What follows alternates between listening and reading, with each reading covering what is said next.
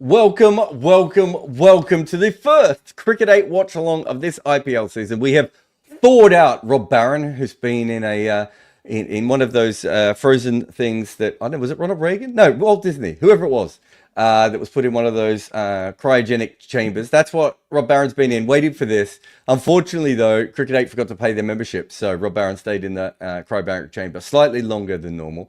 But he's back. I'm back. We're back. We're doing watch-alongs. This was supposed to be a double header, but it's only a single one. We have no idea how this will go because he's where he is, I am where I am, so it's a little bit different than last year. But we've got the same stream to watch, which is a huge advantage. But just before we get to the Rooster, remember that for Cricket8, you can watch the game, but what if you could do more? Cricket8 is now a new way to enjoy the cricket. You can watch the game, but also play along. Think someone is going to score at more than 10 in the next over and your friends don't? Play against them. Cricket8 is the future of watching your favorite sport. Don't just watch the game, play the game. Rob Barron, would you like to watch the game, play the game? What would you like to do? I would like to be of the game rather than in the game. That's what I would like. I was hoping that's what you would say. We missed the toss because of me mostly, but we're here now. And it seems like Gujarat decided to win the toss and they are going to field. We'll talk about the toss in a minute. I mean, basically the two teams are evens at the moment, Rob, last time I checked. And I will have 83 screens open by the time we're doing this. But let's start with the bets because you've got tonight's bets. Hyderabad, most sixes, 1.83 if they bat first. They are batting first. Yes, it's now 1.8, which is a belting bet. Hammer it. Have all your money on. 1.8 SRH most sixes. Batting first is a big advantage in that market. It gives you like a 10% edge. And there are some firms I'm looking at now that haven't moved it. I might have backed it myself. Yeah, 1.8, very, very good. SRH most sixes. Also, is it worth saying that Gujarat is probably not a team set up to hit as many sixes as others? So we'll come on to the greatest bet of the day in a minute to do with fours. But Gujarat, and all stats back this up, Gujarat hit loads of fours because of Gill and Sudharsan not getting out, hitting everything along the floor. Butler is actually a surprisingly foursy guy. You would think in your head that he hits lots of sixes. He's actually a fours man. And then you switch to the other team and you go, Travis Head, yeah, sixes. Abhishek doesn't know where anything is other than the crowd. Even Kishan does. And then there's a guy called Classen. And what about Aniket Verma? He's an absolute six machine as well. So they are a team Who was the original six machine? I think it was Neil Carter. Do you remember Neil Carter? Yeah, fun.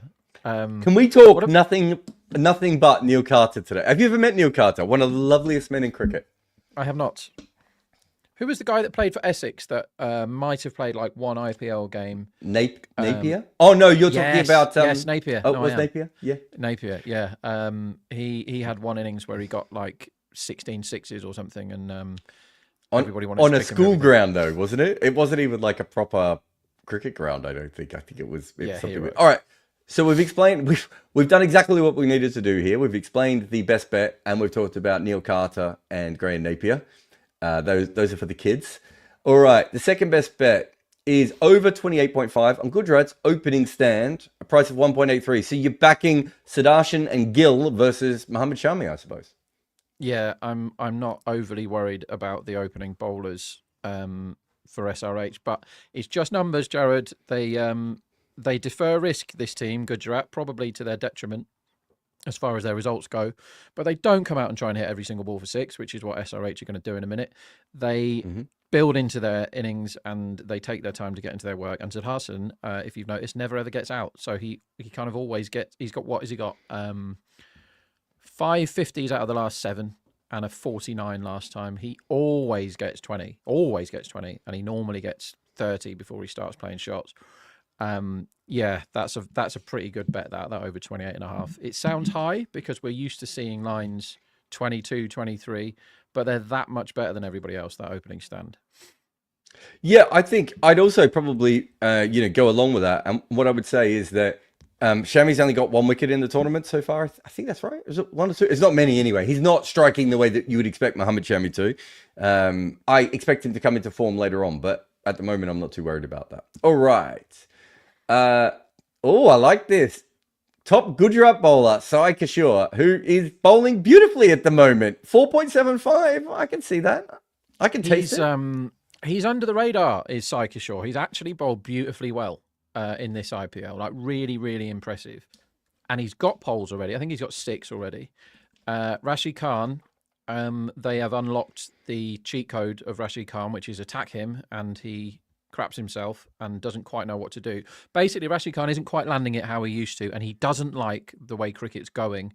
No longer can he just turn up and definitely get 1 for 24, because teams are going, actually, he hates it when we bash him back over his head for 6, or get sweeps and reverse sweeps out and try and clear the infield.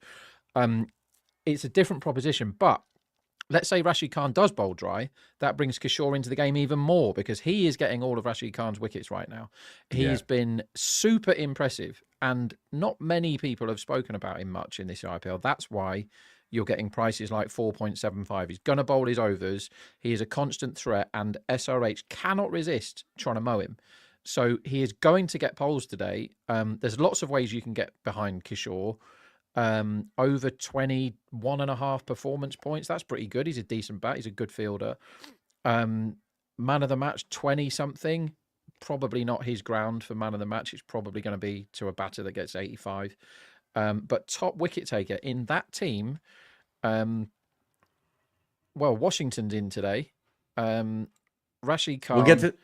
Yeah. Not so much. Do you know what I mean? He's not got that much to beat. Siraj is hit and miss. Prasid doesn't get that many poles. Ishant has only got 2 overs in him before his legs give up. So, yeah, Kishore all day at 4.75. All right. Next bet.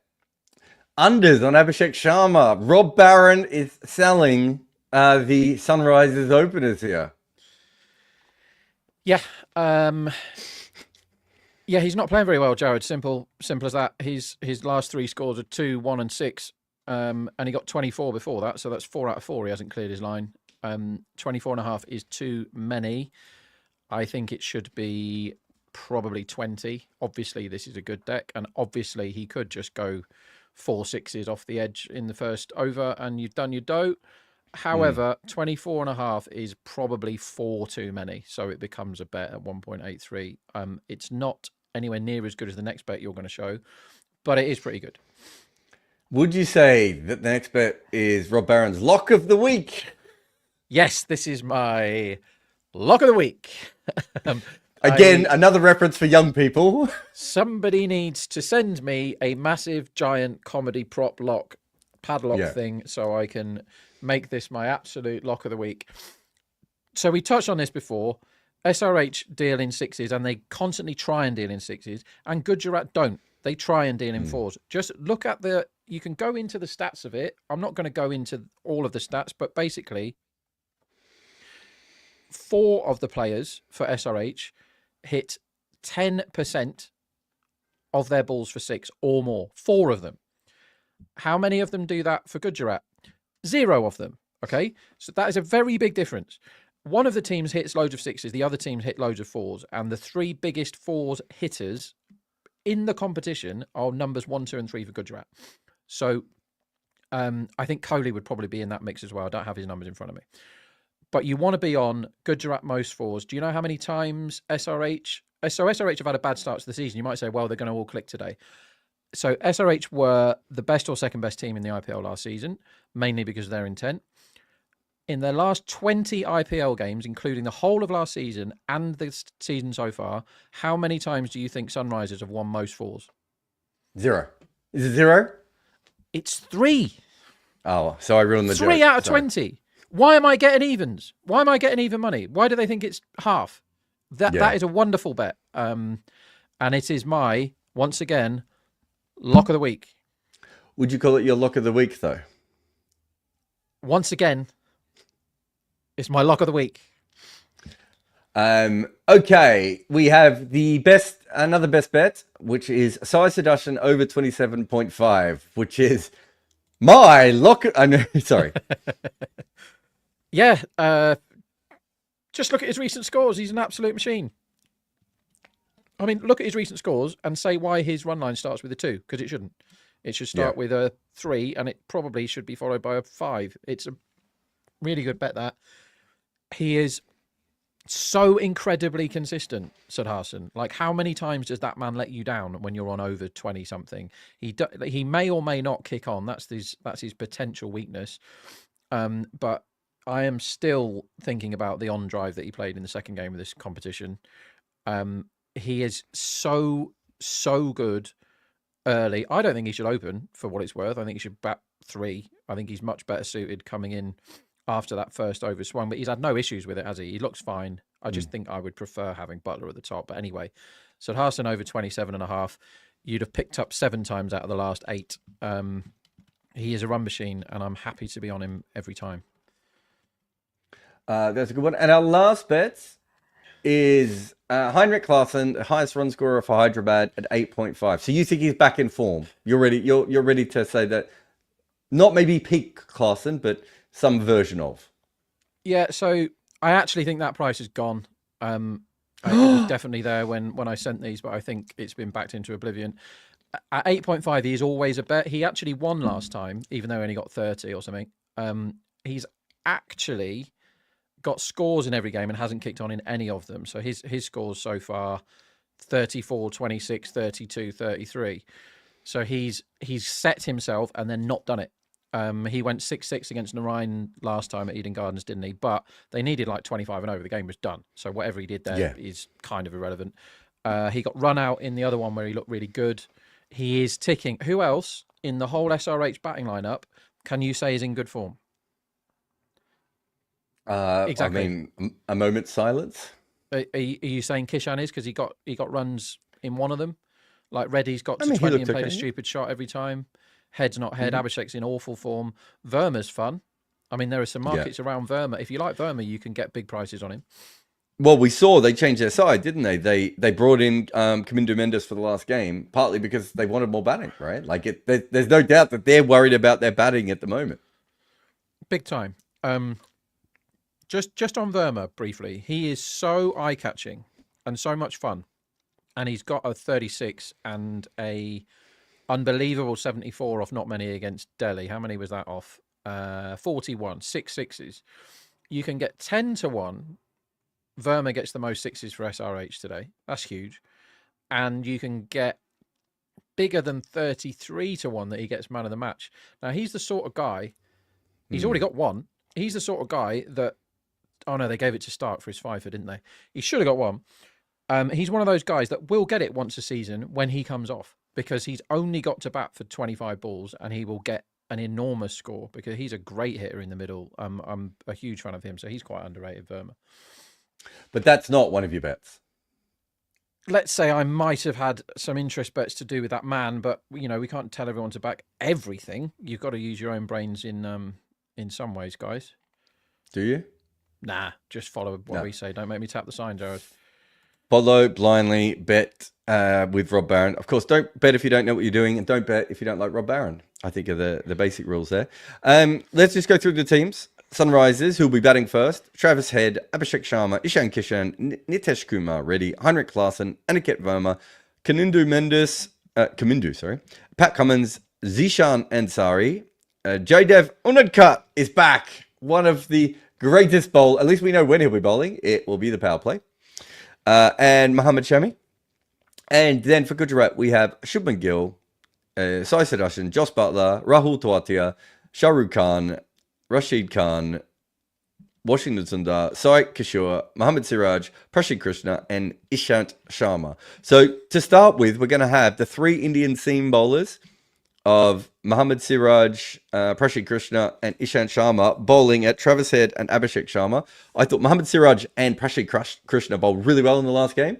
I thought Ishant Sharma bowled and just a bucket of arse. Fair enough. Those are my notes. Yeah, Harshal's injured, so we get to see the cat, and that is always fun. So an ad cat is quite an easy strategy. If the ball is in his hand in the last 3 overs, put all of the money that you have on whatever the overline is to be over, right? He is good at some stuff. His batting is absolutely brilliant, and I truly hope we see that today. But the cat is back. It's fun. He needs to bowl kind of overs 7, 9, 11, and then we never see him again if he's going to be effective, I think. Maybe slightly later than that, but if he's in after 15, It's overs.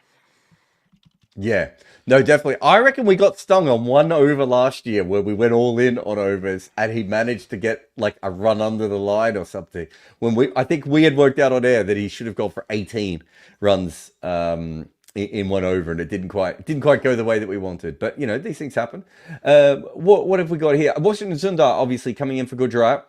So that means they had another seamer they're using Arshad Khan, was it, in the last game as their all-rounder? Yeah, Arshad was there, yeah. So he bowled 2 overs, a bit of a clunky left arm seamer, I suppose. So bringing in Washington, a lot of people asking why he hasn't been in this side. But I think this is probably just a pitcher's thing at the moment, right? They're looking at the different wickets, and they've decided from that they get a little bit more with with spin on this wicket. So are we expecting any spin on this wicket? So I've heard the magic words black soil about this pitch, but we heard them the other day at Lucknow and they got 200. So it doesn't mean as much as a lot of people think it does. The fact that we are seeing Washington suggests that they think it's going to spin a bit. That's 3 actual spinners in their starting lineup. So I would expect some spin. I mean, SRH need to get into this tournament, and the best way for them to do that is to have an absolute highway and just start hoofing it everywhere and hope that they all get back into form, because they've not started very well, have they? It's a funny the impact sub makes batting lineups look so funny with Tawatia listed at number 4 here. Don't think so. Yeah, but even so, I was thinking that too. You're right. It makes it stand out and look a little bit more odd. However, Rob Barron, I put it to you that Rashid Khan at 7 and Washington Sundar at 8, being that Washington has never made a run in the IPL, and I don't think anyone knows where to bat him at the moment. And Rashid Khan at 7 is probably a spot too high as well. You want him as your number 8.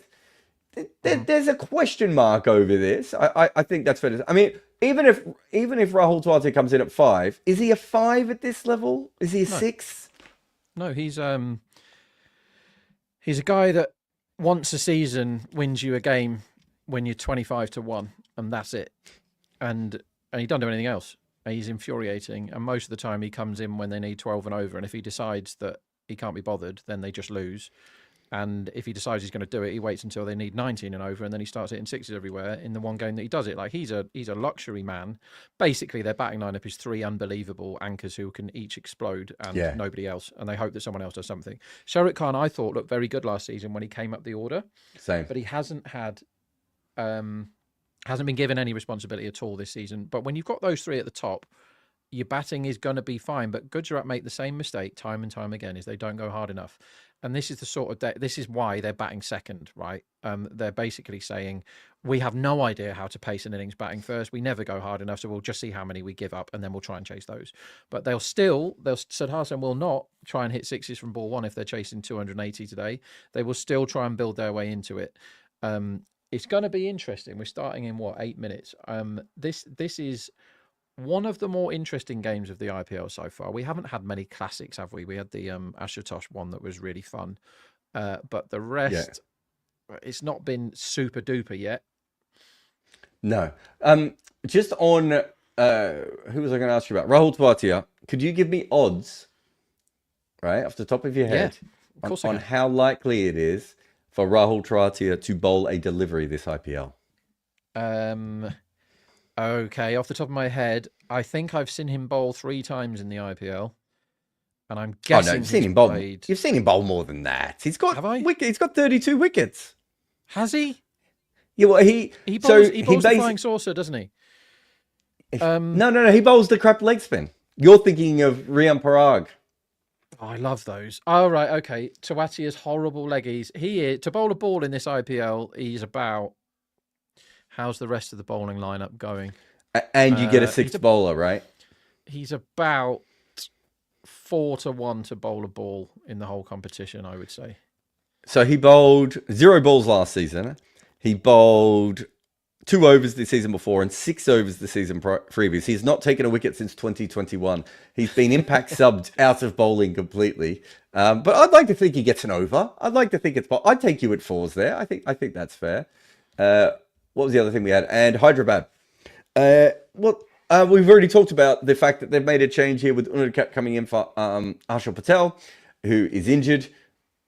they just need wickets. Unadkad, with the new ball, is not a terrible bowler. It's the rest of the time when he struggles. But with the new ball, if you can bowl him early, I think that gives you a little bit of flexibility, doesn't it?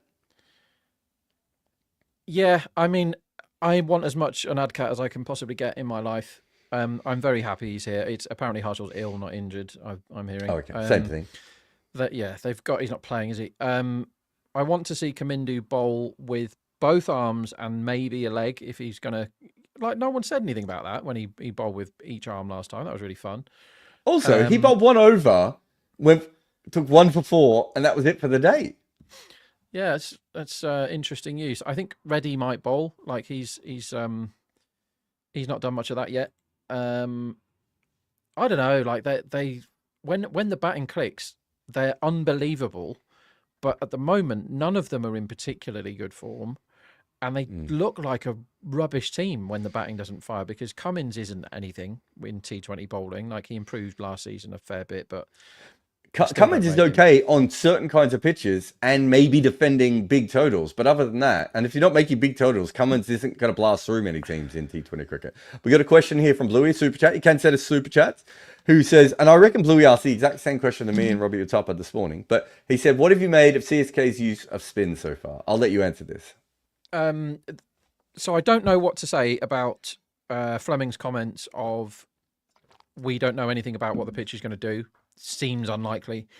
We've never met the curator and we have no idea. And it's not like playing at home. Now, when they've won it, it's been like playing at home, hasn't it? When the pitch has turned sideways and shot along the floor and they've played 5 spinners, like they've kind of known what the pitch is going to do on those occasions. I think they don't like it when it isn't spinny, and they don't really know what to do when it isn't spinny because they cannot go toe to toe and have a slugfest with anyone.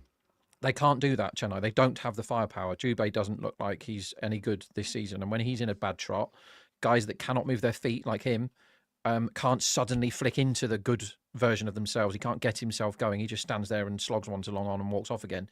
So they're struggling in the middle order. As far as the spin goes, yeah, they haven't bowled enough of it, but the pitch that they've had at home hasn't been spinny enough.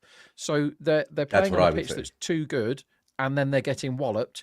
So I would be very surprised. So occasionally, Chennai just have a season off, don't they? They just go, oh, sod it. We can't be bothered. And maybe it's one of those that they're having a season off. I don't think Gaikwad should be playing as Mr. Explosive number 3. I think he should be anchoring at the top. I don't think they're doing very many things right at the moment, Chennai. Dhoni seems to be having elongated nets for the crowd, and they're not really trying to win the match, which I really don't like. I really don't like watching teams not trying to win. There's a lot going on at Chennai. It doesn't look smart, but I always think when Chennai have a season off, which they sort of did last time, I expected them massively to have a raging turner at home. And they didn't have one. I quite like 4.5 wicket in this first over, you know. Darshan says, did these bets take into account the black soil pitch? Yes, they did. And have I got anything else before we start? Just having a read of December 1999's Cricketer magazine. I don't think I wrote in that one, so it's not interesting. Atat says, how did the bookies have SRH as favourites as insane? I think I downgraded them a little bit, but I still would have had them in the top 2 or 3. But they're not as good a side. One of the reasons I upgraded them was because I thought Zampa and Shami would be better. And Zampa and Shami have not been better. Yeah, they haven't. Team selection's interesting, but like we said, when the batting doesn't fire, they can't suddenly rely on the bowling because it's so one-sided, on all the resources into the batting. Let's see what this pitch does. We're about to see the first ball. They might be starting a bit early here. We are. Let me just run through. Genuinely evens each match winner. Yeah, it's 100% evens at the moment. Hyderabad, most sixes we had there. We had Gujarat's first wicket over 28.5. What else did we have? Saikashur as Gujarat's top bowler. Abhishek under 24.5. Gujarat most fours. Sai Sudarshan over 27.5. And Heinrich Classen, we don't think that one's there anymore, but at one stage it was 8.5 for him to score the most runs. So Mohammad Siraj has the ball. It is genuinely evens, as Rob Barron has said, which means I think they're about 208, I reckon, Gujarat, and they've just slowly come in the last 10 or 15 minutes to be evens now. So there is no favourite as we walk out at the moment. Who do you think is going to win the match, Jarrod? Win the match, I don't know, but I am interested to see what happens in the next over and a half, because the way that if they're going to recalibrate their batting and they lose early wickets, what does that mean? What does recalibrate their batting mean? Yeah. I mean, it would be funny if you end up with a scenario where Kamindu is just playing Test match cricket at this ground. It'd be really funny. Don't see it. He was hitting sixes the other day. We're 8 seconds away, Jarrod. I'm excited. He got stuck a little bit in that inning, so didn't he? Yeah. At times, I thought. I mean, let's face it, T20's not his format, is it? No. He can field, he can bowl a little bit. Here we go. Anyway, Mohammad Siraj with the ball. He's coming up, and it's a strong drive. Mistimed a little bit to mid-off from Abhishek Sharma, and they take one. They are now favourites, Rob Barron. They are favourites. Do you know what I didn't see there? Any swing at all? None whatsoever. No, I'm watching it on 2 screens, so I'm seeing it on a tiny stream, and then I'm seeing it on a massive telly. And so I've just seen the ball again. If anybody's watching at home, you've just seen the ball, and it did not swing. And that is a good thing if you like backing overs normally. So I think the run line's about 194. Yeah, run line about 194-ish. Yeah, which feels low for this particular ground, but I get it.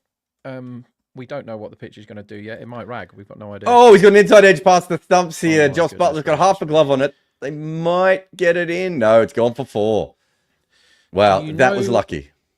One thing that we used to bet all the time with quite a lot of success last year and in World Cups and other watch-alongs we've done here, and it nearly just happened again, is Travis Head to be bowled as his form of dismissal, which you can back, hold the line. Travis Head dismissal method 9-2 or 5.5, which is definitely a bet. That's Bet Radar. So companies like Ladbrokes and Paddy Power, I think, take them. Maybe William Hill and stuff, but specifically Travis Head. Abhishek gets caught all the time, so you don't want to be on it for either batsman. But Head, like there, he's just bowled a Yorker Siraj, which uncharacteristically Head has dug out and taken the dot. He has a weakness against the ball that comes back in, doesn't he, Travis Head? And he can get cleaned up. Arshdeep did it memorably last year. Stark's obviously done. He hides from Stark now, doesn't he? Stark's obviously done it to him a couple of times. But yeah, bowled is always decent with Head if you can get bigger than 5. Like his bowled stats are really, really high. Yeah. But what we're not seeing here is any real movement at all. Decent bowling from Siraj, though. Last couple of balls. This is not decent. Wide filth. It's wide. It's a half volley, and it's slashed away for 4. That's poor from Siraj there, all things considered. I'm not sure what the tactic was. Yeah, wide, not sure wide filth to Head. But better start from Sunrisers, certainly in terms of the runs on the board. There was the inside edge. And I'm just having a look. I mean, he's really floated that up to swing. And that looked like, to me, it had a straight seam as well, Rob. And we still didn't see anything. Yeah, he's searching for swing that isn't there, isn't he? And when there's no swing for Siraj, indeed, when there's no swing for Siraj, he becomes fodder, doesn't he? Like, he just gets twatted all over the place. It does not bode very well for his numbers. But as a Kishore backer today, I'm quite pleased that the Nunfa is next to his name and he's going for runs. Another good thing for the Kishore bet is he doesn't go for that many, or he hasn't been.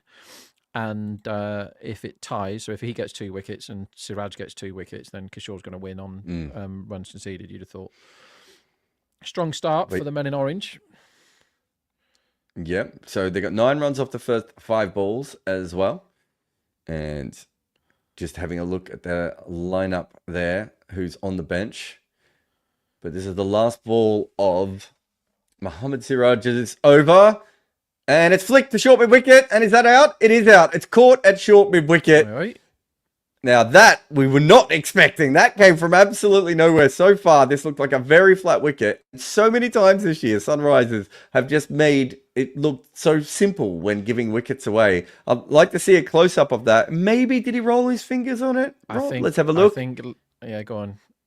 No, wobble ball. Just a wobble ball. Wobble Half on volley leg on leg stump. Throw Really down. should have That's gone. a throw down. Do you think Wow. that the Travis Head of last year hits that into the second tier, that ball? Because that didn't do anything. It just landed, out 6 inches outside leg, 4 inches outside leg stump, half volley length.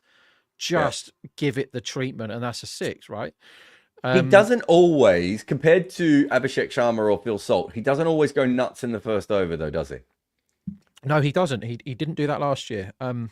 We did He's say more wicket in likely first he'll over. take the bad ball. He'll take the bad ball, but he doesn't usually go nuts. So I can see. I mean, I get your point, but yeah, I would say that it's a little bit different there. Yeah, we did say wicket in the first over at 4.5. So if you back that, you're in. Oh, hello. Why has nobody sent me a bell? Right? I don't understand why we don't have dingers. Do I have? Let me just check if I've got any special effects in here that can make any stupid noises. Wait. No, I got one. Interesting. Yeah. Is that stupid? Yeah. Well, I'm just going to fall asleep, or maybe start rocking out. That said feeding the ducks, and I was really hoping it would be duck noises, even though he didn't make a duck. But apparently, no. So maybe we've got Rakshit and Muku on the tools today. Maybe they could find us some sort of sound effects that we can pop in occasionally. See, that's another thing, right? We talk a lot, Jarrod, about how cricket coverage isn't as good as it used to be in terms of, or it's about the same as it used to be in terms of what you see on the broadcast.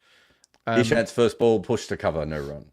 Why, my friend, do we not see the silly ducks with the cap and pads on walking off whenever there's a duck? Like, that was great. That brought people to that brought the boys to the yard, didn't it? When that used to happen.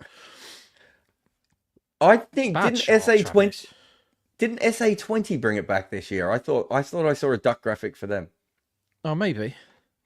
But yeah, no, you're right. In general, you are absolutely right. We need more ducks on the screens. 179 the run line. 179 at this ground. That swung a little bit, and it got the absolute treatment. Floaty outside off stump swing. Yeah. Why is he bowling so full in this tournament? Does he know he's Ishant Sharma? I don't understand. At least they're bowling him. At least they're opening the bowling with him now, rather than making him bowl over 6 when he's already tired. That is a throwdown again. Although the way Sunrise has been batting this year, I'm surprised he's not caught a cover. But he gets this one away. He picks up 4. Abhishek is 5 off 3. Lovely extension on that cover drive. They're into 228. They went out to about 245, I reckon, there, Rob, for a second after that wicket. I think he's going again here. And he smashed this over the offside and is just under 6. Oh, did it hit the camera? I do not know. I will see it again on another screen. It looked like a 1 bounce 4 to me. They're checking it. Again, if Ishant bowls 6 balls there, they're all going to the fence. I'll tell you that for nothing. I think that's a 6, and they've given a 4. I would like to see that again, please. That looked like a 6 to me as well. That 179 didn't last very long, did it? Let's see this again. It hit something. It's hard to tell actually what it hit out there. You can get him at 212 at the moment. And Ishant coming around the wicket. Oh, he's lucky that hasn't gone for another 4. He has bowled 3 deliveries so far that are all just absolutely floating up outside the off stump. And that one has been punched back down. Oh, we got a scorecard on the screen. Yeah, wow. I just saw that. Well Came done, from everyone. nowhere, didn't it? We probably only need half of that scorecard, though, because we may not need the Gujarat side of things right at the moment. But I see what you're trying to do there, and I like it. Got the bowlers there twice. But yeah, you can go on Cricket8 and find all sorts of fun stuff. You've got all your decimal stuff up there too, don't you? Where? On Cricket8. Yeah. Decimal plug a load of stuff in. This is not good bowling from Ishant, but he did try and straighten up a bit there. Shoveled into the leg side for 1. Full and straight, yeah, knocked back. Look, at the very least, he slowed Abhishek down. That has been marked as a 4. It hasn't been upgraded yet, so we will tell you if anything changes later on, but certainly at the moment, 18 for 1. We have Sunrisers at 2.24. In fact, I should have up the run line as well, which is 187, I think. So 187 at the moment. It feels like the market's just not sure. Yeah, Rob, it doesn't know really. what the pitch is going to do. I think Yeah. it's, judging by the run line the way it is now, I think it's expecting some spin, is what I think. Now, here's a man, Kishan, that. What do you think about this? I've heard it said that he is a guy that performs much better at number 3 when he's coming in at 70 for 1 in the 6th than he does when he's coming in at 10 for 1 in the 2nd. I don't think he knows what to do when he's in rebuild mode, but I think with 1 down, he doesn't have to be. I think he can just get on with it. I think he's a better bat when he comes in swinging myself. I honestly just think he's an immature player who's taken a long time to get used to his game. So I'm not sure I would look at his numbers too much and come up with a definitive end place for him right now. I would wait. Maybe in the next year and a half, we will know a lot more about him. Yeah, is it the Mumbai documentary where he's playing video games the whole time? Yeah. Right. Like, and good on him. If someone will pay you to do that, you should do it as a job, I would say. But I do think there is an element of him just being a little bit immature, and he's starting to become a professional. The longer he does in his career. Another half volley. My God, they've got one wicket with a half volley, and 2 others have been hit to the fielders on the offside. This could go very, very drastically in a bad direction if they keep bowling this. It's not swinging. Why are they bowling so full? I don't know, but it's bad plan, isn't it? We at Decimal we have a e-cricket department, and we had to advertise for people to play the computer games, and their job is to sit down and play. I don't know what the cricket game is now. It's not Brian Lara cricket anymore, is it? Like FIFA cricket or whatever they call it, EA cricket maybe. But they just sit there. All their full-time job is sit down and play computer games against each other, and people bet on them. Yeah, it's crazy. That got really big during COVID, didn't it, as well? Yeah, I mean, you wouldn't believe how much is bet on esports worldwide. It's bigger than golf. Betting market is bigger than golf. Well, absolutely nuts. I probably prefer to watch someone play Tetris than play golf. But I don't mind playing golf, but watching someone play it. I don't mind playing Tetris, but I don't want to watch it. Length ball on just outside leg stump there and knocked away. Abhishek is 10 off 8. This is confusingly sensible batting from him so far. I think. So most bats, when they're in bad form, they get to a point. Padikal did it this season when he got his 20, where they think, sod it, I'm just going to try and mow everything and see if I can just hit my way back into form. Now, Abhishek bases his entire game around batting like that when he's in good form. I'm just going to try and smack everything and see what happens. He seems to have done the opposite. He's like, well, I'm in bad form. I'm going to actually try and play cricket shots, because he just did something that he never does off that ball there. And he defended it for a dot. Like, he doesn't do that. So I think Abhishek has gone, I'm in bad form. I'm going to try and knuckle down here, which is not the SRH way. Like, if they're going to rebrand as some sort of thinking cricket team, I am burning all my SRH paraphernalia and shirts and everything. I want them to just hit out all the time, because it's fun and it's the way forward. None of this blocking Abhishek. 10 off 9 in the power play. How often does that? He normally faces like 15 balls on average and gets 40. It's wild, isn't it? So far, crazy start. Interesting to see if we see any. He's had 3 dots in a row here. He has tried to hit 1 or 2 of them for runs. 6 are out normally for this ball, isn't it? For Abhishek.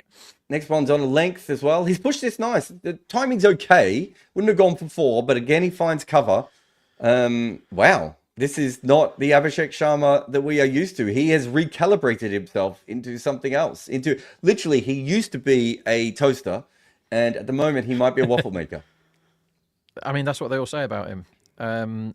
Over by overruns. Now, normally I'd be saying, well, there's nothing wrong with belting into over 9.5 for the next over, because they've both faced a few balls now, and we always know what we're going to get from SRH, but we don't. Like, what is Abhishek doing? When does he do 4 dots to Siraj when it isn't swinging? Like, that's never happened. Oh, he's taken a bit of a swipe at this one. Length ball on the leg stump, and he's tried to hoik this over the other side, and it's gone sort of nowhere and dribbled out to mid-wicket for no run. I do think, though, if I'm purely thinking as a Gujarat fan here, I reckon I would be thinking to myself, oh, I don't feel comfortable with this. Like, he's now been batting for too long. He looks comfortable. Like, do you know what I mean? Like, I'd actually prefer him playing maniac shots, because he probably hit one straight up in the air. Well, the normal Abhishek, you always think you're going to get a chance, even when he's playing amazing. You think, well, he's going to give us a chance in a minute. But who's this guy? I mean, if SRH balls are made into Abhishek, I'm going home. Oh, he's not going to, and he's almost caught at mid-off. It's a length Ooh. ball. He punched through that rather than slapping it, and hit it well enough. It wasn't far away from mid-off. I reckon that's 6 most times when he's batting, and this time he's just held it back a little bit. SRH can't believe he's missed out on a wicket. 24 for 1 after 3 there. Yeah, 2.34 you can get the Sunrisers at the moment, and their run line is, I've lost their run line. The 6 over, what is it? 183 now. So it started at 194, so we're down 10 runs with Abhishek still at the crease. When was the last time Sunrisers' run line came down while Abhishek was not out in the power play? It's crazy. I've not seen him do that in an over because it wasn't. He's had 5 dots before, but they've been, the wicket keepers catching a cold from the draft, right, of the wild swings. But he didn't do any of that then. And Kishan just played a defensive stroke against Ishan. Like, what is this team? Like, why have they swapped shirts? Why are Gujarat batting here, just blocking everything in the power play? This is not what I've come to watch, SRH. Get on with it. Start hitting it into the crowd. Our first watch along, and we're disappointed. We're not upset, just disappointed at the moment. We wanted carnage. We wanted something else. They have recalibrated so far into a strikingly or an unstrikingly attacking team. Ishan Kishan's facing up. Ishant Sharma is coming around the wicket.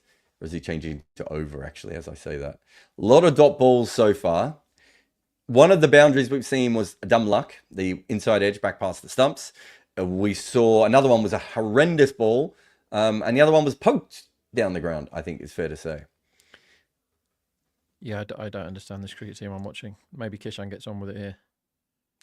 Ishan Kishan gets a short one. He tries to whack this. To be honest, he's unlucky not to get any runs from this because that was going down the leg side as well. He's ended up just patting it back down to the bowler.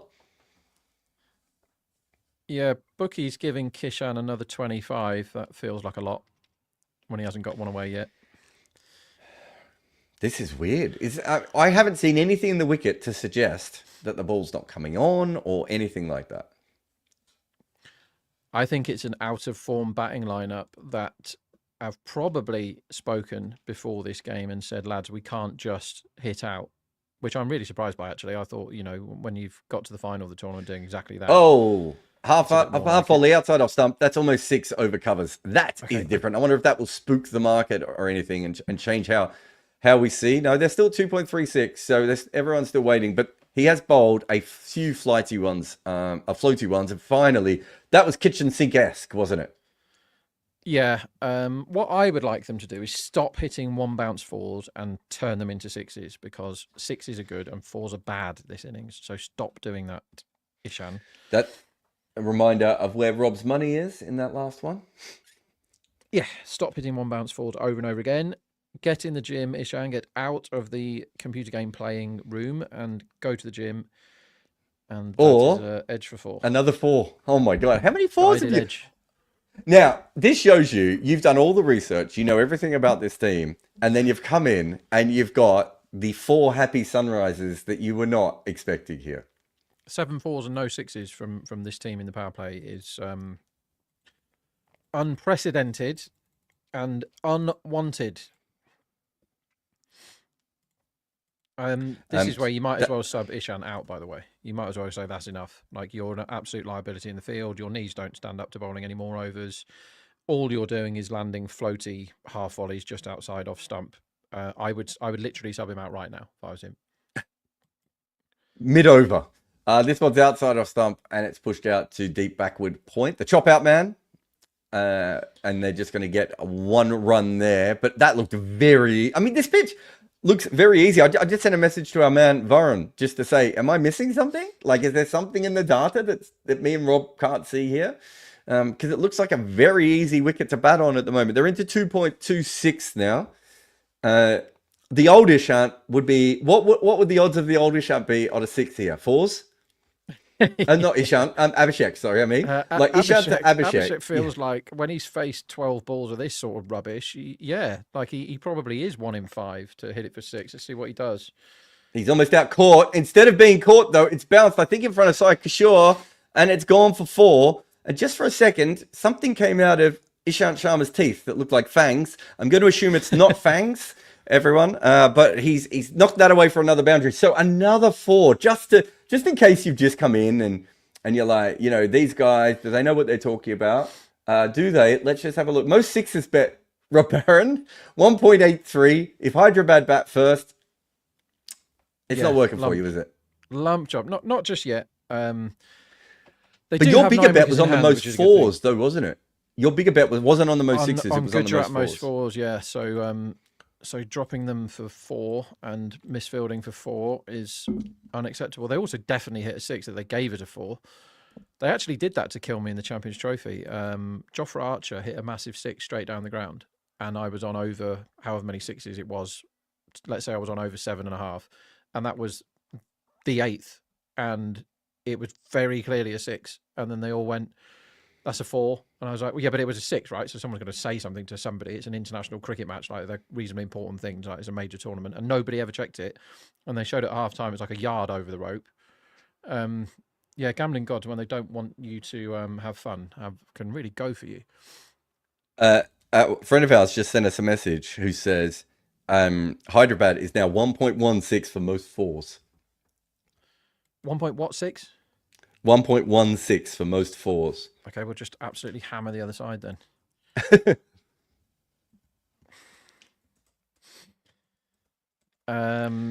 Yeah, it'll sort itself out.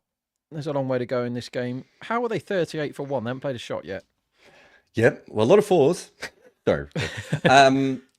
Siraj has stayed on, so he is on for his third over. That was a single there. Yeah. And I wonder if this is a little too pacey, Rob. The market thinks there's something in this pitch, doesn't it? Because the run line refuses to shoot up, even with the surprisingly okay start that they've had with the low intent. But Abhishek has looked bad here. He's nearly been out twice. He doesn't look himself to me, does he? He doesn't look like the normal Abhishek at all. We've got an Abhishek bet, don't we? Which was his unders. Yeah, but under 24.5.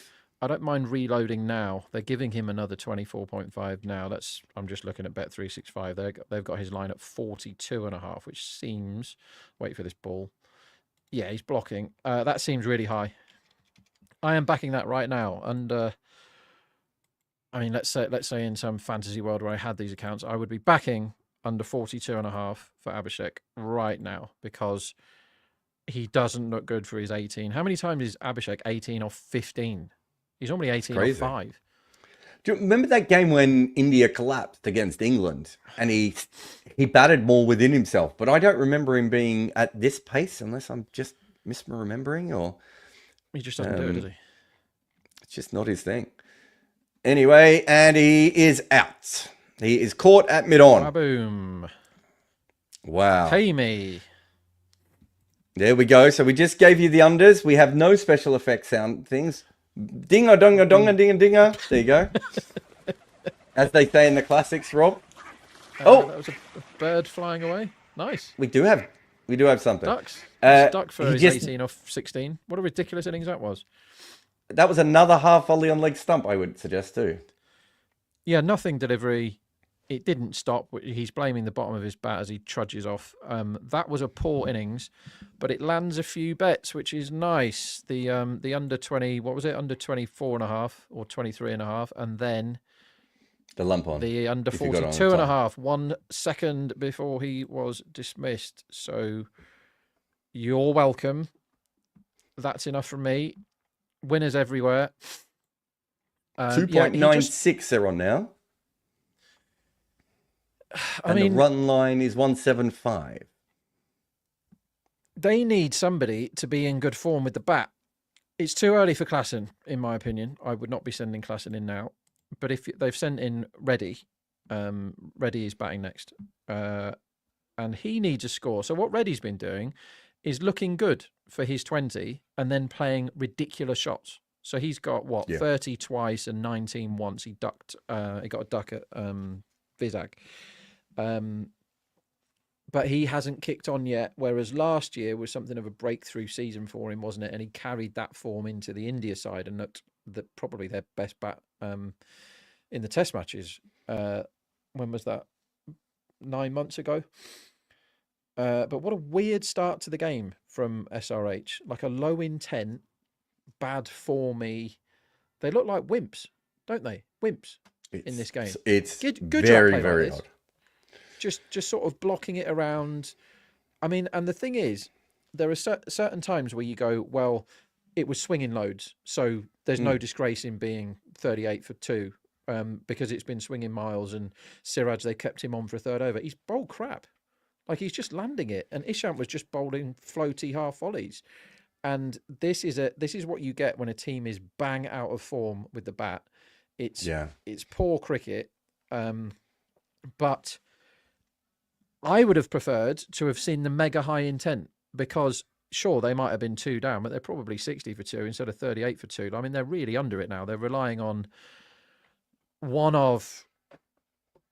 they've still got 4 guys that can do amazing things in T20 cricket, though, in this lineup.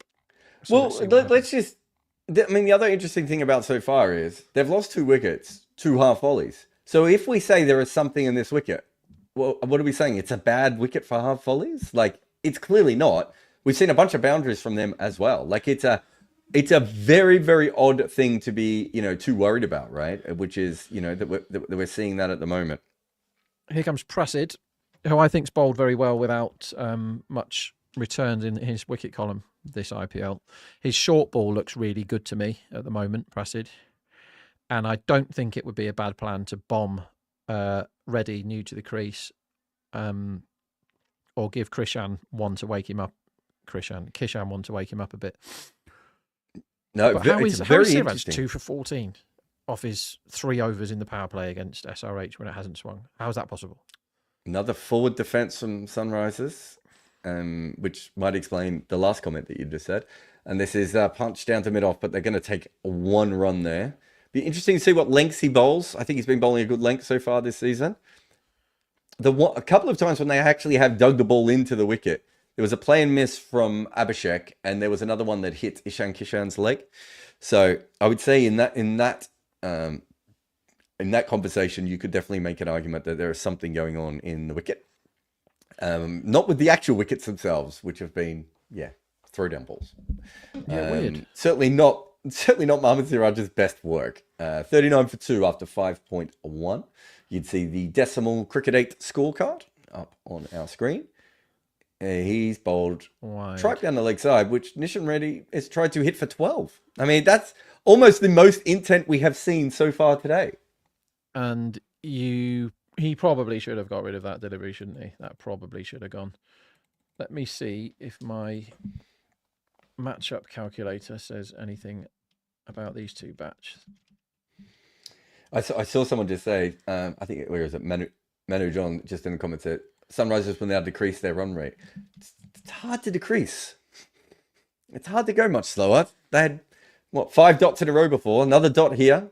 Length ball outside of, maybe slightly back of a length. Pushed quite well by Reddy, but straight to cover. Reddy has hit a bunch of balls to cover and mid-off.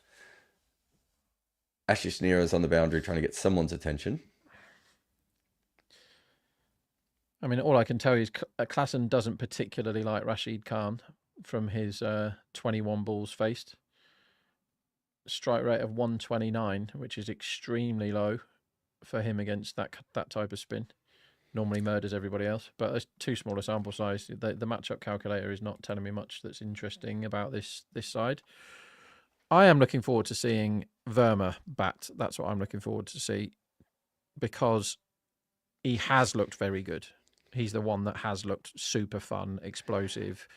But will this be that Verma, or will it be the recalibrated Verma that we're currently? I mean, you can't turn a kid who's been smoking it everywhere into somebody else. I can make a case for 50 to 1 Cummins top bat, He gets 1 a season. Another one dropped on the offside. Quick single here taken. They have an overthrow. No. That wasn't far away from a run out, was it? It would have been hard. 1 stump. And he injured himself throwing that? He looks hurt. Is that David Miller? It's definitely no. Not It shouldn't David be Miller, is it? Who was it? Miller doesn't play for this team anymore, Jarrod. Well, that's part of the reason it's not him. Also, it was a right. I was going to say the other reason is it was a right-handed fielder. Is that Glenn Phillips? Yeah, I think it is. Why is he on? As maybe maybe they did just tell Ishant to go and lie down, even though they've not officially subbed him. I saw Ishan on the But it boundary. wouldn't be a huge surprise if Glenn Phillips isn't meant to be fielding and he's just decided he's coming on for a field. But that is him, Oh, isn't it? That hurt, whatever that is. Oh, that's his groin. I thought that was his arm. I thought he fell after he threw it onto his shoulder and hurt himself. But as he's throwing, he starts to clutch his groin. It's never a good sign when you're trying to clutch your groin while you're throwing a ball, He or at knows any he's time, really. injured before he's hit the floor. It's definitely Phillips, and we don't know why he's on. But knowing Phillips as we sort of do, Jarrod, he is the type of character that would just bring himself onto field even when he's not meant to be. He's like, well, I am playing. How on earth hasn't he got a game? They turned up with 2 overseas the other day, this team. And, I mean, that does not look good for him. That's bad news. He's being carried off. Yep. So if it's a groin strain, you can, and it's not too bad, it's 1 or 2 weeks, but it does look bad. Let's be really honest at the moment. He's not walking well. So I think it looks more like a 3 to 4 week one, just based on the pure footage we're seeing at the moment. But remember, he's in pain and he's just hurt himself. Sometimes, you know, when you get back in the change rooms and you chill out a little bit. He's also, to be fair, and I think we love him for this, Rob, but it is also fair to say that he is a tad dramatic. Yes, I think that's fair. He's no Mohammad Rizwan, who has 6 injuries per innings, some of them just for fun. Andre is a good one for getting injured mid-innings, but they are all just trying to be Evan Lewis, who is the most injured man in the history of the world. Evan Lewis is 9 balls per injury. Imagine the non-injured Evan Lewis that was just about to kick on when Mumbai signed him several years ago. He was just getting into the absolute top tier of gun smoky batsman. But he smashed one into his own ankle, didn't he? And has just gets injured every week since. He's like a cricket hypochondriac. No, I mean, what's single this here. power play, lads, goodness me. You didn't go overs power play. You usually would go in overs. Is it just because they weren't batting very well? They're just so out of form, mate. It's it was easier to make the case for the unders on players like Abhishek. We didn't discuss headline, did we? I always get sucked into backing run out of big prices and it doesn't win, but they're not running great here. And 22 to 1 is quite a big number. Another wide here. It's Prashi Krishna just struggling with his line a little bit more than usual. He's now bowled a wide to the right-hander and a wide to the left-hander. Are they going to review it? They think there's some pad there. They are reviewing it. I think Butler thought there was something on it. Butler dropped possibly the worst drop of this entire IPL in earlier in the tournament. Any reason you can think of, Jarrod, why no one can field anymore? Or catch? No one can catch. Is there an element of balls are being hit harder and faster and in the air more often? No, because they're dropping steeplers. Like the one yesterday that was just in the air for half an hour and then whoever it was dropped it. Like Chahar dropped an absolute disaster of a catch. Yeah. They're dropping complete dollies. It's not just who was it that's got a good pair of hands normally that dropped an absolute dolly the other day? Kishore dropped a dolly in one of the games. Like there's so many bad bits of fielding, and the misfield. Mumbai's fielding display the other day was abominable. It was like 1 and over of the misfield, and it must be a concentration thing. I don't think it's the ball is travelling any faster or anything like that. Fair enough, in the 2-8 whatever, you can lose your heads as a fielding side when SRH is scoring 280. I mean, that feels like a long time ago now, doesn't it? It doesn't look like they're about to pass 300 in this game. We're just seeing the replay here of the ball down the leg side, waiting for a noise. There's nothing. That is a wide. It will remain a wide. It was always a wide. And you've burnt a review, which some people think I should forgot. change the odds. Oh, talk to me about that. I like that. Well, I think, let's say you've got one review and you burnt it in the 6th. Oh my God, this should be a run out. Oh, terrible work there. Was it? I don't know who it was. Whoever was at short third, the ball was hit to them. The non-striker took off, Nitish Reddy, and Ishan Kishan was like, there's not a run there because Ishan Kishan has human eyes. Yeah, it was 0. No. Was it Siraj? Yeah, you might be right. Threw it. Siraj threw it to the absolute wrong end. He had 10 yards further to run to the other end of the bat. But this is what I mean about the fielding, right? So there I was saying just before that run that they're running badly, these guys. With any level of composure and normal fielding that we were taught, and I say that we very loosely. I was never taught cricket, but everybody knows that you're meant to just have a look to see which end, and there should be somebody shouting bowler really loudly as he's running to pick the ball up, and then he throws it to the bowler's end because he had a very good chance of effecting a run out as Rashid Khan comes into the attack, a very good chance of effecting a run out if he went to the non-striker's end, but instead he just head down, run as fast as he could and gunned it into the end where the bat was already home. It's these things, right? There's a lot of cash at stake in these matches. These matches are worth absolute fortunes. And they can't do stuff like in your Sunday league team, somebody would have a go at you if you threw that badly to the wrong end. And no one ever backs up. And the bowler doesn't get back to his stumps. Like all of this stuff was like under 10s cricket. And this is supposed to be the pinnacle of cricket, and none of them bloody do it. Now, this is an interesting stage of the game, Mr. Kimber, because Rashid Khan used to be really good. And if you've only ever seen him bowl in this IPL, he comes on and everyone goes after him and it starts raining sixes. If ever they're going to knock him about, it'll be today because they seem to have gone into a 4 out of 10 intent as opposed to their normal 11 out of 10 intent. I think they probably will knock him about. Let's see. They've certainly started that way. I have been keeping actually I went back and watched MV play and I had a look at all the different things that have been going on so far, Rob, with him. And his biggest problems are bowling too short to right-handers and bowling down leg side to left-handers. Okay. First ball, he over-pitched to the left-hander, and the second one, he bowled down the leg side. So I don't know if you watched the podcast with me and Robbie Utapa today. He thinks that a lot of it is that they're using him in a more defensive way, and so he's getting himself into that mindset. I think there's a physical issue. I think he's just not delivering the way that he used to deliver.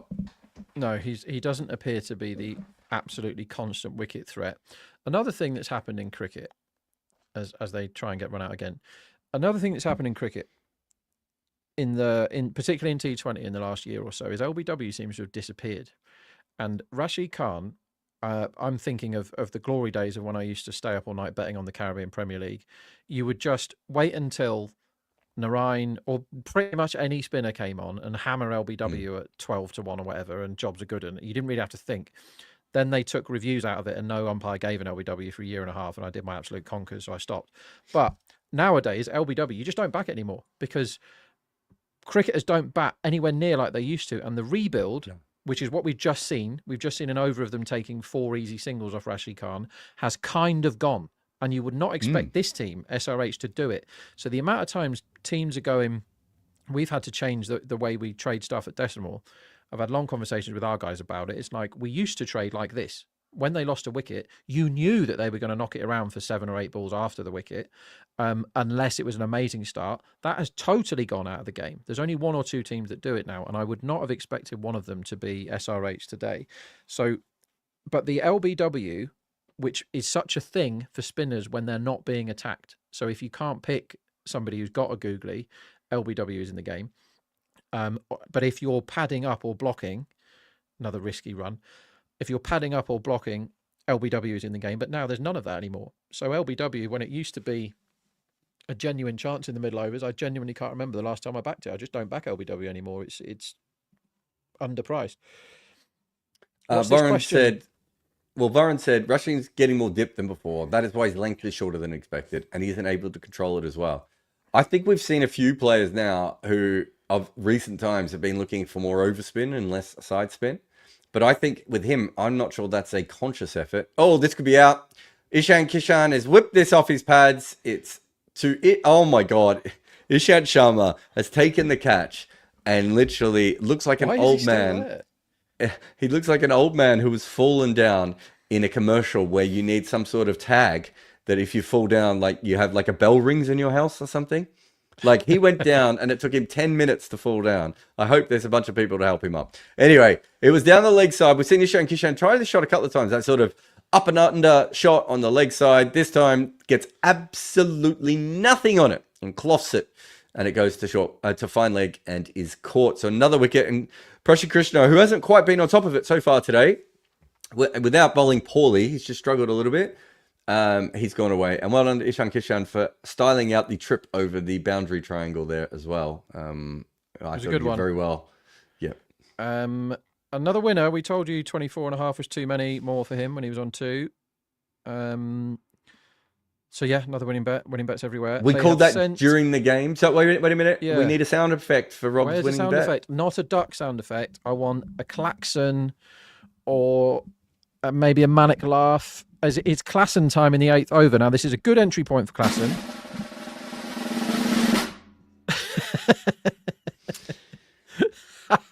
Okay. It's not that one, is it?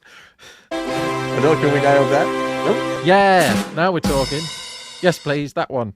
When we have a winning bet, I want that, and I want it loud, and I'm going to give it one of them whenever we have a winner. So we have quite a lot of winners today, despite the pre-match bets looking bad, although Classen getting the most runs would be very nice, and he hasn't got much to beat, has he? He's favourite now, I'll tell you that for nothing. What's Cummins at the moment? You said a bet on Cummins before would 50s, be interesting. Yeah. Did you go in on that? Yeah. I mean, I'll let you in on the fact that I always back Cummins at 50s because he does win one a season. It appears he's got the biggest price top bat in the history of the world, which we've spoken about before, where he got something like 52 of the last 53 runs to kill Venki when he got his fastest 50. That was amazing. But yeah, look at Cummins' numbers. He tends to get about one every 15 games when they get themselves into big trouble. He's also got the ultimate T20 innings already this season, which is 18 off 4, which is the ultimate mega lad super innings.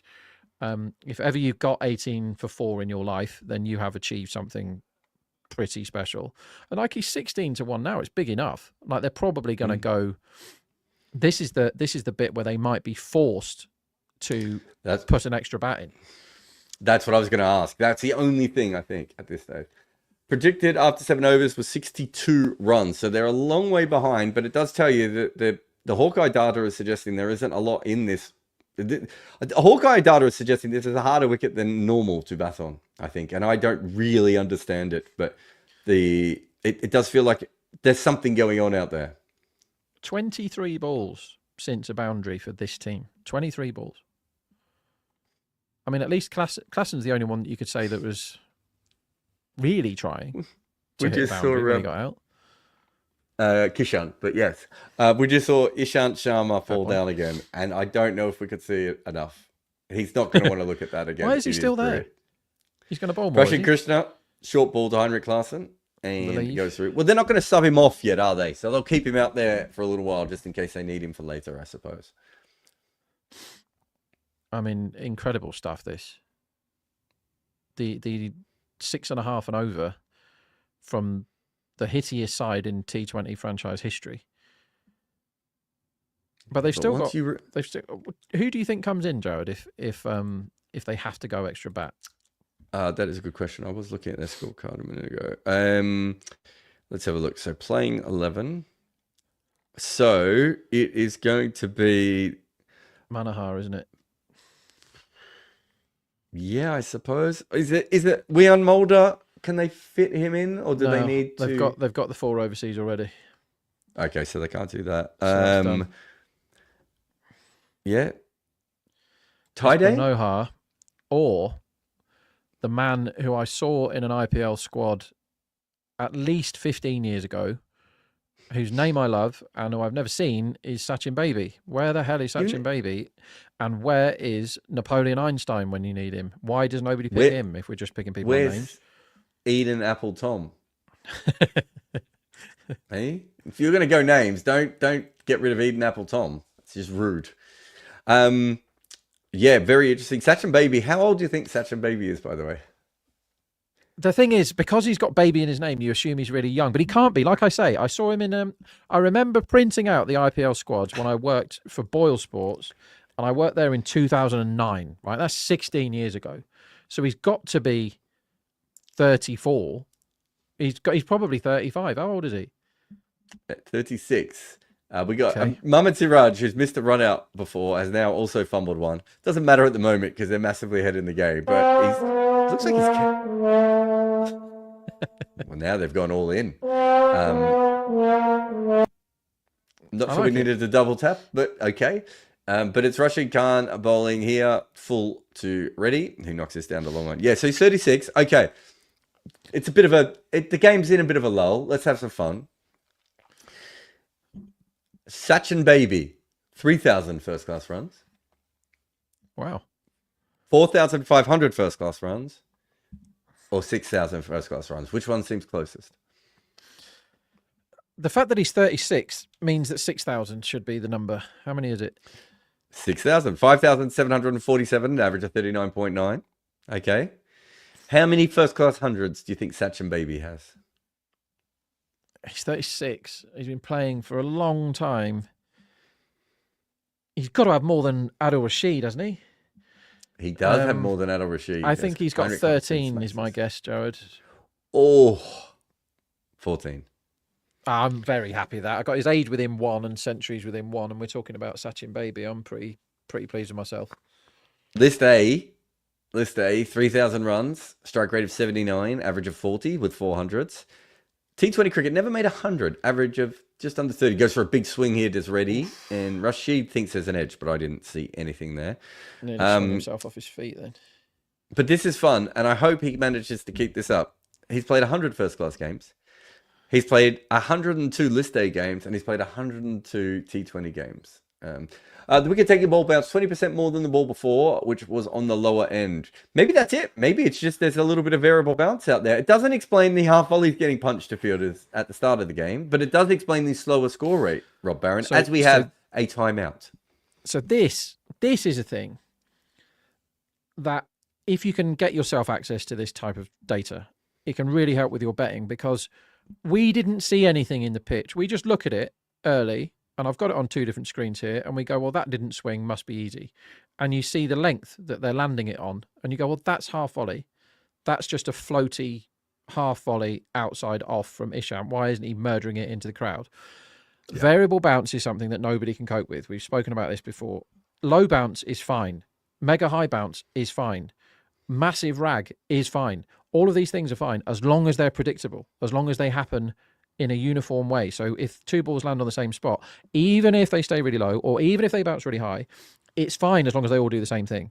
What they cannot handle, and the human brain cannot cope with, is 2 balls that land in the same space, same place, and one of them goes up and one of them stays down. It's not possible for you to set yourself up to play properly well at cricket at, right? It's like reverse swing. All the cues that your brain is trained to pick up, the opposite thing happens and you become discombobulated, right? So variable bounce, even if it's only a tiny bit, even if it's only, oh, look, this one stayed low and then the other 5 were fine, you cannot score as many runs as you used to. And what SRH are finding now is they're finding the whole batting lineup is mentally shot, because A, they're out of form, and B, they're like, well, we can't mow through the line, but if we try and mow through the line and get out, everyone's going to say we're all done and we shouldn't have come out swinging, so we're going to try and behave ourselves. Now they're getting the odd one that stays low and the odd one that rears up, and they're getting out what looks to us like cheaply. They're like leg side crap that got rid of Head and load of rubbish that got rid of Abhishek. You think, well, they're just 2 out of form bats. Never mind, blah, blah. So if there is variable bounce, it spells curtains for this innings in terms of them getting anywhere near what was expected. They were due 200 before this game started. They're now due, not even due 160. But it does bring their bowlers into the game a bit, but their bowlers aren't all that. Who's going to do the work here? Like who do they like? Is Ansari the guy? Is he good? I don't know. We haven't spoken about him yet. He's leggies. He's had a good start to the tournament in terms of numbers. He's got, 4 in his 2 games. Is he good? I don't know. Barron's saying it's 5 to 6 meter length, technically half volley, because 2 of the wickets were in that length. It'd be interesting to see where the batters were, because if they did not look like length balls to me. Length balls, 5 to 6 meter length balls hit the top of the stumps. They looked like they were a lot fuller than that when we saw them originally. So some of it is also, you can't just go on where the batter, where the ball landed. You have to look at the batter and everything as well. But they were certainly, they didn't look like, and they weren't good balls either. They didn't do anything. there's we got Psychoshore on, so we've got a Psychoshore bet as this first ball is just pushed down. Yeah, for I mean, I one. didn't want Siraj to be 2 for 13 off 3 power play overs when Kishore first bowled. That is a surprise. So you need a 3-for really, or you need a very miserly 2-for.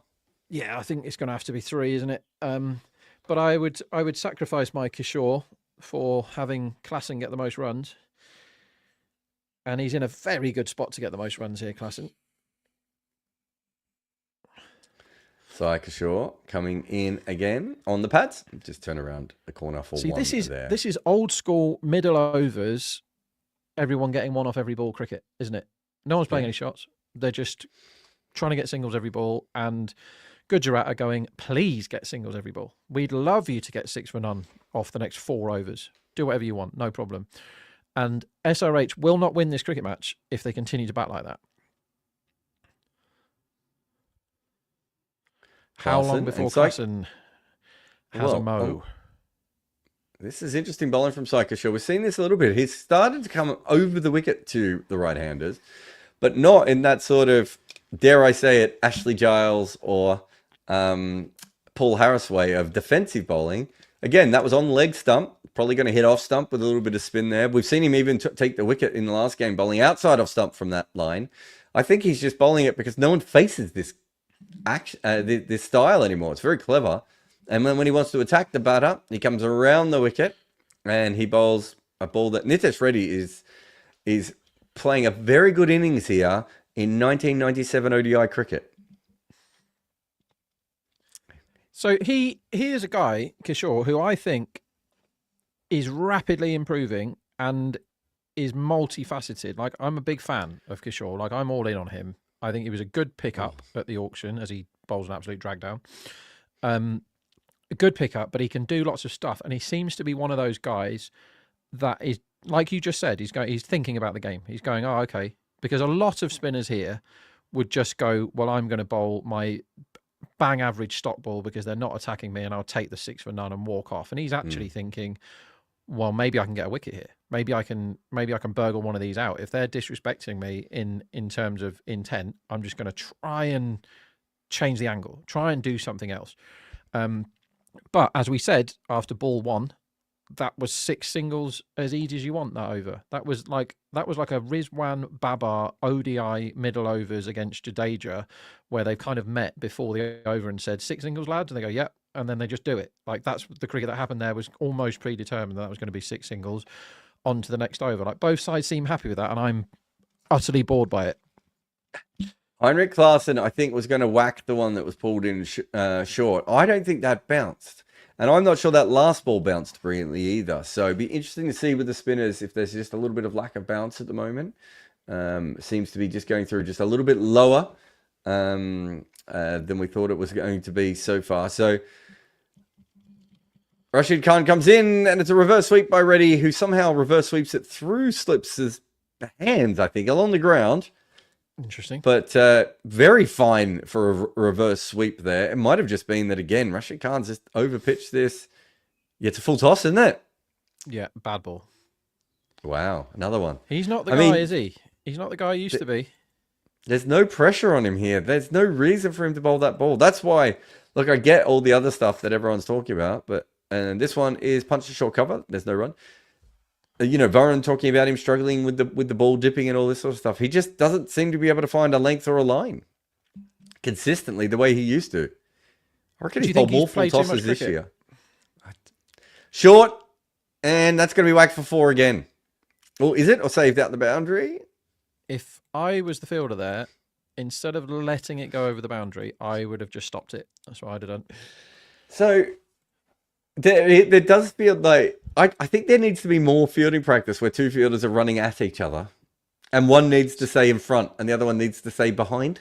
So Jarrod Khan there, right, was the guy running to his right, and all he had to do was put in a dive and he definitely would have stopped it. But what happened is he saw another man running vaguely towards him and he just bailed, just like, no, I can't be bothered then. And really, again, with the amount of cash that is put up in this tournament, watching men of his size just stop and not bother at all stopping it shouldn't be acceptable. But it just seems that fielding, nobody really cares. They're like, well, what's that? We just got to score another 2 runs when we bat. Who cares? 2 runs is quite a big deal in T20 cricket. Just have a look here. He's bowled the full toss, I would say 2 half volleys, and then he bowled the shorter ball that was placed away easily on the leg side.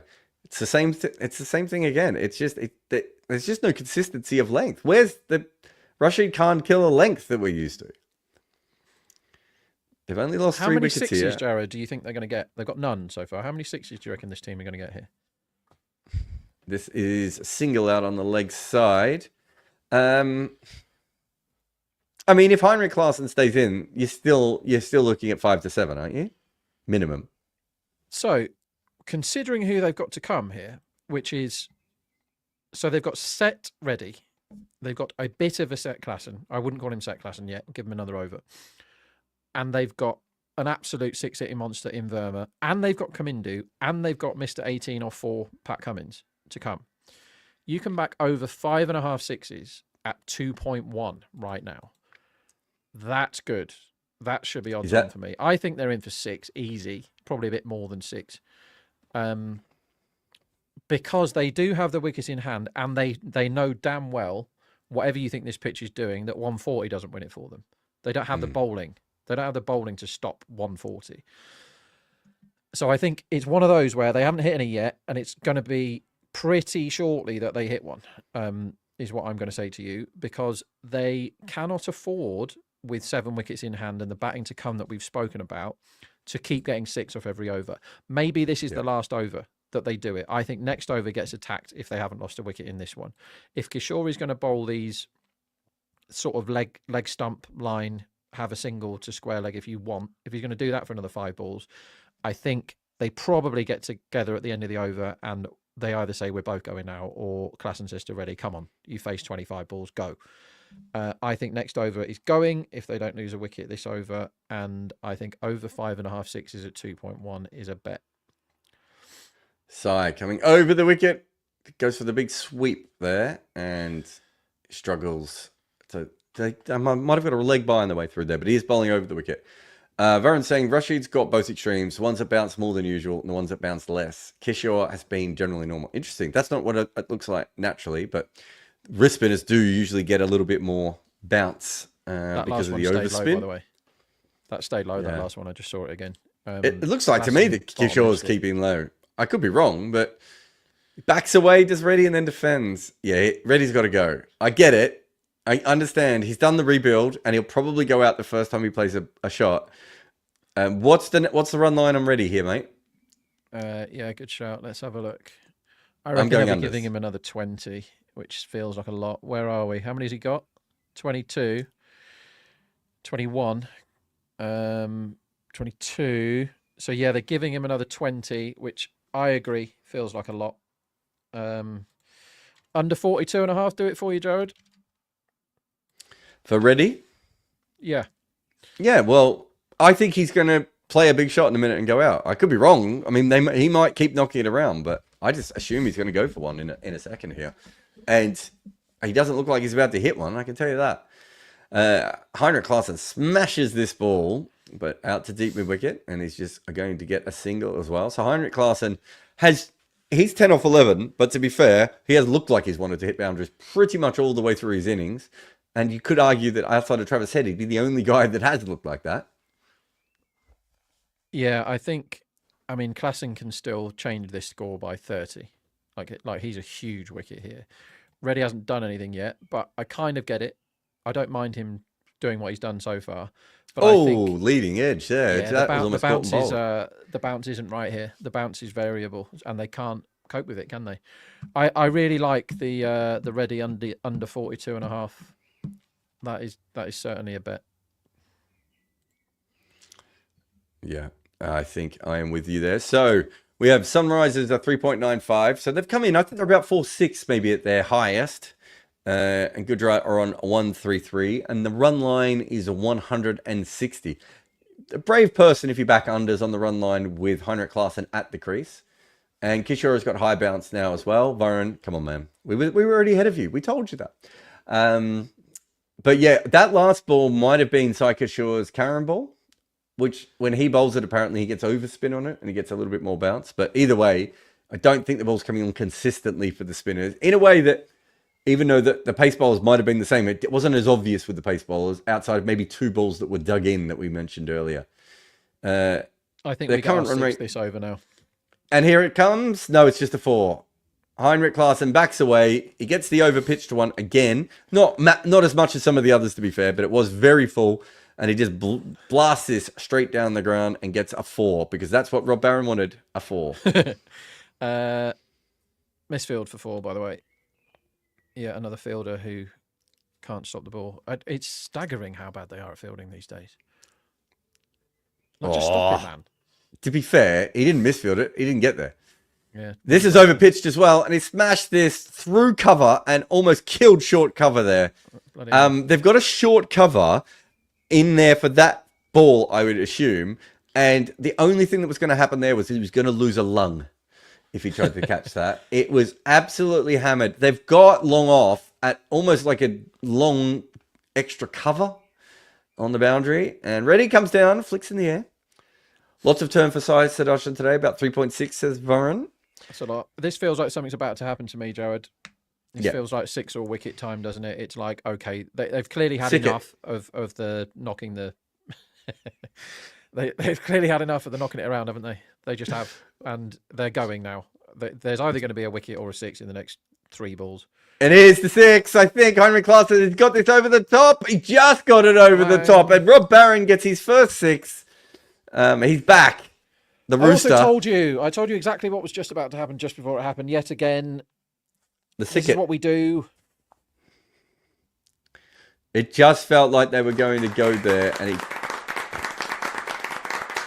I like the polite applause here because you didn't actually get a bet up, so you shouldn't get the full one.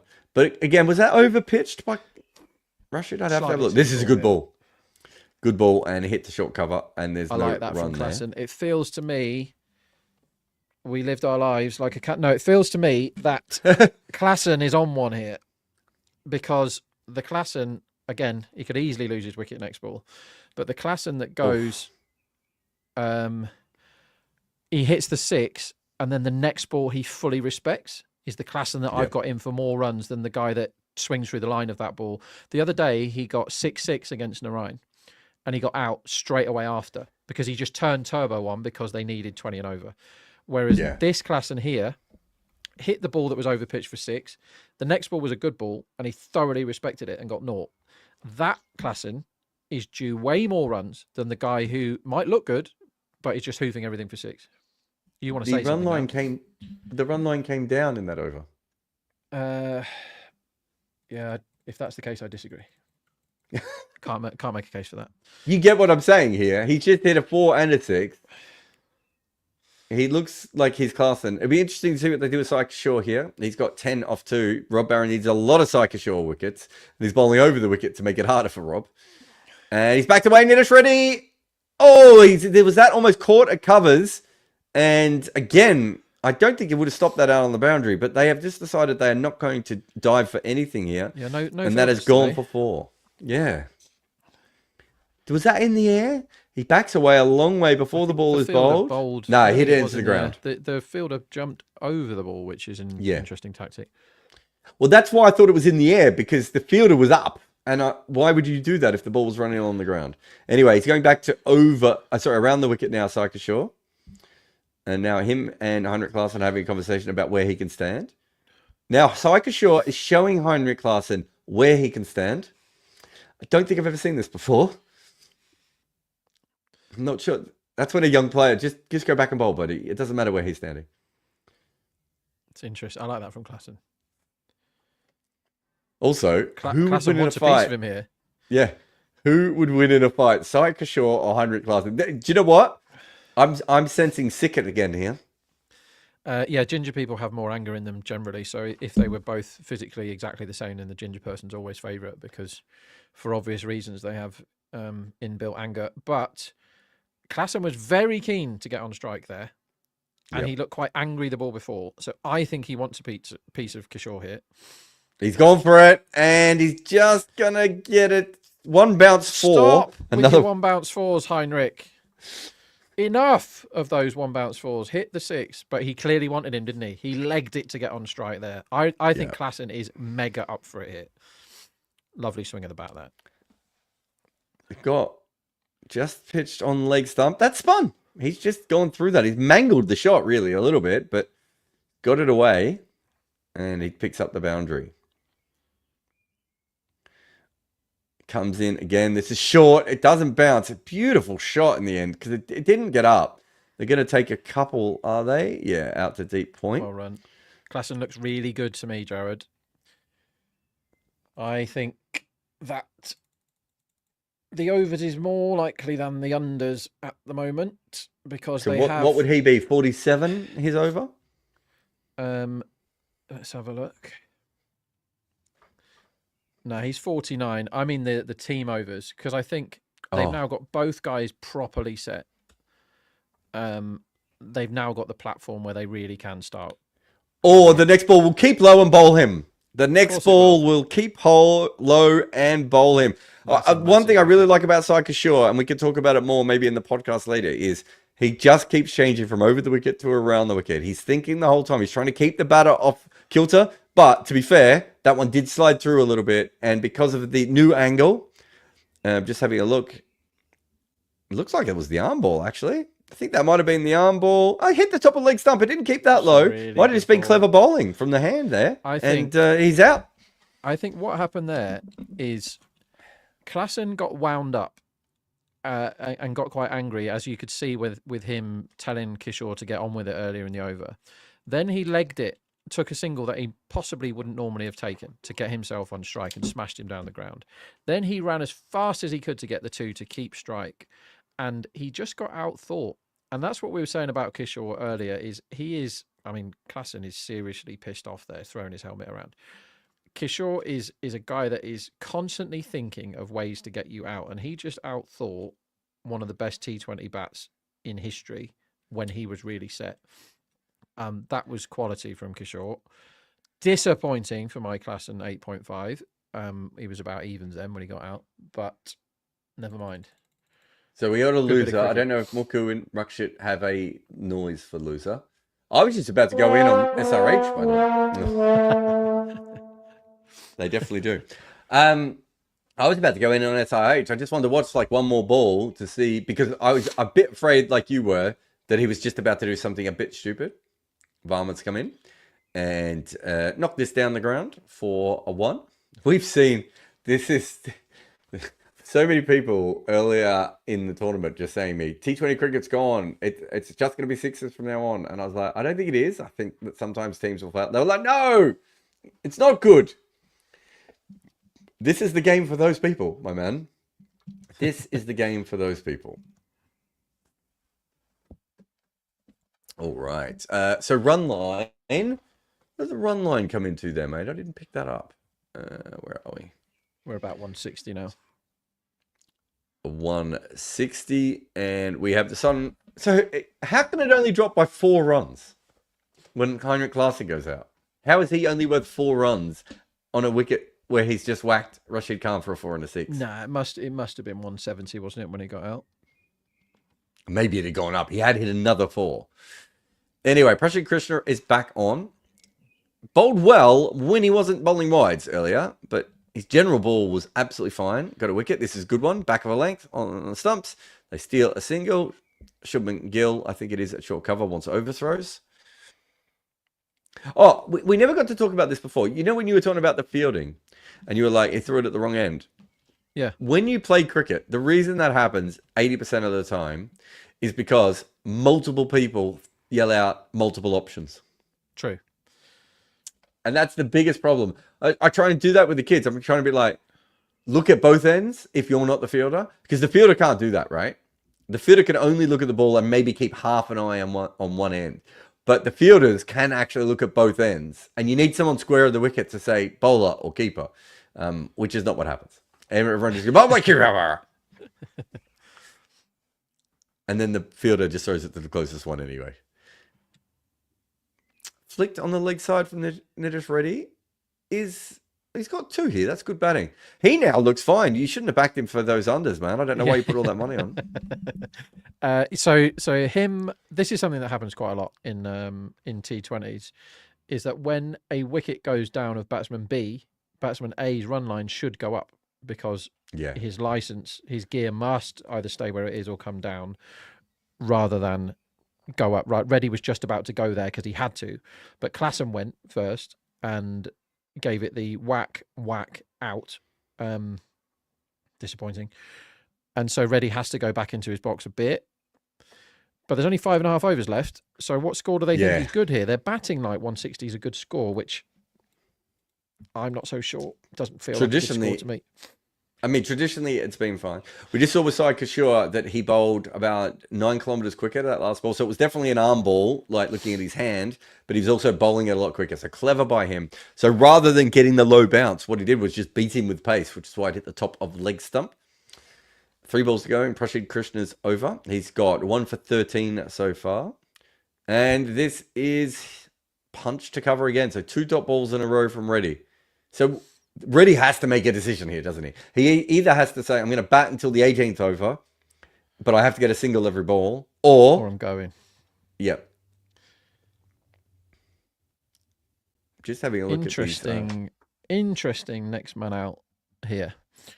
It depends what Reddy does, because normally, if Reddy is going to try and take this deep and bat another couple of overs normally, you'd think Verma at 1.8 would be a belter of a bet when he gets strike, but who knows? Like, Reddy had a full-blooded go at that one. He might just be angry now. This is one where you look at the for pre-match betting, you look at all the numbers and the stats and everything. You go, well, I want to be on overs, and I want to be on sixes, and I want to be on someone to get 100 and all this sort of stuff. And then you see the first few balls staying low and jumping up, and you're like, oh God, all those bets are dead. What can I do now? This has changed the game, this pitch, and they are almost batting as if 160 is defendable. Is it? I mean, I don't know. Barron's just put something up. Another dot ball here. That ball retained 94% of its initial velocity. His average today is 81%. So the reason why Sai Sadashan's ball didn't keep its speed, or the other ones hadn't kept their speed, is because he's putting rotations on them. So there's a friction on that one. Whereas if you have a look at the ball he actually takes the wicket on, it's almost a traditional arm ball. He basically just runs his finger down the back of the seam a little bit. And so there's no revolutions to slow that ball down. That was a very good over for Gujarat, by the way. Again, with Prashid Krishna. We're just seeing here, these are the wickets today. Well, there we go. This is Heinrich Classen versus Sai Sadashan, is it? I would assume. So the one that hit the top of leg stump, everything else was spinning away and angling across as well, I would say, Rob. So it's a good change-up ball from him. He's clever. Just a really, really good bit of thinking. What does Reddy do against him here? It goes for him. Does he? He does go for him, and it's going to be out.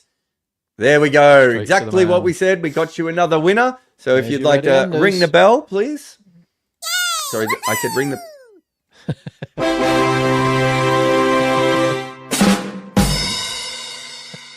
I feel like there's a lot going on. I feel like since we told the production team that they've gone absolutely nuts on this, look, this was a good ball. It's what he does here is finger spinners. He's basically kept that ball in the pocket, if you know what I mean, for a batter. So around just outside the eye line, right up close. And so if the batter's going to try and swing through it, it's going to be very hard to get a lot of elevation on it. And instead, he's just sort of clunked it, and it's gone out to deep in wicket, and he has been caught again. And we're going to have a timeout here as well. So let me run you through the scorecard a little bit. He says... and then realizes he does not have the scorecard in front of him. Let me run you through something. Sachin Baby's career stats. Have we done that yet? Have we done that? I think people... Did people want a second... I can say the scorecard if you want. No, I've got it here, mate. Cool. So we had... Travis Head was the first man out. He was 8 off 5, trying to flick a ball on the leg side, straight to short mid wicket. Abhishek Sharma got absolutely stuck. He defended at least 2 balls that I can remember. He made 18 off 16 balls. Ishan Kishan was next out. He made 7 off 14. He got a ball down the leg side. He tried to help it on its way and got nothing on it. And Heinrich Classen got in a pissing contest with Sai Kishore and missed a arm ball that took the top of his leg stump. And Nitesh Kumar Reddy came in for the rebuild. And then, as we've said, I think you can almost back this every time now, Rob.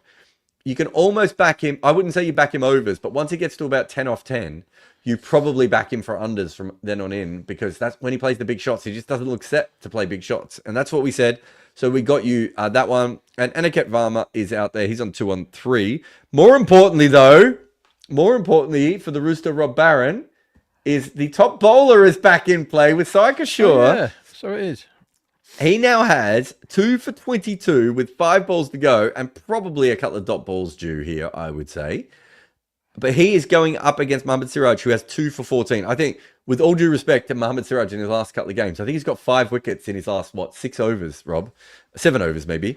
And I would not say he's been at his best at the moment. Top bowler is most wickets, but then if it's a tie, it goes on economy rate. That's not the case for every bookie, though, is it? Goes on runs conceded, and it pretty much is the case for nearly all of them. The odd one does dead heat, which would half your stake at the same odds or half your odds at the same stake. Just going back to Reddy and how you want to be on his unders when he's got 20. His scores this season, 32, 30, 0, 19. What did he just get? 31. I mean, that's pretty consistent. And that's an out of form. So it's somebody who is, it sounds a bit weird, but somebody who's good, but he's out of form. And he's coming in behind players that are also good, but out of form. So he's coming in for the rebuild, and he's perfectly capable of getting his 20. Yeah. But because he's out of form, he is not capable of switching into the 6-hitting gun that he was a year ago. So he's getting his 20 or rebuilding, and then he's getting out very quickly. And if you can pick up on those things, like 20 more when he got 21, even when Classen went and you're like, oh God, he's going to chill out again. It was a lot to give him another 20 from there because he had to go. And until someone's got one out the middle, whereas Classen did get one out the middle, you think, oh, here we go. Who's coming now? Kamindu, not a bad guy to have coming in the 16th, but he's not a great guy at smacking it from ball one, is he? He tried the other day. I actually think, with limited considering success. the way this game's gone, he probably should have batted much higher up the order in this game. I mean, I'm not having a go at them because I probably wouldn't have done that either. But you look at this game, it's an LBW shout straight away. How's that? Get your arm up, umpire. They've gone for a single. It's gone down to short third. They're definitely going to review this. Oh, wait. Butler's not a short now. I'm just seeing it I again. the that's touch and go for whether they hit inside the line or outside. And He played a shot, did he? sorry, Saika Shaw's walked away. He played a shot. He didn't play much of a shot. I think it hit him outside the line. That's what I think. So do I, but I just want to see it again. It's a lot of revolutions on the ball. Spins back a long way. Yeah, just outside the line. Back leg. They got very excited with that, didn't they? And then they walked it back very quickly there. So he's got 4 more balls in this over. The Rooster, Rob Barron, and some of you might be on Saika Shaw for top wicket taker. It's good enough first ball. But it's Aniket facing now, and he defends on the offside. I honestly didn't consider the possibility that he would lose to Siraj on runs conceded. Basically, a miracle. He won't. Because Siraj will... Oh, no, you're right, he will, because Siraj has bowled 3 overs, hasn't he? Yeah, you're screwed. 3 in the power play, no runs. This ball is knocked down. So you need, a 14-run death over from Siraj on a wicket that scoring 14 runs seems almost physically impossible. Yeah, just... it shows you what a pitch can... How much a pitch can change things. Yeah. Because they scored 280... Well, how many was it? 287 or something 4 games ago. And now I don't think they'll get there this one. Like, they look like 150. It'd be a great score. It's crackers, this game. Absolutely nuts. Okay, Saika just fiddling with the field a little bit at the moment. So this will be Kimber Mendes' second ball. Remember, he missed the first one.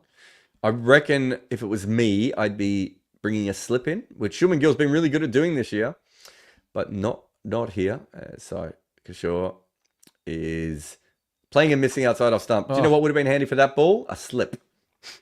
Anyway, he's got it on a string here, Kishore. Is that the Karen ball? Let me have a look. That is the Karen ball, I believe, mate. Very well. Oh, that's nice. How much is he improving, this guy? He looks the absolute business on a pitch that's got something in it for him. He got rid of mega set Classen when Classen was angrily going after him. I mean, that's a proper good spell, that. 2 for 24, is it? I also like that. That's a proper spinner going, I've bowled well today. I know I could get this guy out, but I didn't get him out last ball. I'm going to bowl a really fast ball into the wicket here and just make sure it's only a single to the new batter. That's the kind of cricket that I respect, Rob, when you're playing just in that moment where the best thing to do in the game is to take a wicket. And he's like, no, I'm getting out of this spell alive. And you can all go and get stuff. Now, Mohammad Siraj went for 14 runs. Saika Shaw went for 24 runs. You need 11 runs off a Mohammad Siraj over with no wickets. I mean, what are the odds on that? It's not 4.75, is it? So him to get a wicket in his last over, depending on when he bowls it. If he bowls it right now, it's like 2.6. If he bowls it in the 20th, then it's 1.9, depending on who's at the crease. Who's bowling now? You need Aniket to stay. Yeah, Prashid Krishna's coming. You need Aniket to getting a wicket here either, because he's only gone for 14 in his 3 overs. Fraught with danger, but it's not 4.75. As that one is hoofed off the pad for a single. I mean, it does look really hard to time the ball here. Nobody's looked any good. Top score, I mean, who'd have thought? Top score for SRH 31 would win it. Before the game, they were due something like 75 to win their top bat. 145 with a good bowling attack would be an interesting challenge on this wicket. Yeah, they have a flaw there, Jarrod. There's a flaw in your plan. Is that they don't have Is it the fact they don't have a good bowling attack? They've got a Nadcat and Fat Bummins dealing with the work. Good shot for 4. Half volley outside of stump, punch through from Aniket. Prashid Krishna, I just think, this is where I think bowlers overthink this. This is when Ashish Nira is involved in this side, right? He just needs to go, just hit the wicket. I know you want to bowl slow balls. I know you want to bowl Yorkers. Yeah, that's, what's he gone for? A wide Yorker there, and he's missed his length by 1.5 meters. He doesn't need to bowl a wide Yorker here. Hit the wicket. No one, every time the ball's hit the pitch, it's been tough. Agreed. Barron saying, do Gujarat fall into the low score start slowly trap? It's possible. That's what I mean. We have to see what happens at the death here, because I don't think this game is completely dead, despite what the odds say right at the moment. Yeah, I agree with that. And I think again going to pick 2 up off his pads. I think that the most likely way Gujarat chase is deferring risk, because that's how they're comfortable, and they want, Sadhasan and Gill to be knocking it around and everything's rosy and wickets in hand and everything's fine. But we've seen time and time and again in these sort of chases with the pitch doing something, that if you do that and then you lose a couple, who the hell are you going to rely on in that middle order to suddenly score you 8.5 and over on this pitch? It's one of those pitches where, as we see another edge for 4, it's one of those pitches that you can get yourself into a right old mess, because Gujarat are a great team at turning a required rate of 8 and over into a required rate of 10 and over very quickly, when you've got guys like Tawatia mucking about in the middle order, not realising that the run rate's getting out of hand. He never looks at the run rate, does he? And when you've got 3 guys that have done all your batting for the whole season, let's say they do lose a couple early because it's stopping in the pitch or whatever, who's going to do it? Like Shahrukh Khan hasn't batted all season. Tawatia, not the man for this sort of pitch. Washington, okay, he might be fine at scoring a runner ball. They're really under it. Like there's if it isn't the top 3 that chases this, we could be in for a game here. Definitely another single there. So 1 ball to come in Prashid Krishna's over. So you're safe with Prashid Krishna. He can no longer have the best bowling figures. Yeah, it's all down to. I'm right, Dano. This is his 4th over, isn't it? Yeah. Over. He's done now. Yeah, it's all down to whether they can get a dozen for none off Siraj, which I personally believe they should. And Ishant Sharma's going to bowl at the end as well. He will bowl the next over. I think so. This is gone up in the air. Is this wicket going to be out? Bye-bye, Kamindu. Oh, that could be an important one there. On the pads, again, it's the same thing. You hit the pitch, mate. I actually think they haven't bowled as well as they could have. It'd be really interesting to see how the Sunrisers go about this. Because every time you hit the pitch, the ball does stop a little bit. It doesn't really explain some of the earlier wickets, but it explains the frustration that some of the batters had. And again, just trying to help it on its way. That's the second time we've seen that dismissal, mate. Just trying to help a short ball away and instead getting nothing on it, clothing it out to the sweeper. There's a guy who's played a fair bit of cricket in the SRH team that could be lethal on this pitch if he works it out, and he probably will, Pat Cummins. He can bowl those cutters and those balls back of the length that cause you trouble on a pitch like this, can't he? Pat Cummins is good at that. And I would imagine he'll probably bat now for a bit and get the pace of the pitch that way. I'd imagine he'll work it out. And he should be able to transmit that to the rest of the bowlers. As crazy as it sounds, as much as I've bagged off the cat in my chat so far, he can actually do that job in the middle. He can do that job. You don't like it? I just think he'll bowl too full. He generally bowls too full or bounces, right? He would have to... He's not really a hit the wicket bowler, yeah? I think this is the most important over of the game right now. Ishant bowling a death over to these two who can both hit sixes. I think this is caution to the wind time. I don't think you can just walk six off this over and think that 145 is good enough. I think you've got to try and get the 160 here. I think 160 is a game, and 140, that top three is too good. If I was in charge of SRH, I'd be saying, look, you've got to go for the fences this over. It's Ishant's third over. He's absolutely knackered. His knees don't work. He's going to give you 3-6 balls. Get after it. Let's see what Cummins does. Oh, beautiful shot. 4 runs. Just wow. Sort of, I'm going to say he squelches that on the offside for 4. It's a lovely shot. Have you ever been squelched for 4? It's not something I'd like to admit to on live worldwide television. With 1.7 billion people tuning in, I'm being told. It's quite a lot. Simmerjeet, we have...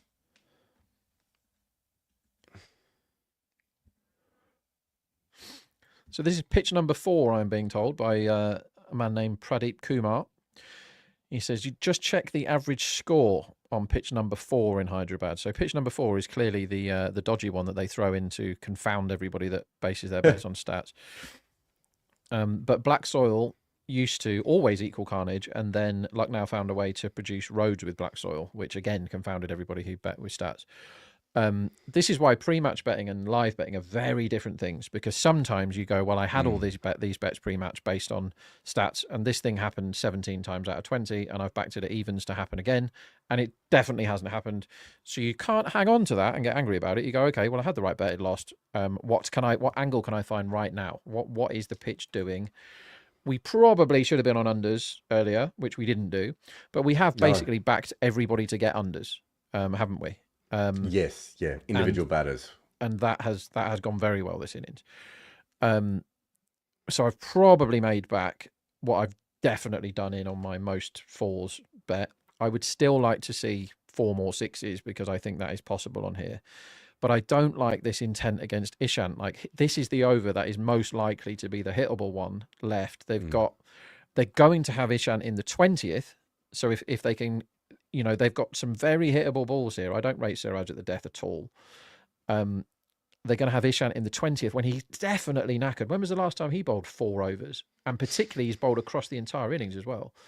I was just about to say, they got mid-off up in the circle, and he's bowled a short one outside of stump next ball, and Pat Cummins has done a forehand down the line for 4 there. That's poor thinking, really. You can't, if you're going to keep mid-off up, it has to be at his body. Because he could not have hit that if it was at the body. And I think it's even, I'm just having a look. Yeah, it was supposed to be out there. It's just a poor ball, really, all things considered. Crap. So it's very likely now that Ishant's 20th is rubbish over. Yep. Shayam sent through a super chat saying, from the advent of T20, what has evolved more, batting or bowling? As this one is mangled by Pat Cummins, I'll take a single. I would say that bowling evolved way quicker than batting for a long period of time, despite the fact that it wasn't paid as much. And in the last 2 to 3 years in T20 cricket, we've seen a real swing back towards batting evolving. And that's why we're seeing the kinds of totals that we're not seeing today, but in other games. That's why we're seeing that, because batters... Here's one for you, Rob. The free hit numbers haven't changed all that much. Interesting. What has changed is everything else, right? So free hits, we're seeing roughly the same amount of scoring rate that we've ever seen. In fact, there are random years at the top of free hit data that are not of recent years, right? I think 2009 or 2012, one of them is really high up. So free hit scoring hasn't gone up anything. It's just that batters are now taking more risks off the balls that aren't free hits. That is interesting. Yeah, I think batting has probably evolved a bit more. Bowling tends to go in phases where they all go, all right, let's do this. And then the bats evolve slightly quicker and get on top of it. They go, all right, wide Yorkers is a thing. Anyway, here's Siraj. We want it to go for more than 10 and not get a wicket. I will read out the stat that Barron's put on the screen in a moment because I think it is very important. But it is more important at the moment to watch Rob Barron slowly combust as a man with 5 consecutive top balls. Can we do it? Pat Cummins. And the first one is mangled down to mid-on again. He's mangled 2. He squelched 1 and he's mangled 2. This one, he'll get a single out to long on. And so Verma is a guy. Verma is definitely a guy, but Verma is a guy who loves clearing the ropes, and no one has been able to clear the ropes in this innings. It looks so hard to hit a 6 on this ground today. But, are you saying that you might still win the award for most 6s with 1? Yeah, I mean, I'm on Verma at 10s to get the most 6s for this team today, and 2 wins and 1 ties the way it's going at the moment. Good ball here by Siraj. It's full and straight at the pads. But Verma's done well to get. He's going to get a couple out to Rashid Khan at deep mid wicket. Interesting bowling there again. So just while we'll have a break. So 3 runs off 2. So what do we need here for the for the anti heartbreak? What do we need for your? We need 8 off 4. Win? Would be nice. 8 for none off 4 would be lovely. Who would you rather have on strike, Cummins or Verma? Verma. Verma for me. Verma, sorry. It is Verma, isn't it? It's me that got it wrong. It is Verma, yeah. Oh, short, wide, Please. outside of stump. Can we get a wide? Are they going to review it, I reckon, SRH? Cummins says review it. Yeah, you have to review it. There's not enough balls left in the innings for you not to. In the future, wide, I think. In the future, are you better off to have short, thick men? For wides, right? Like, well, maybe not even thick, just short hitters, right? It's very hard not to bowl a wide to some of these guys. You bowl a short ball and it just bounces over the head. I've just seen that again, and if he hasn't moved over, if the wide line is the wide line, then I'm reasonably confident that's a wide. Well, it's height as well. It could be a wide on either, couldn't it? I'm surprised the arm stayed by his sides. Unappreciative of the penguin umpiring there. I'd much rather see a bit of exercise. Well, you thought it was wide. I thought it was high. So it's in the top pocket. Let's just have a look at this again. He did move his feet over, Rob, and that's come back in and not quite gone over his head. He's going to get away with that, isn't he? I think he's got away with that. I mean, you can't aim at it much better than he has. He's got that almost perfect. If you could bowl that ball every ball, you would have a good career, and that is not what Rob Barron wanted. Top corner. That has gone right in the top corner. There was no room for error there, and he didn't make it, to be fair. Excellent ball. It looked wide, but the wide line got wider as the bat shuffled across. Now need you to put him into the car park, please. And he puts him nowhere. Oh, he's giving him out. Yeah, that's the end of Rob Barron's bet there. Boring. Completely. We can take that graphic off. We'll get to that graphic in a moment. But that's another wicket there. 135 for 7. They're reviewing it, so he may have hit it, Rob. But either way, I think you needed a 4 or 6 there anyway, didn't you? I mean, it just shows how hard it is to get going on this pitch. Like, no one's done it, have they? No one has got going. Just having a look here. He hasn't hit it. Stone dead. It's clipping the outside of the leg. I don't think it's stone dead. I think it's just clipping the outside of the leg, but it's definitely hitting the stumps, and he's had a look at that, and he's walking off himself. I think that is very, very fair. And Mohammad Siraj, not sure I've been that impressed with his bowling in the last 2 games. And is that 6 wickets now in 2 games? Yeah, he's killing it. What's he done? He got 3 for last time, 2 for the game before. So his first game of the season, he got none for 54, and you're like, okay, Siraj is back. But since then, he's got bloody 8 wickets in 3 games. Yeah, that's battering leg stump. I tell you what else that is. That is reverse swing, my friend. Yeah. Oh, I said clipping into leg stump. Yeah, you're right. It is hitting leg stump a little bit more. But that was reverse swing. So if you want some unders from here on in, always worth noting that. Hard to hit with the reverse swing. What did he make? 18 off 15, I want to say. So another player who got in, knocked it around. He looked busy enough, Verma. He just didn't do anything. 18 off 14. That's close. 135. They need 12 more runs. At 12 more runs, I would be interested in them at 7s or 8s. Yeah, I mean, they absolutely need early poles, don't they? They absolutely need them. That's the 3 game. of them. But if they can get them, then I really wouldn't trust this middle order to get more than a runner ball on this surface, let alone, 8 and over. I wouldn't I wouldn't fancy them at all to get 8 and over that middle order. It's one of those games where it could be great, it could be a really fun game, this, or it could just be mega boring. 150 odd gets chased easy. We'll get So the Simarji is the impact sub, is he? Travis Head is out of the game. And Simarajit has come in. I was going to say that before, but then something else happened. But I assumed he would come in. He's just not the kind of... They don't actually have many players in their squad. Have you noticed this? Yeah, there's a few overseas like Malinga that are just sort of there. And then that should have been bold, but just missed the bold. stump. Yeah, I think you look at their squad. They've only got 20 players in their squad compared to 25 for Gujarat. And they're just missing a couple of younger players who you could throw into it. Maybe they, if you had a young, tall Indian bowler that you wouldn't use him many times, that's who you want on this wicket. Simarajit could still be interesting, but he's not a massive hit the wicket bowler, but neither's Siraj, and he's got 3 for on this. So there's something to be said for that. So we think there's a bit of tail there, right? Yep. And bowled is 4-1 or 5.0, which Too late, mate. is a really good bet. If you're going to say these things, you can't say it as he's in his wind up. I will say this: Rob Barron and I are watching the same stream. He definitely said it before the bowled. He was bowled 1.7 seconds after I said he was going to get bowled. But when there's tail and you can get 4-1 on bowled, it's very good, particularly against tail enders. To be fair to Siraj, he's bowled superbly well. Like, I didn't think his first spell was 2 for 13 off his 3 overs, but that last over was excellent. And now Cummins has to stand there and face all 6 of Ishant's balls here and put 3 of them into the road, and we've got a game on our hands. If Ishant cleans him up straight away here, we haven't. Yeah. That's what it feels like to me. But if you could face anyone in the 20th, even on a pitch where it's tailing a bit, it's a very tired Ishant who bowled the second over, what feels like 6 hours ago, and is clearly knackered. He's actually done some fielding. He took a catch, didn't he? He tried to drop it. He fell over in 9 stages after he caught it. He's a very tired guy.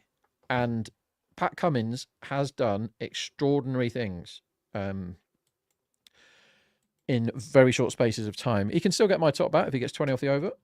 He's not $50, right. is he? So from here on in, I would say the best thing would be if someone just sent them a message for Ishant and just said, Ishant, hit the pitch very hard. Don't worry about Yorkers, right? Unless you're bowling to the other guys. But if you're bowling to Cummins, aim at the ball at his belly button every single time and see how you go. Or he could bowl a full toss outside off stump and get stuck for 4. I mean, there are multitude of options available to you, Rob. So, fair play to Bet365. I don't say that very often. They're actually got some markets open, which is unlike them. They're betting on each ball and the third delivery. So you have got time to back this at 4.5 to be a boundary. So more than 3.5 runs seems like a tremendous bet because it's going to be Cummins unless he gets out this ball now against a very tired old man who's gone for none for 40 off his 19 balls on the pitch where no one else is going for any runs. 4.5 the boundary is huge. Literally a pitch made for you to bang the ball in on back of a length. And he's like, do you know what I'm going to do? I'm going to bowl really full. Ishant is not someone that should be bowling in this IPL. Oh, he's gone for a length ball again. This is just poor bowling, and he's been hit for 6. So at the very least, Rob Barron gets a 6.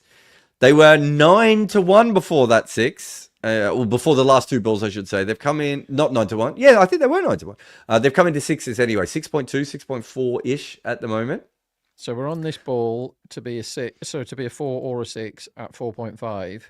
We're also on Cummins to score another 10 runs at 50-1, and he's got 4 more swings here. That's a nice one if you pick that up. Yeah, that'd be lovely. That would pay for certainly pay for all the masses of cash I've had on Gujarat most 4s, which is supremely under it.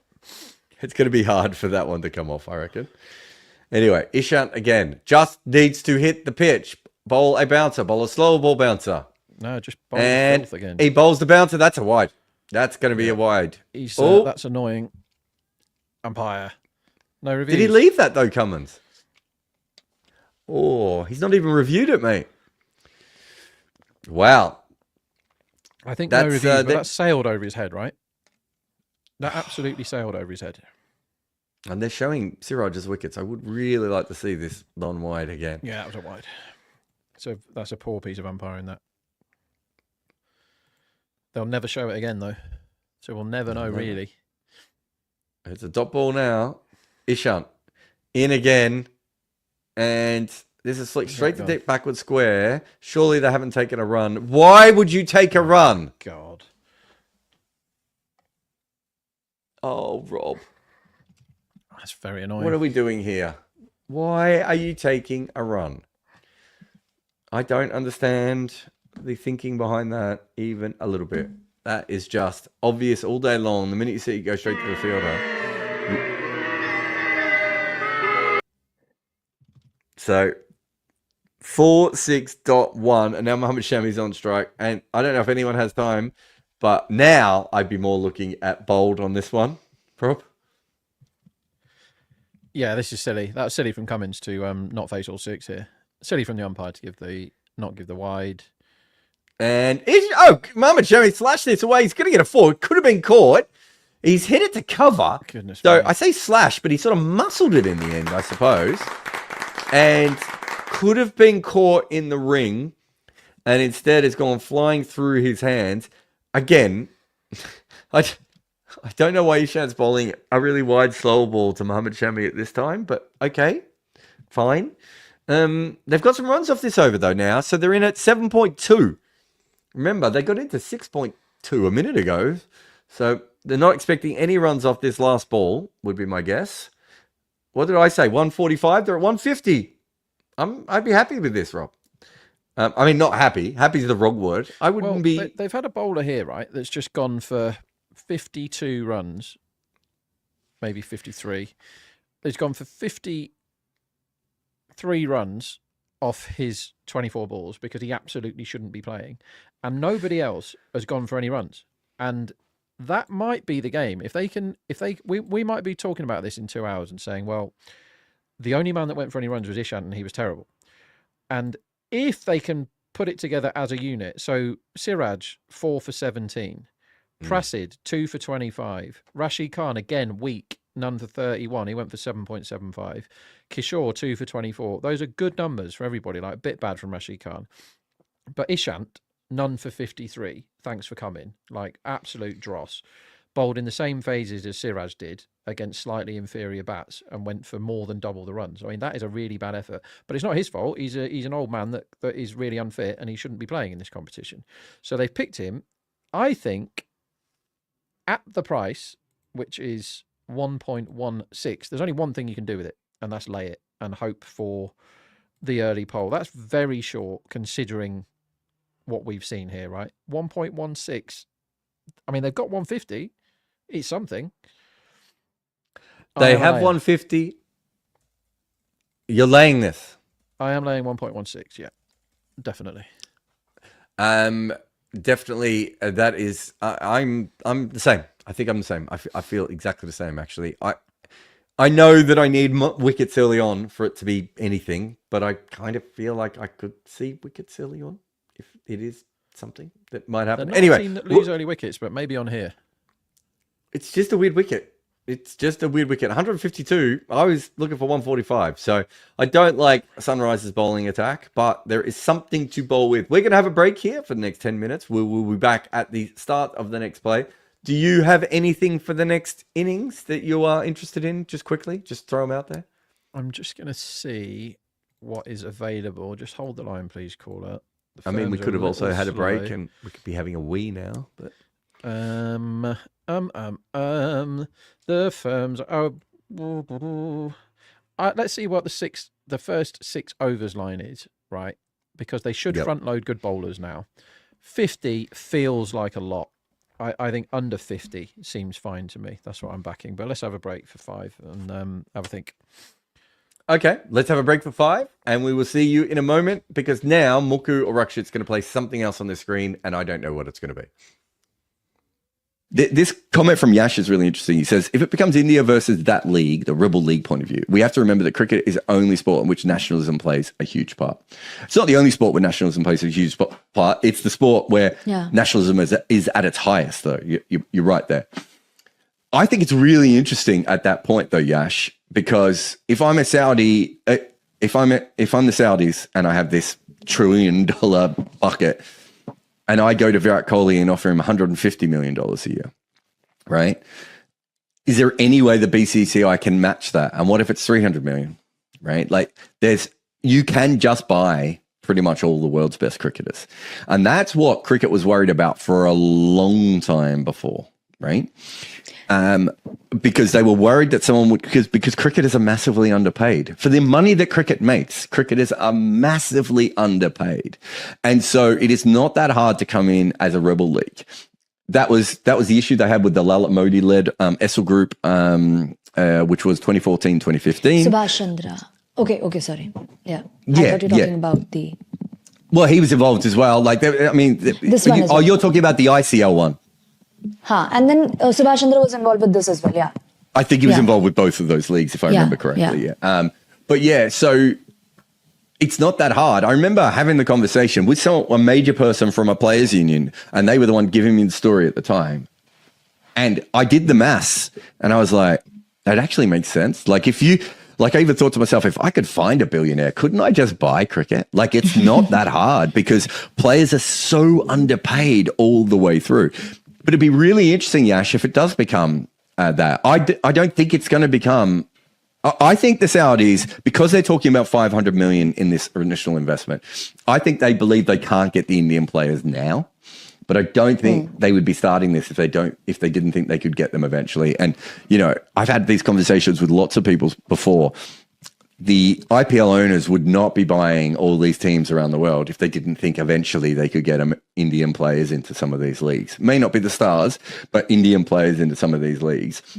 And I would think that the Saudis, if they're starting smaller, are hoping through their partnership with the BCCI that they can do something there. But in future, I think there will be I think they would be thinking that they will eventually be able to do that. They were looking, the numbers that they were looking to pay to the IPL were staggering. I think they were looking at paying like $30 billion to buy a stake in the IPL, right? That is so much money. And what was the nature of the involvement? They wanted to buy a percentage of the IPL and own the league. Of the IPL per se, because that has not happened. That has never been diluted. I don't think so. I mean, the BCCI still own it, and the ownership and how all those things work. But that's the kind of group that you're talking about here, right? So if they wanted to, have a look at what the top golfers are earning, right? So the top golfers are on at Live Golf are on about $200 million a year, right? If you went with the top 10 cricketers in the world and offered them between $50 and $150 million, you would get a lot of the best cricketers in the world. You might not get all of them. Some would be like, it's not worth me going. Some golfers didn't want to be involved with Saudi Arabia. Some golfers didn't want to live in Saudi Arabia. All right. Like, there's all different things. But yeah, it's changing. That whole thing is changing. And the money we are talking about here is and we're used to IPL owners, right? This is well above IPL ownership money, right? This is legitimate wealth on a level we've never seen before. If they want to throw it around, I remember Michael Holding said to me once, when it comes down to it, players go where the money is, right? Like black players from the West Indies went and played in apartheid South Africa, right? And not average players, like some great players went over and did it.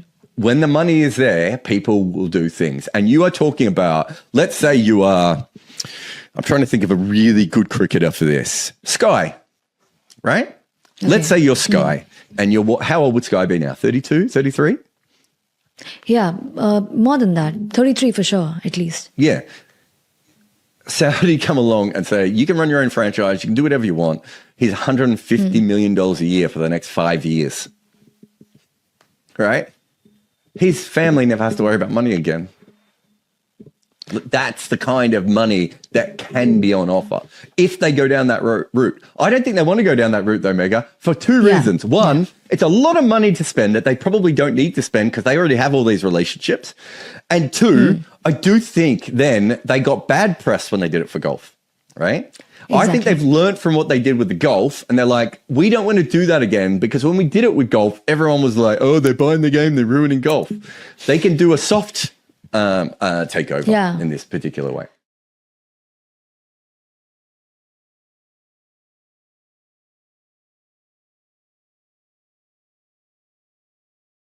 So when Miller came in, sure, it looked really, really tough. But Miller's innings was the worst 100 I have ever seen. And I am not saying that lightly. I'm not just saying that because of recency bias. Yeah. It's because he tried, and I've never associated Miller with this sort of nonsense. I've always thought Miller was really, really good, and I've seen him do brilliant things on the cricket field. But yesterday, his team, who are 1 out of 9 in semi-finals, his team were playing in a semi-final. So for those at the back, if you lose the semi-final, you're out. And if you win the semi-final, you're in the final, right? There's two outcomes. Nothing else is important. And Miller, for most of his innings, did not try and win that game for South Africa, which is what they needed him to do. He only tried to score 100. And when everybody was standing and applauding, his dressing room and Geedy with a massive grin on his face, hugging him and all this, him doing celebrations and stuff, hell no. That is deplorable. You're meant to try and win the game for your team, and he didn't. He was pootling around, letting the rate. When he came in, right, they needed less than 10 and over. Not impossible. For someone of his talent, they could have chased those, right? When it was Classen or at least have tried. Classen went, and Miller came in the 29th over. So Miller had loads and loads of time, and Miller ended up scoring 100. We know how good Miller is, but he did not. The bit that annoyed me the most, there was a bit where they were just scoring 4 and 5 and over. Obviously, Markram got out, but the next over went for 2. The over after that went for 2. If those overs go for 5, which is so achievable on that deck, they're back in it. A couple of overs later, 2 off. Who's bowling here? Ravindra. 2 runs off the over. What are you doing? And occasionally he smacked a 6 off someone like Glenn Phillips just to remind us how easy it is for him when he's set. But when he was set, when he faced 30 balls, they're still pootling along. Nothing happened. And when Rabada came in, I was like, so they're 8 down now. Rabada's at the other end. Rabada he looks like he's good at batting, but his numbers don't back that up. Miller wasn't farming the strike. If anything, Rabada was. And I was like, hang on, you can still win this game. There was a bit where they needed 16 and over for about, I don't know, 7 overs. And Rabada is taking singles at the end of the over and keeping strike for the next over. It's like, what the hell are you doing? Face 5 balls every over. If you're facing spin, Seth Miller can hit 3 out of 5 for 6 if he needs to. And he basically didn't try and score quickly until the game was totally dead, till they were 5,000 to 1 to qualify for the final. And then he started smoking it everywhere. And at the end, the commentators, the crowd, his teammates were all getting massively excited because the narrative, just like it was when Kohli chased against Pakistan, we all knew what the result of the game was, but it was just whether Kohli would get 100, which was a total certainty, by the way. But this one was just, can he do it? Can he do it? Who cares? Like, if I'm a South Africa fan, I don't care whether he scores 100 or not. It doesn't matter. yeah. I want my team to be in the final. Yeah. I don't care whether somebody scores 100 or someone scores 98. It doesn't matter. And the other thing that is completely deplorable about that performance from South Africa is Bavuma, who I love as an ODI cricketer and as a Test cricketer. And I always defend him when people slate him for T20s. He shouldn't be playing T20s. It's not his game. He's good at getting 50 in ODIs, in chases like that, to set it up for people like Miller. But yesterday, he took 9 balls to get from 48 to 50. That is a crime, right? 0 off 9 when you're chasing 360 is bad, which is what he was. That is bad, but you can defend that by saying, okay, it was moving around a bit. I was getting used to the pitch. Henry was bowling and he's a threat at the top, whatever, fine. 0 off 9, if you end up getting 50 off 50, is defendable. But 48 to 50 on that pitch, when you're set, in 9 balls, is a disgrace. And then he got out immediately after he got 50. He tried to up it and got out straight away.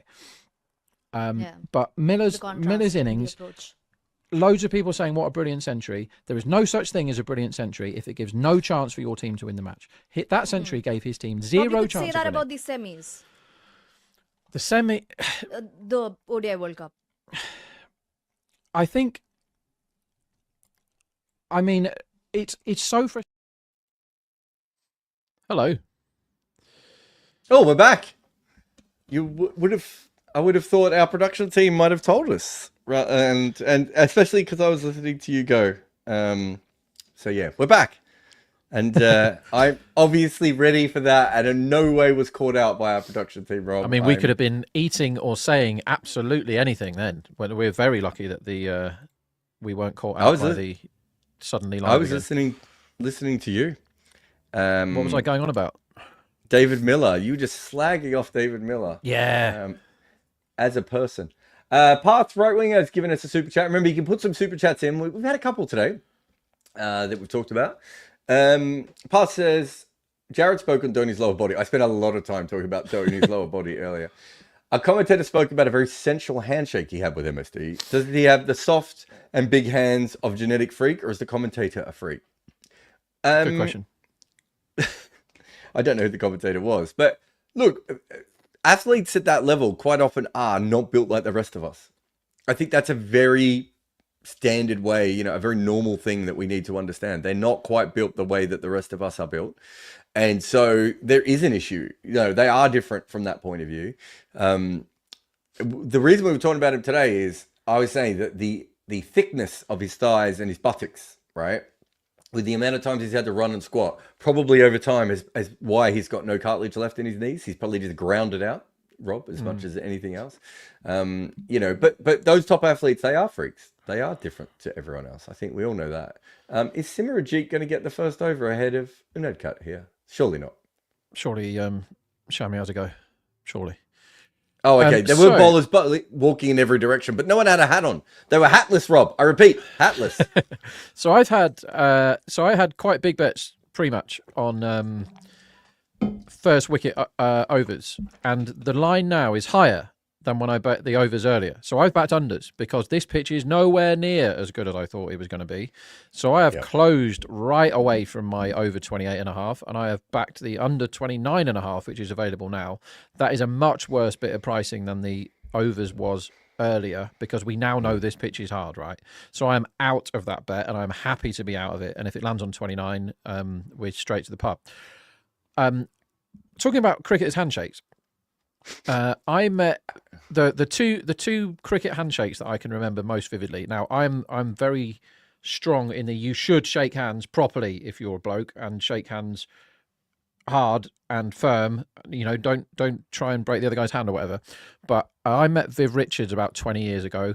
That was a handshake that I'll never forget. A proper man's handshake. That was a real good effort. And the other one was misfield first ball. We have had... Did they just get one there? I think they just got one. But first ball, not a bad ball. A little bit of shape from Hamid Shami coming back into the pads. Hit straight to short mid wicket. And has it gone through his legs? Let's have a look. Hands and legs, I think. And the other one... I just missed it. Just rubbish. Fielders are crap. Dwayne Smith nearly broke every bone in my hand. What a handshake that man's got. That's all I've got for cricket handshakes. Have you... do you remember Dwayne Smith... dressed as a cowboy doing promotional work for Sussex Cricket. Yeah. Anyway, there's a blast from the past from the IPL. There was some shape on that first ball. I love Gill unders. Like Gill 30.5 would be fine if this was the road, but it ain't the road. So I'm betting under 30.5. Like they must change their lines for this pitch, right? Don't make any sense to me. This one has bit of shaped swing. quite a bit. Yeah, so pushed by Gill up to mid-off and no run. So just explain that to me again. What have they changed? So Gill's run line before the start of this game was 30.5. Okay, which is fine. Gill's really good. Doesn't take many risks. Don't mind it. This pitch was expected to be really, really good, right? It has been in most of the other games. But we now know, we have seen that the first innings, other than Ishant, who bowled absolute crap, nobody was easy to get away. It looked really hard. There's variable bounce. It's something that we absolutely don't associate with this deck. And already with these 3 balls, it looks hard to score runs. You can't just mow through the line and you're fine.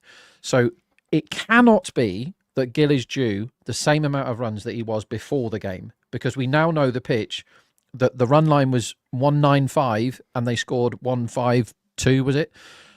And they didn't get bowled out. They got 40 something fewer than everybody was expecting, right? This is not anywhere near as good as pitch as the Gill that's due 30 was expected to bat on. So he's not due 30 now. So it's a definite unders bet for me. Definite unders. It's on the pads. Flicked a little bit uppishly. There's no one out there. And it's going to be deep backward square. He's got that one. So they've got 2 off the first 4 balls. There's more movement than we saw in the first innings, which if you add movement to this wicket and it keeps acting the same way, remember sometimes later on in the night, balls can skid on a little bit more and the bounce might even out and all those sorts of things. But at the moment, you would have to say that with a little bit of extra swing there, that's another advantage for the bowling team. They'll need them. They'll need a lot of them. They'll need 3 wickets in the first 30 runs. Got to get, yeah. This is either going to be a terrible game because they don't take early wickets, or it could be amazing if they do, because this top 3 has done it in plenty of trickier conditions than we've got right now, but the middle order haven't. You can't be bowling wides, Mohammed. Have you noticed, this might be one for Barron, I've just noticed every time he bowls the left-handers, there's so many wides when he comes around the wicket. He really struggles to bowl around the wicket these days, and he gets it a little bit straight. I reckon I've noticed that in the last 4 or 5 games I've seen him bowl. That's a big wide too. Heinrich Classen did well to stop that. Yeah, considering he's a non-wicket keeper, he did. Well, he's not a non-wicket keeper. He's just not very good at it. That's a different... Those are 2 different things. Anyway, they've got 3 off the first 4 balls. This one is smashed away, and they fielded one. I didn't even know you were allowed to do that. So that ball was stopped by a fielder as Siddharth throws his hands at that. Kimber probably doesn't bowl today. Yeah, probably not. I tell you what, that came off the bat pretty well. That's one of the best time balls we've seen in the game. Not a good sign if you're a Sunrisers fan holding any last bit of hope as well. I would like to see the early wicket just so that we've got a good game to watch. I would like to see the 3 early wickets because I'm backing SRH. Only because they were 7, so it should be pointed out. Yeah, I think it's fair enough, that kind of price. This is a good ball, not far away, just dug. And it goes out on the leg side, and they're going to take 1 run there out to the sweeper. So at the end of the first over, I'd say that's a win for Gujarat. I'd be happy with that. They've got 4 runs without losing a wicket, and they've handled Mohammad Shami swinging it. But there is something going on here. The ball is moving a lot more than we saw early on. So it really depends on whether the pitch keeps playing a little bit weirdly as well. Some good fielding to save some runs, and some good fielding would have been needed to save runs off the first ball as well. All right. Did you find us anything to bet on? I mean, I know you found us something to bet on emotionally, but... Yeah, I thought 50 was too many for the first 6, given that they must front load good bowlers. They can't afford to bowl crap in the 5th and 6th as Cummins brings himself on for the second over, which I must say I didn't see coming. I didn't see Cummins. Didn't see Cummins. Here we go. We raced him for that one. Yeah, I've got a bit of under 50 for the power play. I'm happy enough with that. I just want them to get a wicket because it'll make the game a lot more fun.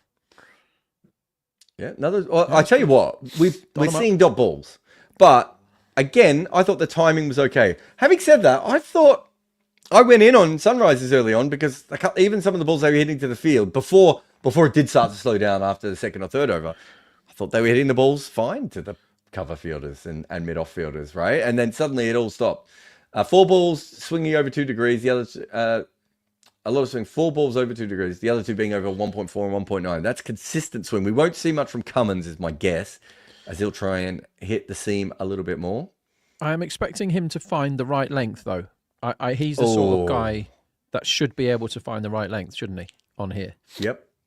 I don't mind the length there. Back of a length into the pitch and hit to mid-on.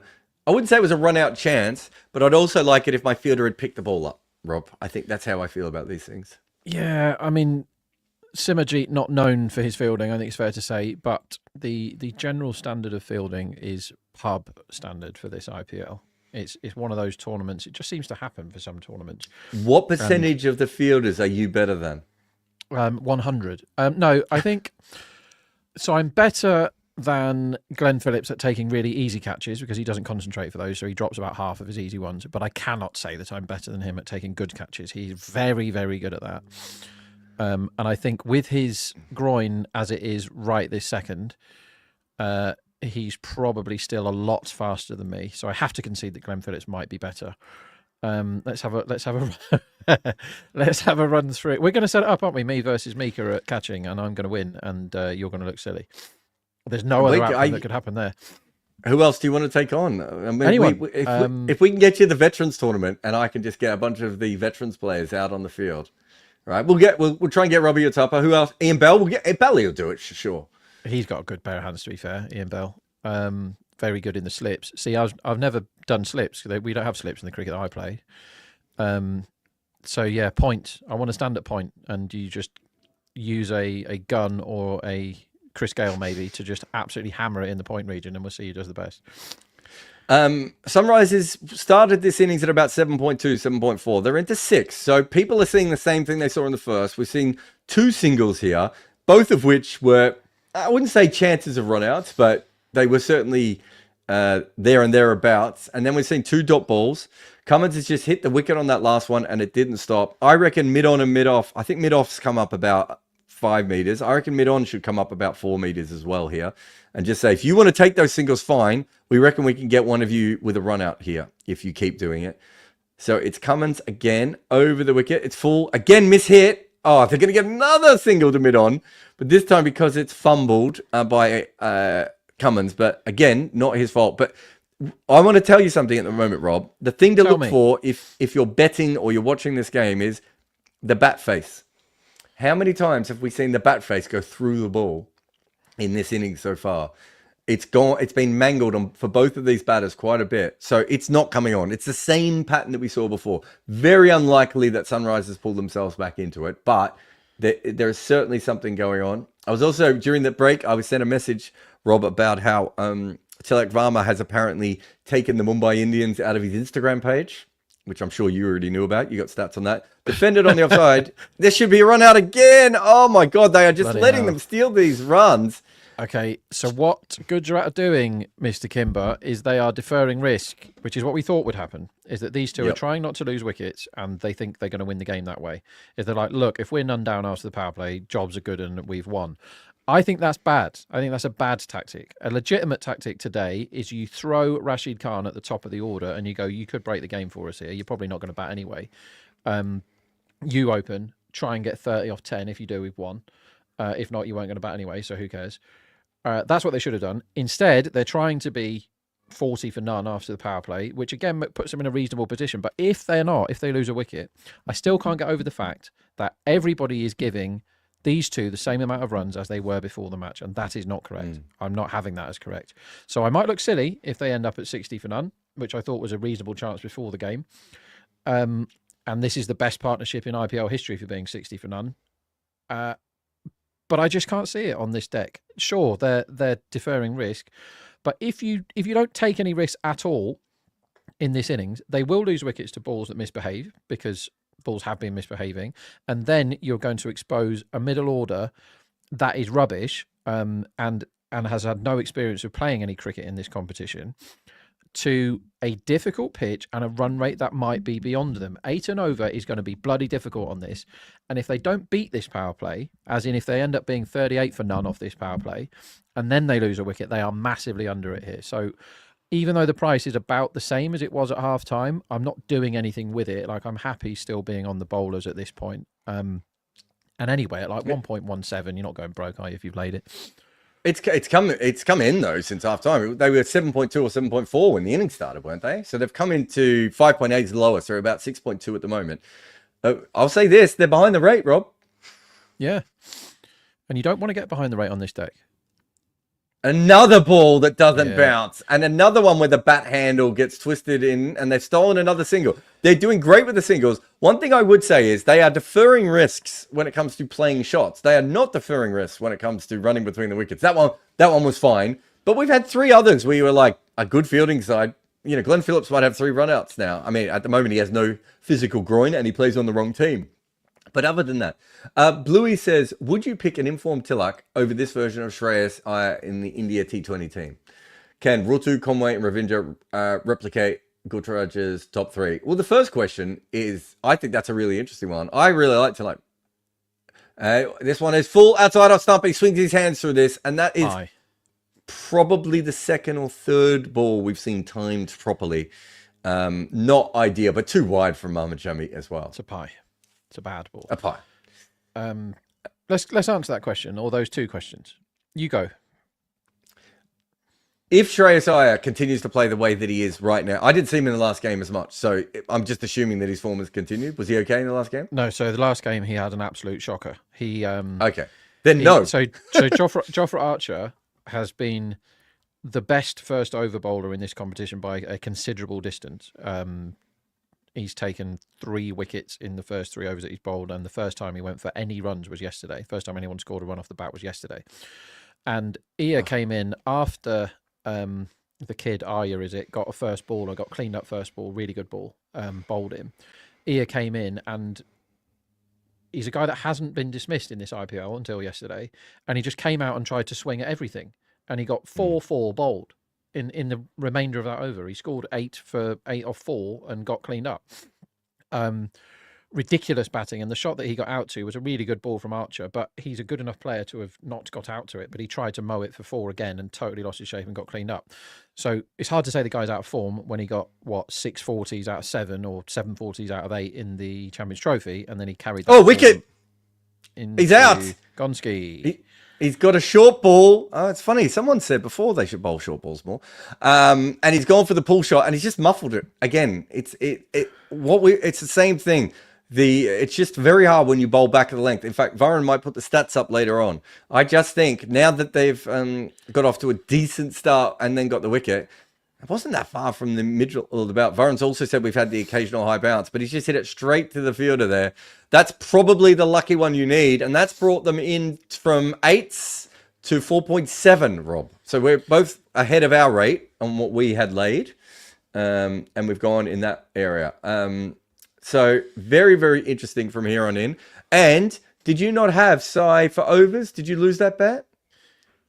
I did very much lose that bet, but as I said, I was very happy to get out of my overs positions at half time. So I've not been able to get out of my horrible mess that I'm in with most 4s, which is going to lose. But I was able to get out of that opening partnership stuff because the pitch, as we said, was very different from the one that we thought it was going to be.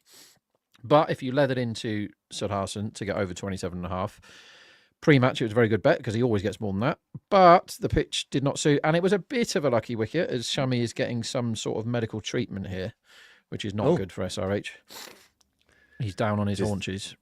And let's just finish this question that we had from a moment ago as well.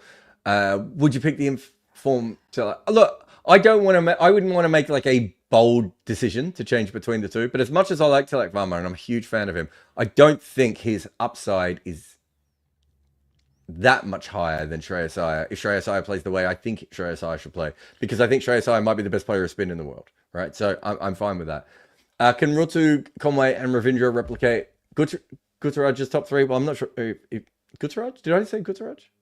I like What it. did I mean? Yeah. Gujarat. Gujarat's top 3. Also Gutteraj. But I don't think that's kind of how you want to think about that. Anyway, Shami in again to Butler. Inside edge again. And sent back. And almost a run It's out. tricky. 4.5 they're into now. And that was inside part of the bat. Through his legs, I want to say, Rob, maybe in front of his pads. And Barron is saying there was a lowish bounce on that Shami dismissal. I mean, to be fair, I still thought he got it pretty... He did. It wasn't a complete cloth. I thought originally maybe he mishit it a little bit more. But it wasn't one of those pull shots where you spoon it. He hit it. Just have to hit it straight to a fielder. Wow. This could be fun. Let us see where we go from here. But you've got 4.6. So Gujarat started at about 1.17 when you laid. Does that sound right? Exactly that. Yeah, I'm definitely not getting out. I'm tempted to lay more as it happens, because another one here, and you've got to put somebody in at 4 that doesn't want to be in at 4. Basically, like who's your 4? Washington. I was going to say Cummins in again, hitting the wicket. This is good timing though, to be fair, from Shubman Gill. Gill's looked very good so far for his 9 off 9. He has, but he still had 3 or 4 occasions where he sort of hit the ball towards a fielder and taken off. Shami's getting quite a long neck massage on the side. Like I think he might have fallen and jarred something. From celebrating, which is a concern. Yeah, from doing something like he's something looks like it hurts in either his shoulder or his neck, which is bad news for the bowling team. Oh, I thought you were going to say our bets. This ball gets a leading edge from Shubman Gill, who's trying to hit this on the leg side. It goes out on the offside. Laying more. Not where he wanted to hit that ball at all. I think that is very safe to say. Come and get your 1.3, lads. I would say he's looked a lot more comfortable than Sai Sudarshan did, who I do think struggled. And is that Shami now off the field? Well, he's off the field now, isn't he?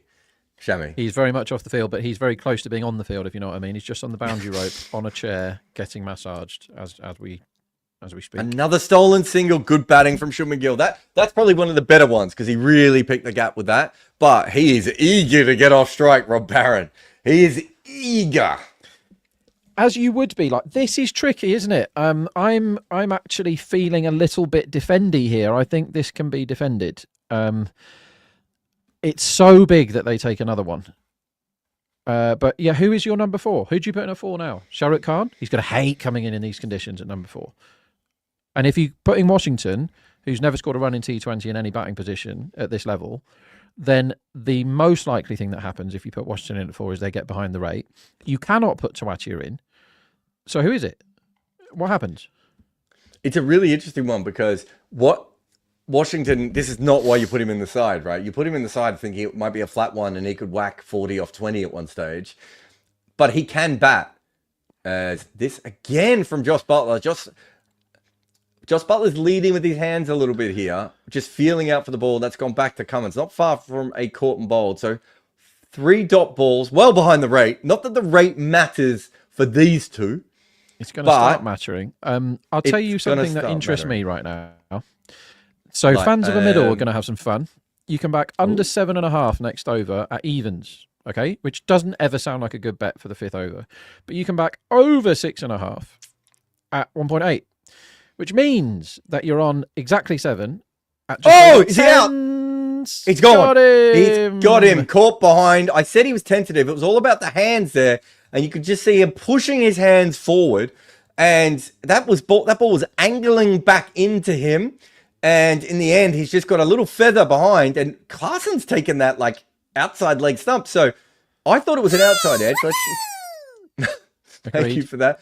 It's a wobble ball, back of a length, nips back. No, it is an inside edge. So he just pushed his hands out like he had the previous ball. And he's got another one. So if you would like Rob and I, we both loaded up on sunrises before this innings. And we're in very good positions right at the moment. So what I've done is I had a good old lay at 1.17.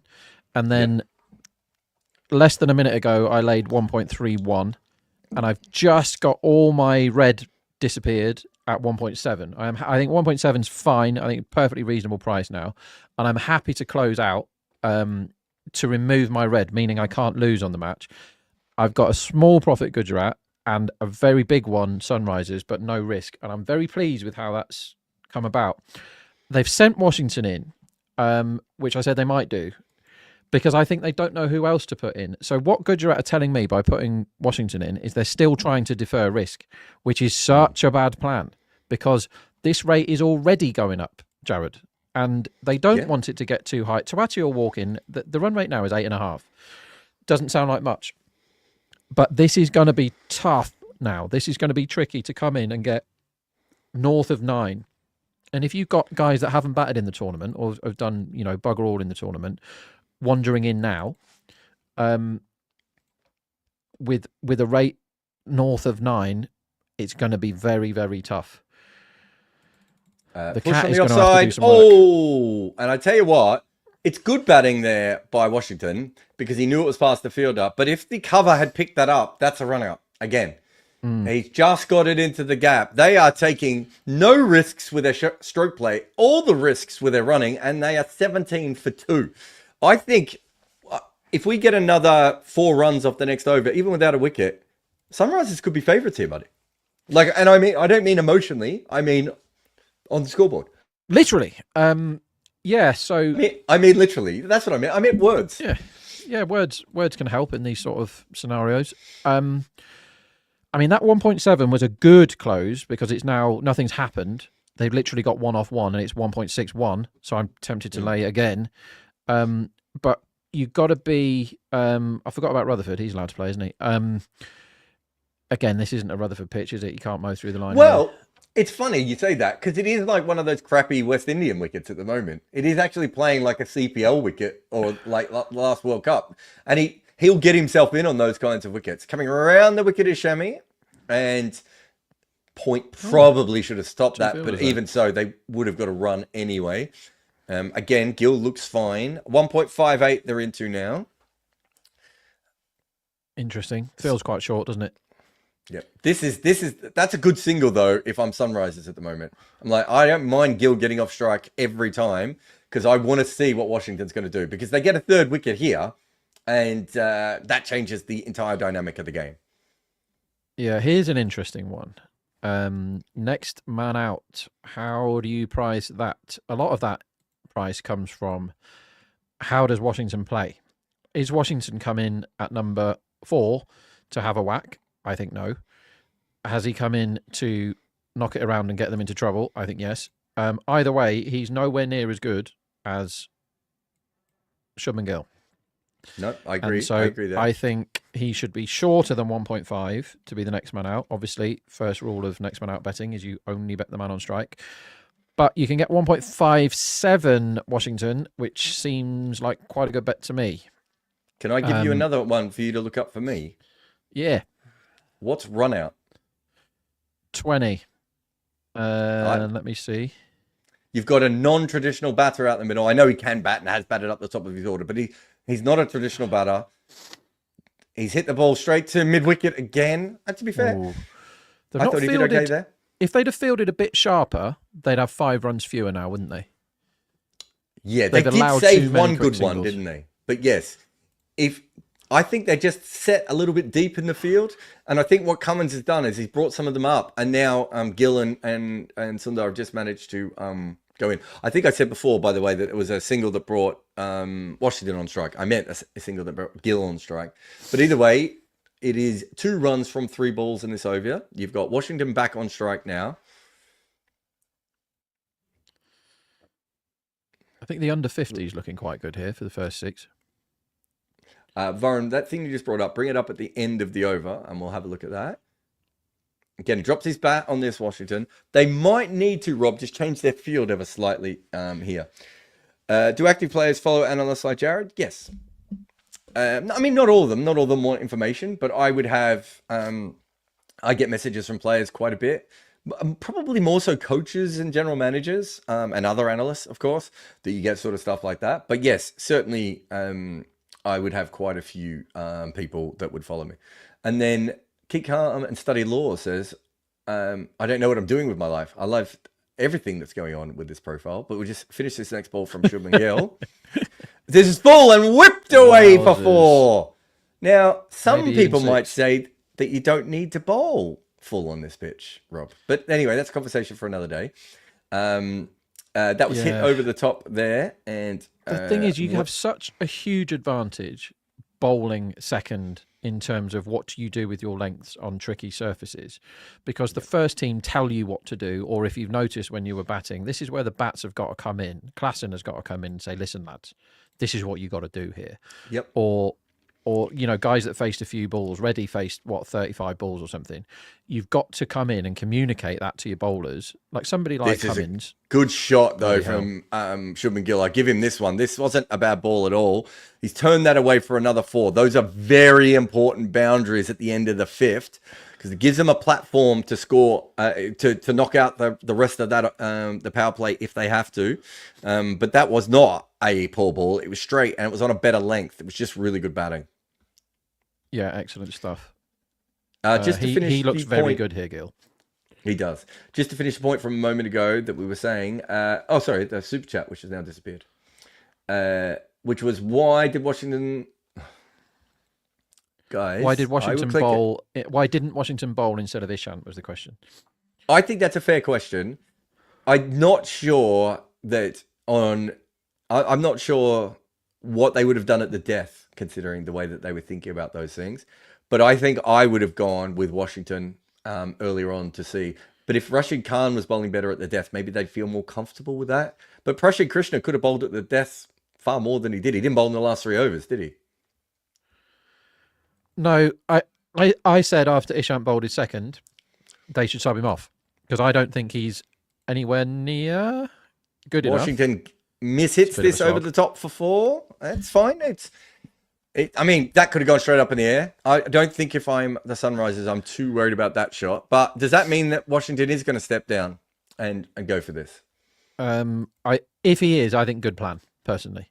But I also think if he is, 1.57 next man out is very good, and you should back it. Very good bet, next man out. Just a reminder, if you're going to put the same comments in the chat over and over again, you will get banned or a pushed medal away. Or an award. And this one is over the top and 4 runs again. Wow. Good Washingtoning. Game-changing 3 balls. Yeah, very, very interesting from that point of view. I don't care if you're putting in a hot fuzz joke, Aniketh. You've said it 5 times. And so if you'd said it once, I was going to say it. But now you've said it so many times, you don't get your hot fuzz joke in. See, it is possible to rattle Jarrod Kimber if you try hard enough. So no, look at his little face. You're getting at him here. It's the other people in the comments. Like, it's just annoying to everyone if you keep putting the same thing over and over again. It's like why we don't like talking to Rob Barron. Because it's just the same stuff over and over again. Rudra says, is Cummins a defensive or a strike bowler? How valuable is he really as a bowler? I don't think either of us rate him particularly high. He's neither. Same length again, and he gets himself in a bit of a tangle this time, Washington. It doesn't go anywhere, but he's done the damage now. Okay, this is out there. Do you just say, try and hit 3 more boundaries the next 3 balls? It doesn't matter if you go out.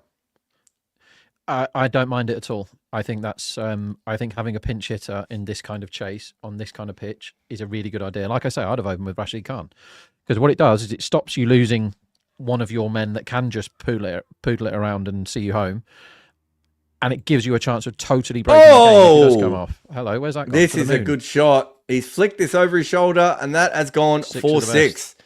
Wow, well, that changes it quite a bit. This is such an important over because it's the last one of the power play. They built a lot of pressure on themselves, and Shubman Gill got the boundaries at the other end, and now they're coming absolutely everywhere, and Simranjeet probably just needs to bowl bounces here.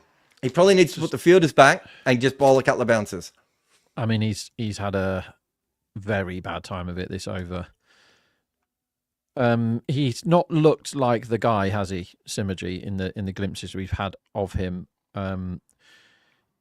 I remember a couple of spells he bowled for. He was Chennai before, wasn't he? That were absolutely fine. A couple of them, but this he's not done himself any favours here. This has been bad. He hasn't got a wicket yet this year, has he? Oh no, he got 2 in the first game, none in the second, none in the third. So he's having a bad time of it here. But he needs to sort this out very quickly. What is he going to do? He's coming around the wicket to Washington here.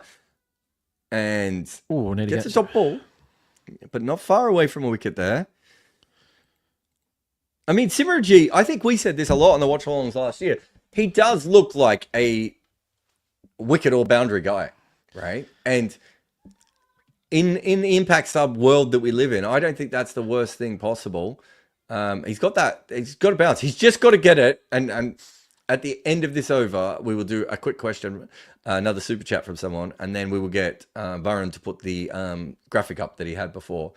But when you're getting hit on this wicket, you need to go shorter, like this, and that should be out, and it's just over the fielder's head. Oh, that's unlucky. I'll give him that. He did the right thing there, and we saw 2 batters play that shot in the first innings, and both of them get caught. And this time, Rob Barron, he gets it a little bit finer and he gets it away for 6. Abalash says, is Jaiswal moving too much? I don't know. I was going to say Jaiswal.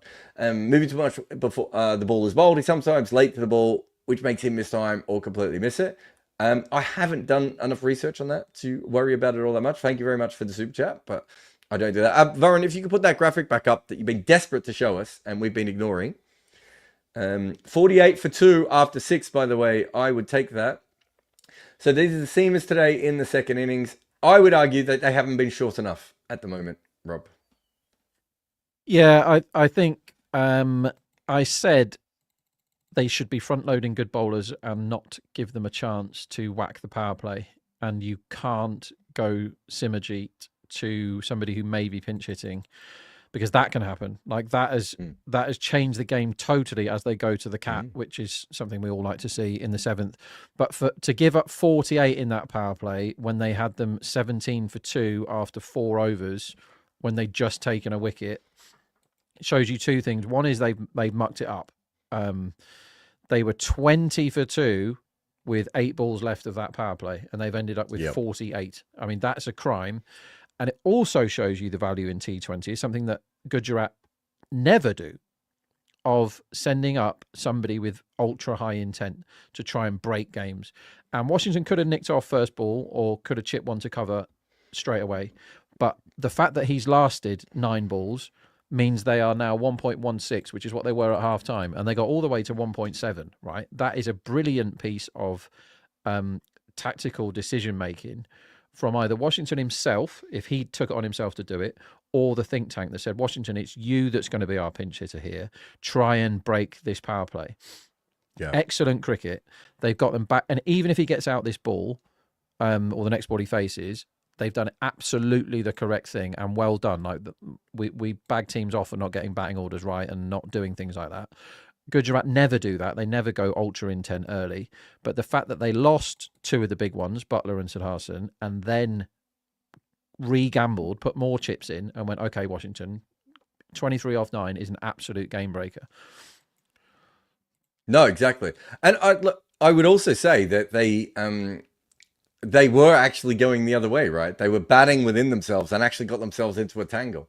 So I think if you're going to play Washington, he bats in the power play, and you play him the same way that you would with Sun on their own. You play him as a free player, a free swing at the ball. I mean, you want him to bowl. He has a free swing at the ball here. Uno Cat's bowled a pretty ordinary delivery down the leg side, if we're being honest, and he's just helped that away for 4. This is poor stuff in the last, was it 12 balls now? 11 balls?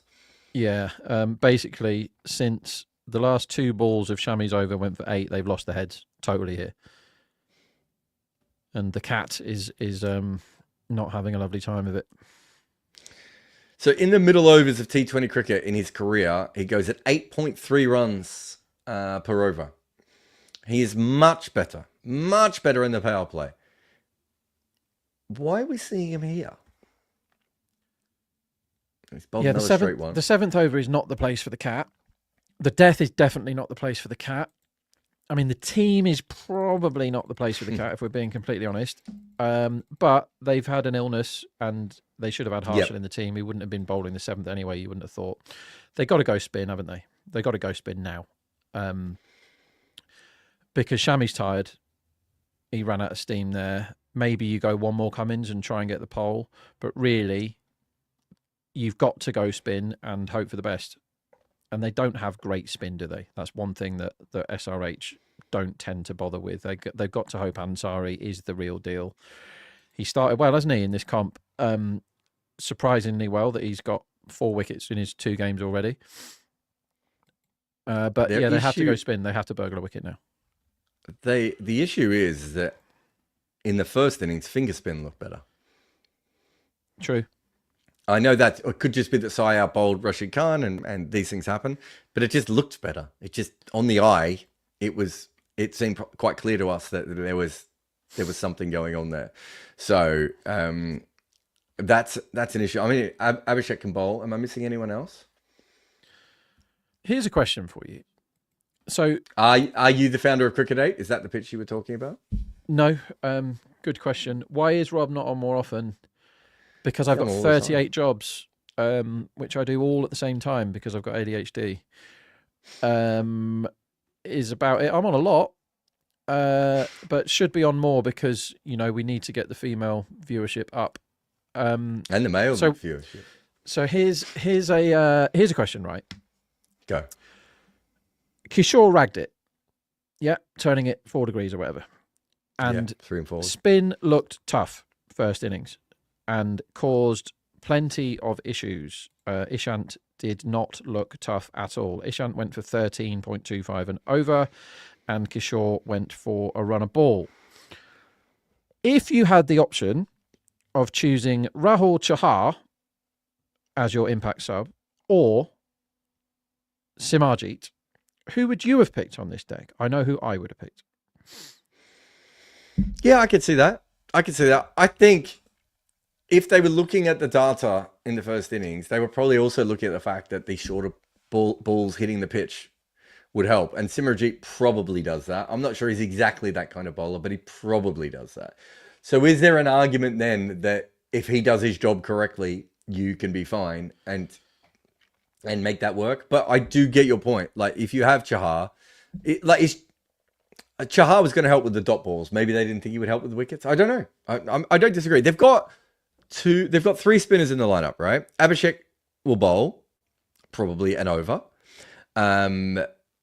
What do you got? What's his name? Kamindo Mendes will bowl a couple of overs, and they will bowl Ansari. Yeah, sure. So would you have? So you're saying that his fourth bowler, the fourth spinner, is going to be better than the 2 combined part timers? I don't disagree with that. I think Chahar is better than Simajit on this pitch all day, every day, and I don't rate Chahar very highly. I just think when you've seen Ishant, who isn't far away from Simajit, being complete crap, and all spinners being fine, I would go spinner like all day. Yeah, I don't think I disagree with you. I'm just saying I can understand why they came from it from the other angle. Yeah, I mean, there isn't much. I saw someone say before that this wicket was a good one for Harshal Patel. I don't think this is a Harshal Patel wicket from what we've seen of it so far. I think you really want to I think Prashan Krishna is probably the guy whose wicket this is. That, again, just whack it into the wicket and see what happens. Yeah, fair call. Like, they've done plenty of good things, but I think that's a poor decision. They started this defence superbly well, and Shami ran out of steam and the wheels completely came off. But the decision to give Simajit the ball in the 6th is a bad one. It's a bad decision because he might have burgled a wicket, but they didn't need to burgle a wicket then. They needed another over for 4. And for them Who to would be you have bowled 34 then? for 2 after the power play. It's a good question because the answer is not an adcat. So you ask, you basically then, do you go with a spinner? I think I do go with the spinner. Yeah, I think I do. Oh, sorry. Just to get back to this question, as we have Ansari is going to be coming on here. He's got 4 wickets in 4 games so far. Rob is not the founder of Cricket8. Why is Rob not on more often? Just because personal hygiene, I think, as much as anything. But yeah, no, me and Rob are on once a week each. We're on about the same amount on Cricket8 as each other. But it'll be mostly me and Rob for the watch-alongs, and then Mash and Mega will do the the podcast when during the week. We'll do some podcasts at the end of this. And Sari comes in, first ball, slides it across, fairly easily cut away by Washington, who's playing a blinder.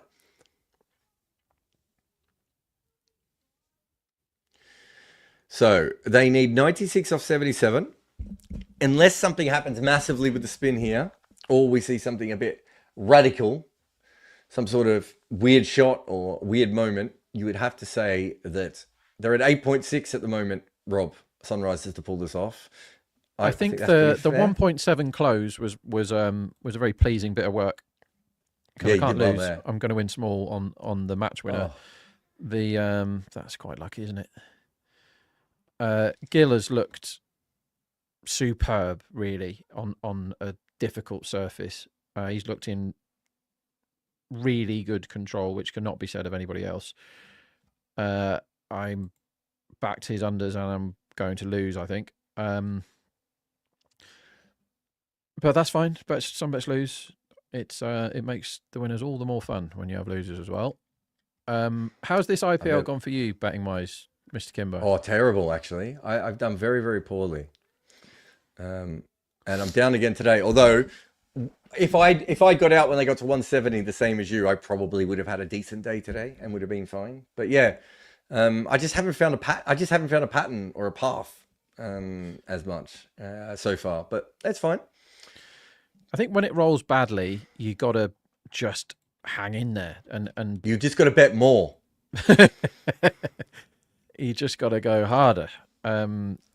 What's happening here? Are they reviewing that stumping attempt or not? No, he was well. He did appeal for it, but I don't think he ever moved. Did he, Washington? I think he just. I quite like Washington unders. You can bet Washington no 50 at 1.91. That feels quite good to me. Yeah, he should keep going here. Let's see what he does. He's just poked this one out on the offside. Take another thing. Even though his hitting's been good, he's actually picked the singles really well also. Although he's never done it in this competition, he's a good batsman, isn't he? He's very capable. And I actually quite like the... What is called for now, actually, is a bit of 7 and over. Get yourselves even more set. The only way they lose now is losing poles. They've got themselves... Because of that ludicrous decision to bowl Symmetry and the excellent decision from Washington to totally go after him, they've broken it. So now the only way they get into trouble is if Gill goes right now, basically. Washington has two options. He either just turns himself into a knock-it-around merchant, which he's more than capable of. That's probably his natural game. Or he goes ballistic. Neither of those are wrong. They've earned themselves the right to make these decisions now because they killed the game in that 8 balls at the end of the power play in which they got 28 runs. Rob, can you do me a favor? I'm just going to come out and come back in again because I'm just lagging a little bit. Sure. Emotionally, as much as with the internet. Can you tell the audience what kind of bets you're thinking about for tomorrow's game? Oh, that's a good one, yeah. I'd have to remember who's playing tomorrow. So what I'm going to do while Jarrod's gone and I'm doing a live watch-along all by myself is have a look, see who's playing. And the answer is 2 rubbish cricket teams, Mumbai against Bangalore. And if you're a fan of either of those, then you normally watch an incredibly overrated Mumbai team, as we see a dot ball from Gill being way too short in the betting. And we see a team that never, ever win it called RCB. Let's have a look at what line Padikal's runs is because he's going to get under. Kaminder Mendes bowling his left arm finger spin. And his first ball was fine. His second ball was trash.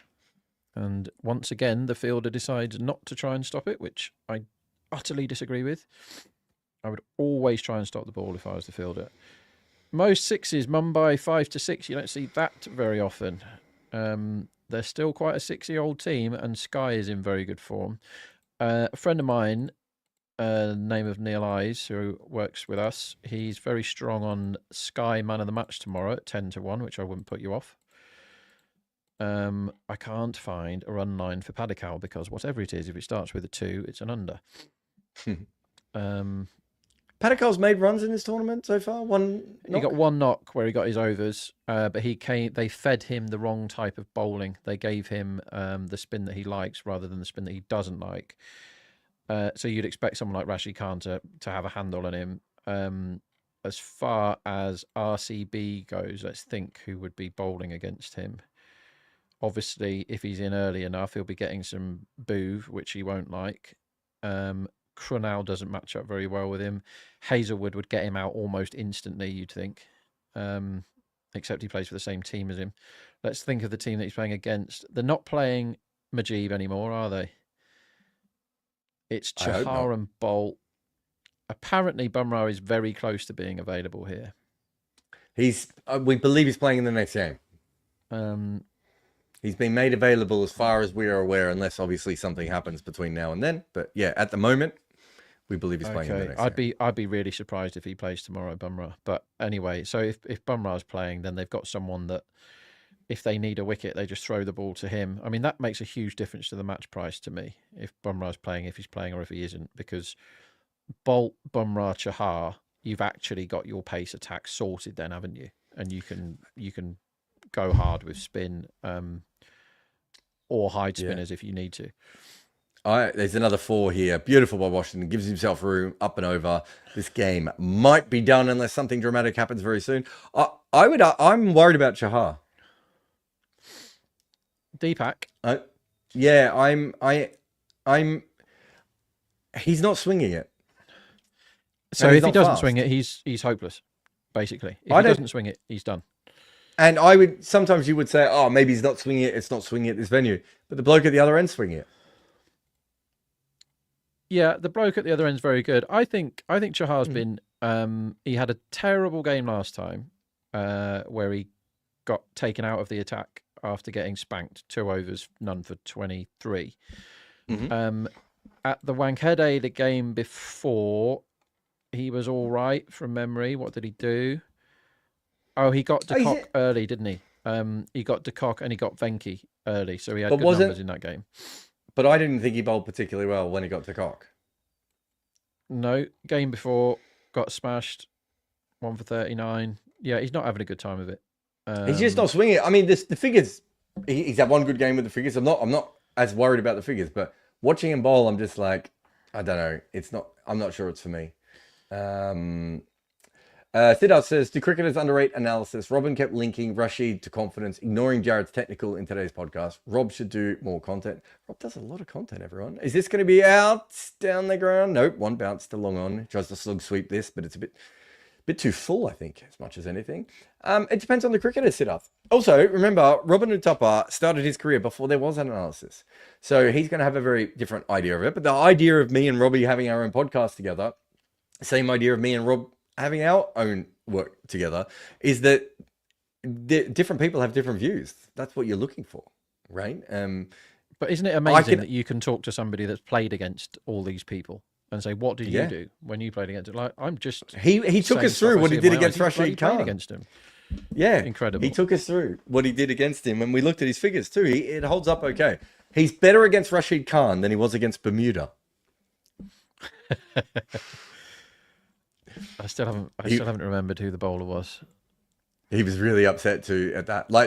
He wasn't upset. He was like, you could tell that was an important game for him, and like going out early on was just like the worst. You know, when you're just like, oh yeah, we're going to try a new opening partnership. We're going to have Vrinder Sehwag, we're going to have Robbie Uthappa. This is the few. You know, this will be great. And then they both go, and then he goes out against Bermuda, and Ganguly, bloody hell, Sachin's behind him. Okay. Malachy Jones was the bowler, right? I've just looked it up. Oh, I remember him. Malachy Jones was the bowler. He ended up with figures of 1 for 74 off 7 overs in that game. So it kind of got worse after Leverock took that wonder catch to get rid of Uthappa for 3 off 4.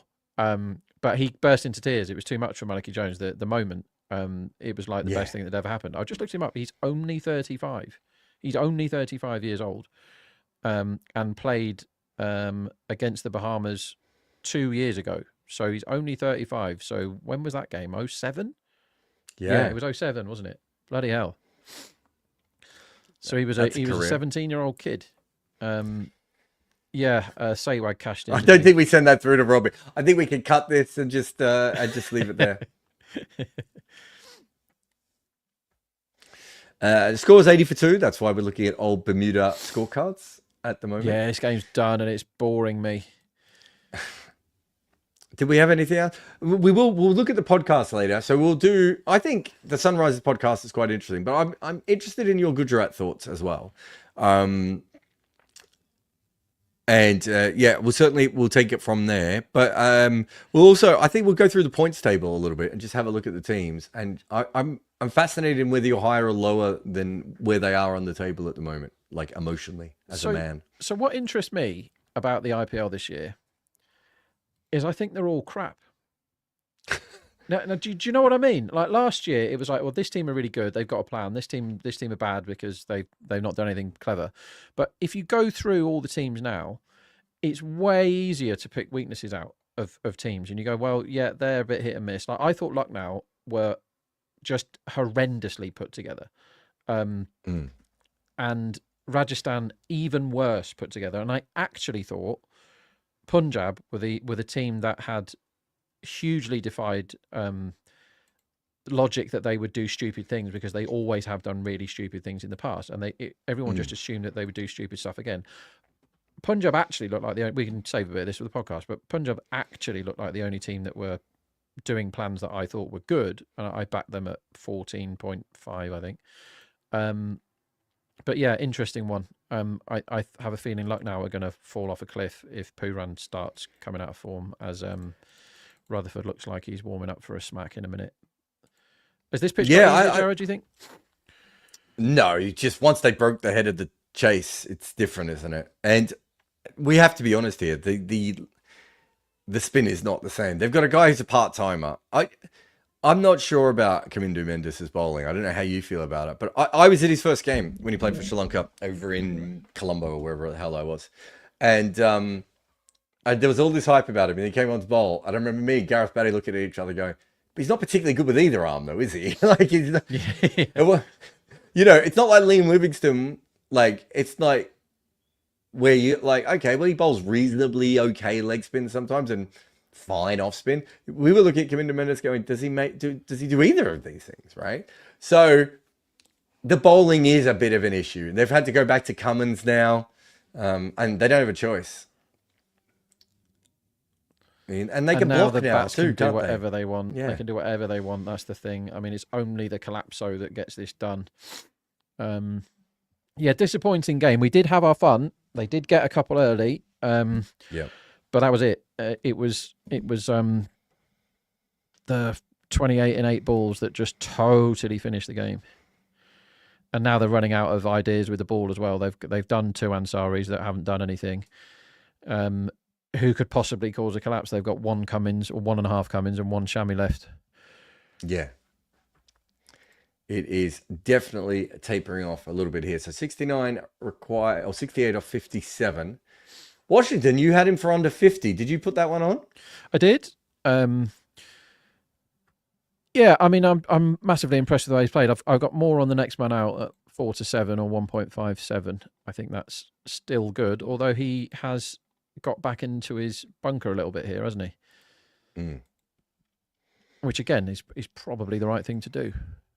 They've just earned the right to chase this however they want. What they might do now, the thing to look out for now, and this is where bookies, if you're trading this game as a bookie, you switch off here mentally. It's very difficult to keep yourself dialed into this game. You're probably thinking about, tomorrow's game or the doubleheader on Tuesday or whatever, because we kind of know the result now. Something really silly's got to happen if this isn't chased. The thing to remember here is net run rate is very important in the IPL. It's often decides who gets in the playoffs and with what. I know we're early into it, but there's 6 teams on the same number of points at the moment.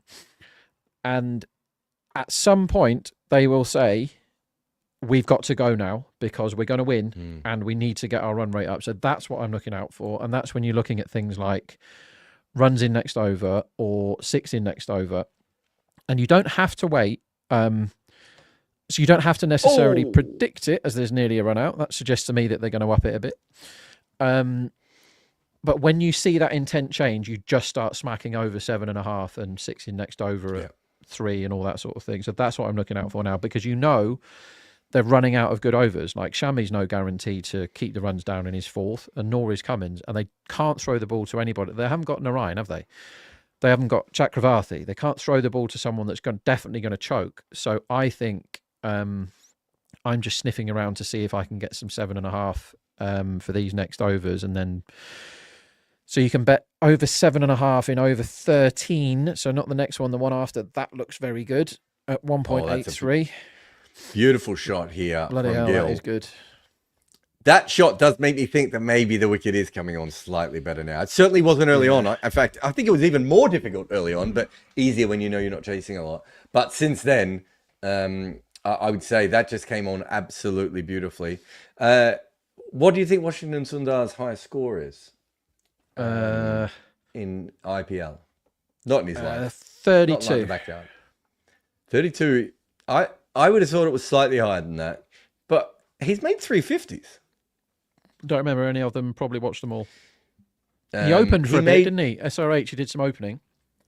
Yeah. Oh, wait. Am I looking at T20 cricket? Sorry. In the IPL. No, sorry. He's made 150 against New Zealand and 150 in the IPL against Rajasthan. So this is... He batted at number 3 for Rajasthan, and he batted at number 6 against New Zealand. So this score is now his... What did we say he was on at the moment? He's on 41, is he? Oh, wait a minute. Let me look at the IPL. But I think I've got this right. But yeah, certainly he's got 350s in 150 games. There's no 50s in the IPL. Yeah, I just saw that then. So that 50 was against Rajasthan, actual Rajasthan. They weren't Royal. Oh, okay. That was against... So he has no IPL 50s. That was against the unwashed, the great unwashed masses of Rajasthan, not the Royals.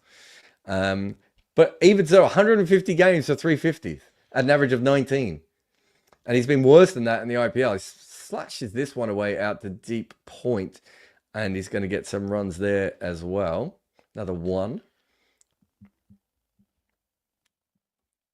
Let me just have a look. So his record just in the IPL... I'll bring this up by innings. So he might already...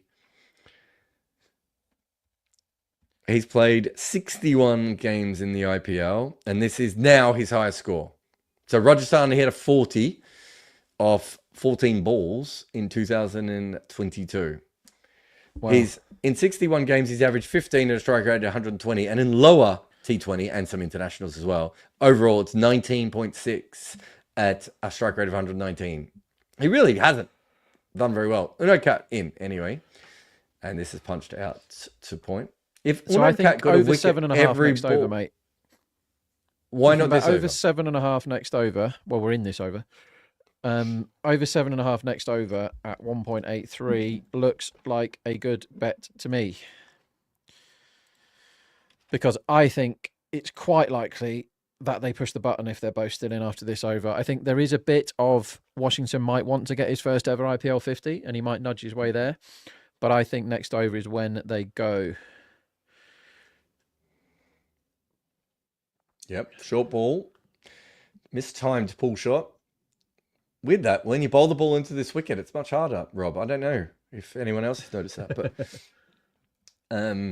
they'll get another single here, so they're moving forward quite easily. So 43 off 24 for Washington and 44 off 33 for Gill.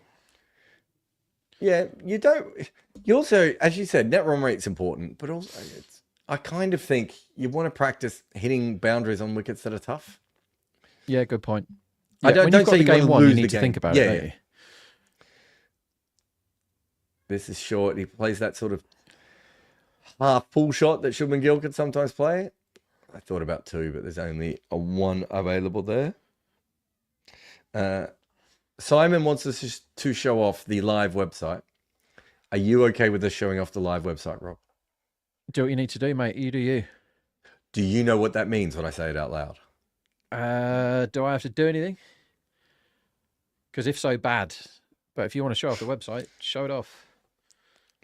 Rob needs to miss first. I don't know what that means. Rakshit needs to be clearer with his messages when he sends them through. Rhymes with miss. Let's see if we have a break at the end of this over, because we'll have a 2-minute break if they do a what do they call it? Strategy timeout. Yeah. Ruckshit, very important that you don't. Did you just send him a message saying you needed to go to the toilet? Let's imagine that I did. You're Or not does he supposed just know? to. Or does he know? No, because the other Let thing the is sort of- maybe he's just guessing you have a small bladder. I have an enormous bladder, but I've drank way too much during this innings. Neat whiskey. Another Ooh. short one. It's mistimed. It's going to go for 4. Oh, I don't think he got all of that. So that over, they didn't really go for it, Rob, and they scored 8. So why don't you go do your business? And even no matter what happens in the next over, you'll either come back to a win or whatever. But we'll have a look at the website.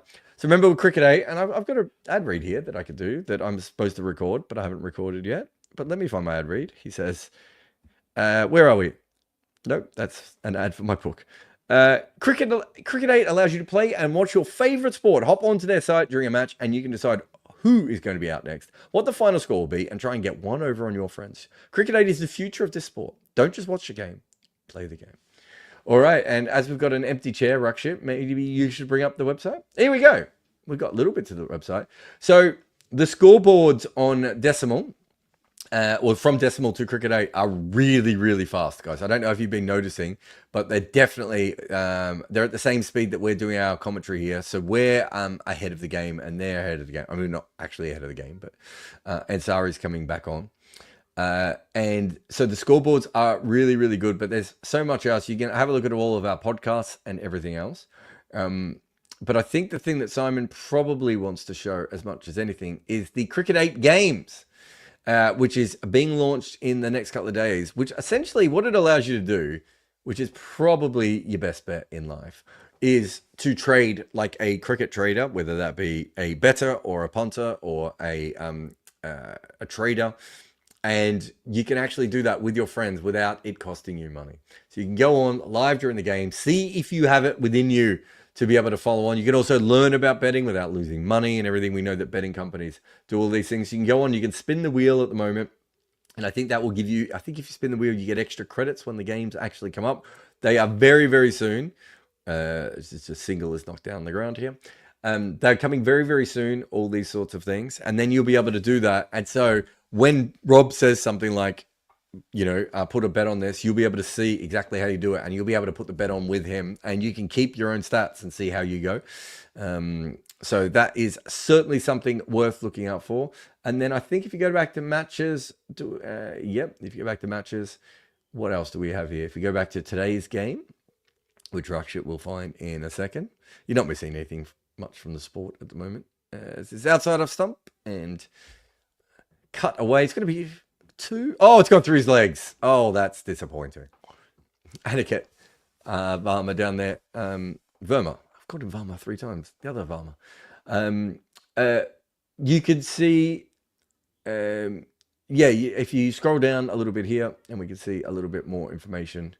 You got the win probability, and so that win probability, I'd say, is the most accurate one in the game. There's nothing that can tell you what's going to happen next, but it's certainly very good at telling you what has actually had. And I've compared it to some of the other major win predictors, and I have it above that. If you go down a little bit further, you got some of your other graphics as well.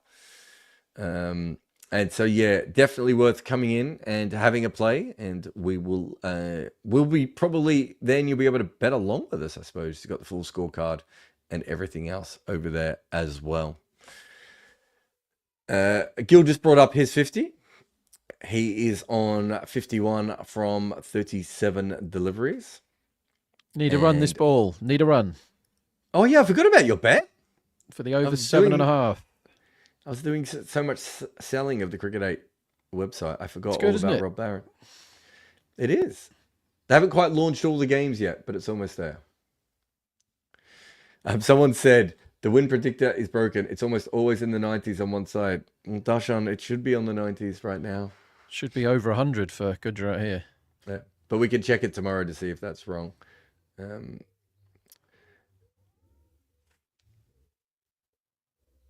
Now, does he look for the... Yeah. Rob's gone. And it's just gone for 1, hasn't he? So, and there's your over 7.5 in the satchel. You happy with that? Yeah. What'd you get that at? 1.93 was it? 1.83.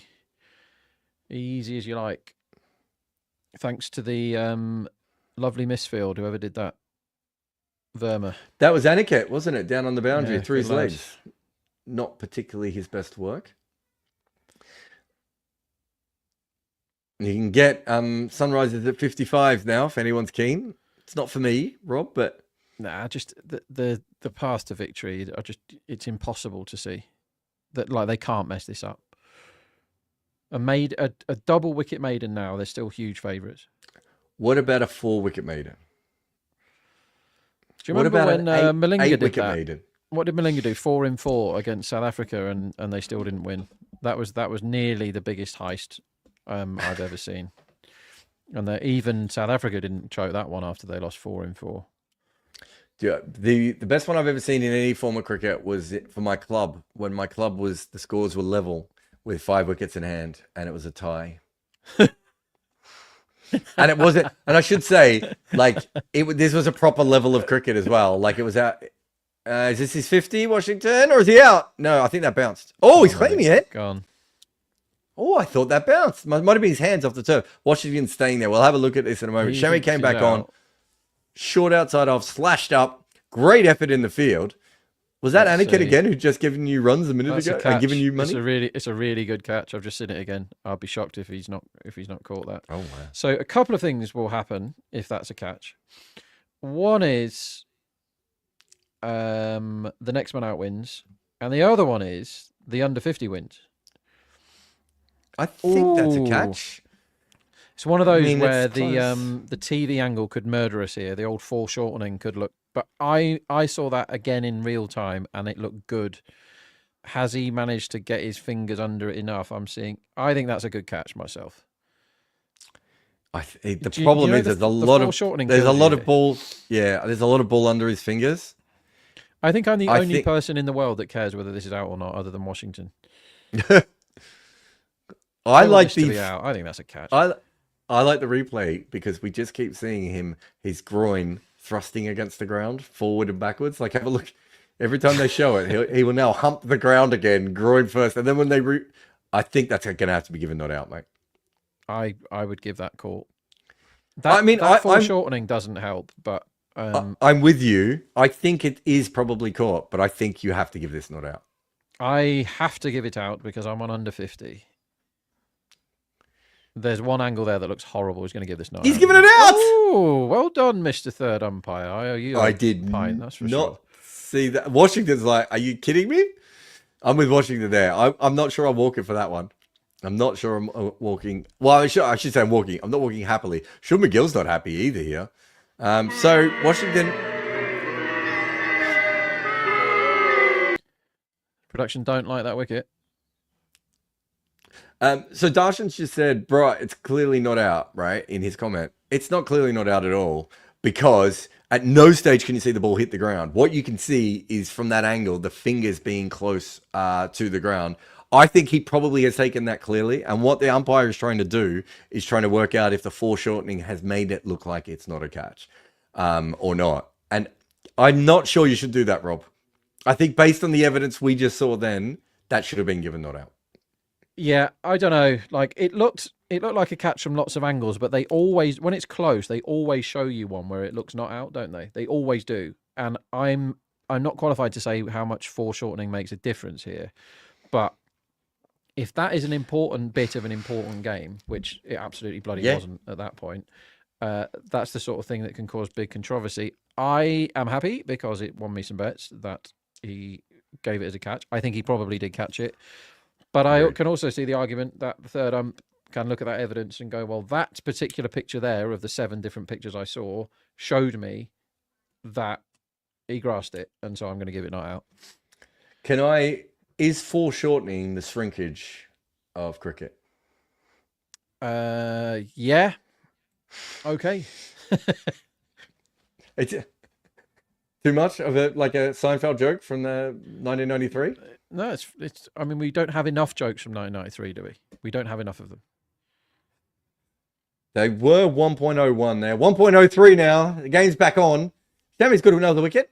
So is that his Rutherford's the kind of second, guy that could get out straight away. isn't he? I mean, I'm always shocked at Rutherford doing well or doing poorly. I don't have any sort of idea about Rutherford as a player. He's played this ball beautifully. First one straight to point, no run. So he was hopeless in the Big Bash, but before the Big Bash, he put together probably the best run of his career for about 6 months. He looked unreal. But the Big Bash sort of killed him, and he carried that into the IL20. He got a score of above 11 once in the whole of the Big Bash. Wait, just stop for 1 minute. We've just seen another angle of this catch from front on, from the other side. This is what shits me about third umpires. That other angle suggests it's way more out than anything we just saw. Does that mean they didn't show it on the broadcast? Right? My guess is, Rob, that they just didn't show it to the umpire at all. This is why he needs every available camera to be able to show. Did you see it? That looked way more out than it was. Yeah, it did. Yeah, I just saw it again. So sick and tired of this. Yeah, we're not helped often by broadcasters, are we? So Gill, the only person to get a 50 on this deck. Yeah, 51 of 38. As Rutherford is still in, he swings this away, top edge over the keeper for 4. How are you going for most 4s? Dead, absolutely dead. It was dead after 4 overs, basically, of the first innings. And when they got a low one, but they'd scored loads of 4s, it was a disaster. Yeah, it was dead a long time ago. What have they got? 12? How are you going for most 6s? That's already dead. That was dead after about 2 overs. Basically, Samaji has been a pain today, even though he's only got 6 balls. How many 6s have they hit, Gujarat? 2 each it is. Ah, okay. So you'd expect them to get 2 more here, even though there's only 42. The amount of games like this that are finished with a 6 is extraordinary. 15. They got 19 4s, which is way too many in 150. So I basically need 7 more 4s, which is it's not happening with 42 required. It would need somebody to bowl an over that where every ball goes for 4, basically, and it's not happening. But I think, considering that the pitch killed a lot of the pre-match bets that were based on guys that always score runs scoring more runs, or teams that always lose the most 4s, losing the most 4s again. Considering they all went up in smoke very quickly because of the pitch and a slightly weird start from SRH where they scored loads of 4s and didn't any 6s. Clawed a lot back live with just being alert to things. Live has gone pretty well this game. So if you followed us in with some of the stuff we've said, like loads of stuff in the first innings of player runs unders, Abhishek, Kishan, Reddy, and then we did say that Ishant was going to get smoked at the end, which he did. It's just not been a very good game. Luckily, they didn't absolutely murder this chase, because them getting a couple early at least made us think that we might be in the game, and that saved me financially this game, that they managed to pick up a couple early. It didn't save me financially, but it could have. I mean, I've made a bowl of rice rather than... I could have completely closed, but I didn't really fancy the complete close. Washington played brilliantly well, and fair play. That's missing leg. Where did that ball go? Did that one go flying out to deep point or something? Yeah, it went. He's hit that, hasn't he? Somehow. I thought he hit it. He must have hit that. That flew. It's an optimistic appeal. Good on Shami. Shami's ended up with 2 for 27 from his 4. So if you're looking for any pluses as a Sunrisers fan, I would say he didn't bowl shit. So I would definitely take that. That's fair. I'm not sure that you take too many more out of it. So Gill's been superb on a tough pitch for Gujarat. As far as taking positives from Sunrisers, it's basically confirmed that nobody is in form with the bat, none at all, no one. So that's bad. And with the ball, you could say that Shami bowled pretty good and Cummins bowled very, very well. We thought Cummins would work out this pitch. But they got big problems moving forward. If Harshall's ill, you'd assume he's going to be back soon. So, okay, he's in for Cat. But they don't have any spinners, Jarrod, do they? They don't have any spinners. Like, Ansari is probably not the answer, as we see Abhishek get the ball. This is where Gujarat, and Rutherford in particular, should have a right old swap. I was about to ask you, is there a cheeky bet here? Are there bets from here on in? Ball prices is where I'm looking now. So I want to Yep. see the first ball, see what the intent is like.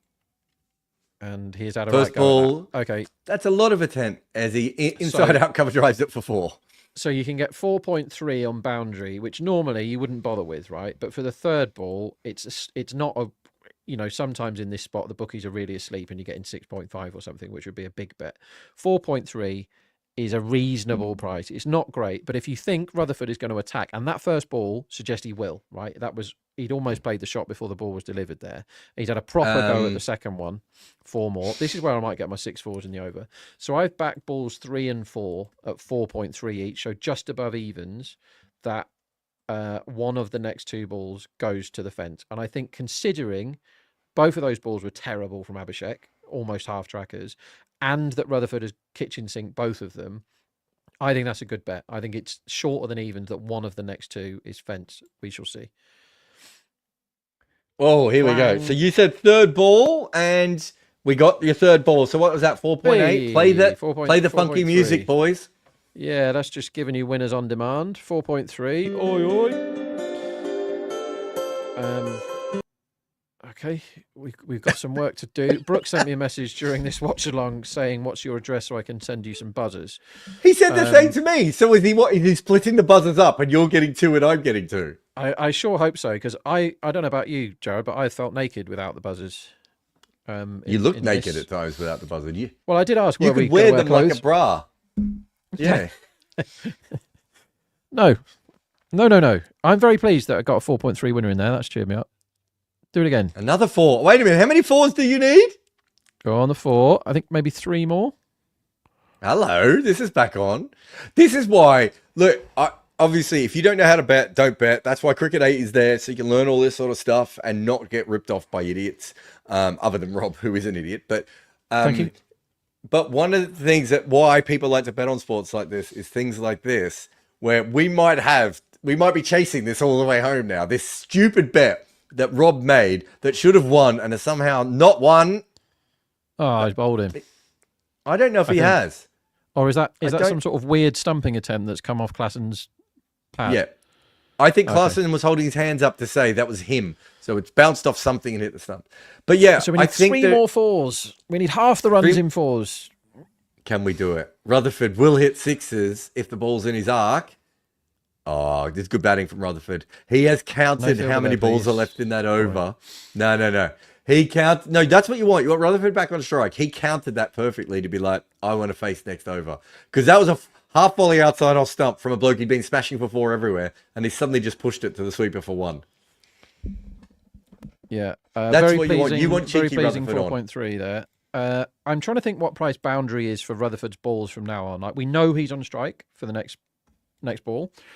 And you can bat 3.5, which I don't think is big enough. It's easy to get carried away here and go, well, we've just had some winners. Great. Let's just keep backing Rutherford to hit boundaries.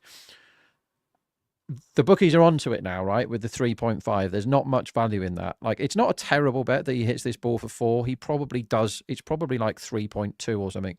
But it's not enough for me to go, right, as they're changing the ball, as half the SRH fans are leaving the ground and they're changing the ball because they don't want me to get any more 4s, I assume. $120 US for those balls. And I just don't think at this stage in the game, with 23 right off 30, you need. I know that I'm not saying the IPL's short of a quid, but it is what it is. There is some due though, so I can understand it. We saw the sliding before in the catch as well. So Ansar is coming. It's time to read the. It's time to read the cricketers from Pakistan. 1 shilling this cost in 1954. Do you get given Tour of England? Do you get given all that stuff by random people who just come and drop it off at your house?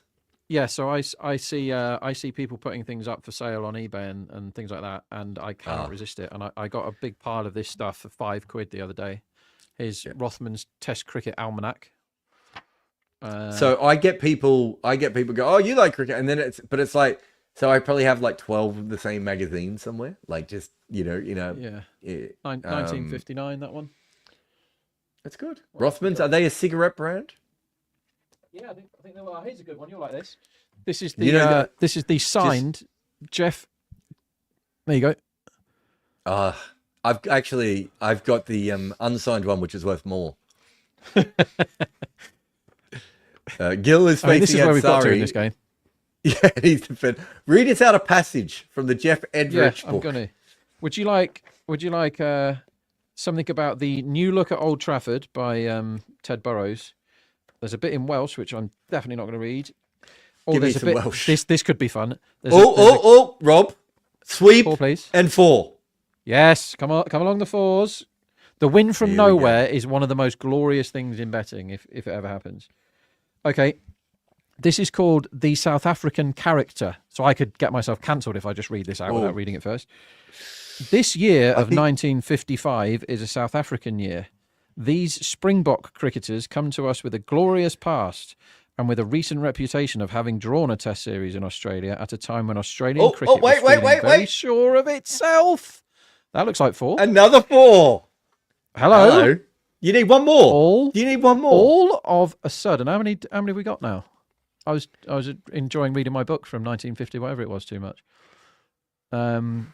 We've got 18. They got 19, I think. So we need 2 more. Oh, can you get 2 more 4s. 2 more? Can you?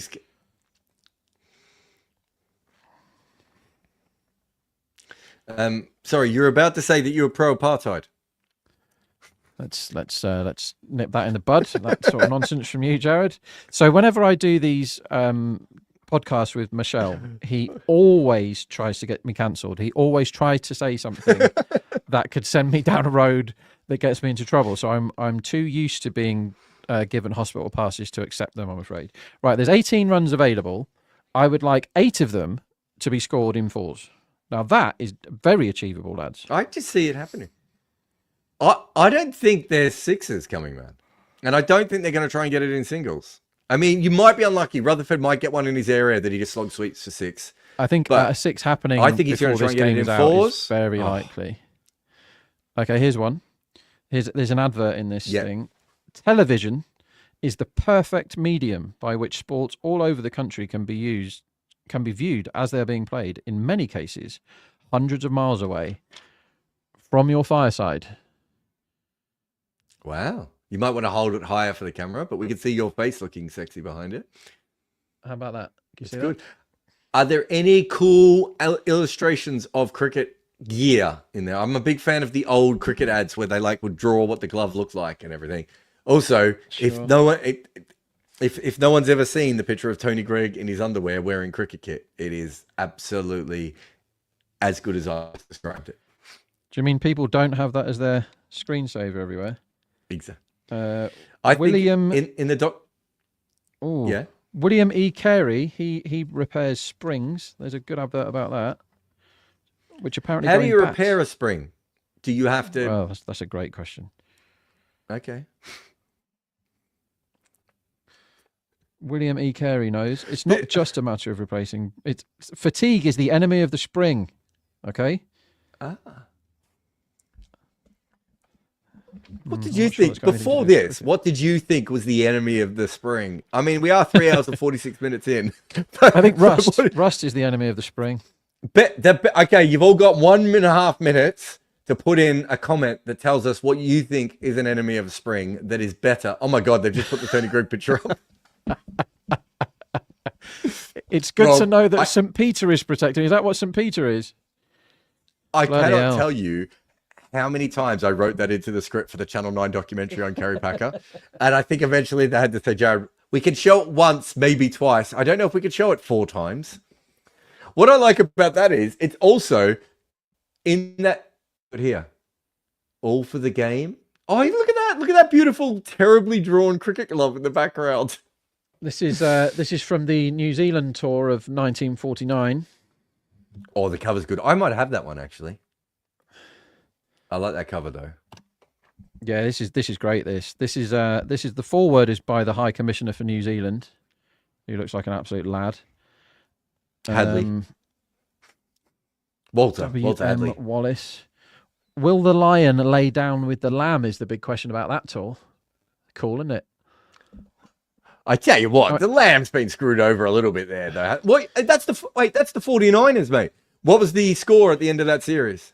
Oh, come on now, Jarrod. You can't Come ask me on. questions about 70 It's years a ago cricket. I think 1-0 maybe. That is a famous Was it test 0-0? series. Yep. I'm very New- happy with that. I'm very happy with that guess. New Zealand went over with extra batters on purpose so they could draw the series and not lose it, right? Totally agree with that. And because they were annoyed with the fact that England kept giving them 3-day test matches. And by the end of the series, New Zealand was so good that England offered them extra test matches, but they couldn't do it, Rob, because they'd already booked some charity games and jazz hat games and stuff. So they couldn't actually play the extra test matches that they had fought hard for. Pat Cummins coming back in. He's got 1 for 14 off 3, 141 for 3. They need 12 off 24, and you need 2 fours? I thought, is it 1 or 2? I think it might be 1 I'm so now. confused now. I can't add up. And it's a Too late in the day. 6. That's a 6. That's the I wanted to exact shot swear we quite thought badly Rutherford. then. Because if he does that again. 4, 6, 8, 11, 12, 13, 14, 15. So it's 19. Number Wayne. 19. Literally need 1 more 4, Jarrod. Oh. And 1 more 4 when they need 12, which means there's 17 runs available, is odds on. Rutherford, what, don't do that again. That was the best hit of the game, by the way. That wasn't By a I country mean, it mile. was Yeah. maybe a little bit full from Cummins, but that's gone down the race. That's disappeared. That ball that they just replaced will need to be replaced, Rob. That's cost them another $120.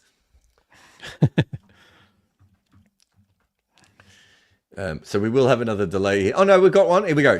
23 is required, and a 4 is required. Rob Barron needs a 4, and it's going to be a 4. He's opened the face, and he's got a 4. Rob Barron has stolen this bet. Oh, That is the most pleased I've been on Cricket 8, I think. Because that money was lost. And it has suddenly come back. My God. Slow It's better ball to be outside lucky off than stump. good. Open the face of his bat, and I tell you what, that is a surprise turnaround. We've told you before, guys, that's why this stuff actually matters. Is he going to swing this? No, of course. He's going for the not out now, isn't he? Good on you, Rutherford. He's knocked this down Winning to long runs, on. Shubman He's Gill. taken the single. Oh, what an absolute Rutherford he was there. It was the decision to bring Abhishek into the attack for the over of, 4 fours. Yeah.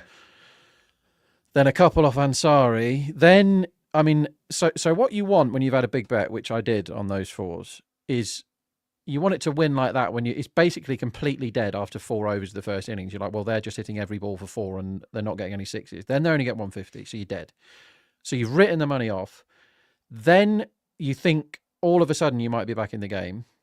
And then when he hit that 6, you think, oh, it's just another unlucky one. That's annoying. So you get the great big sweat. It was an absolute punter's dream, that bet.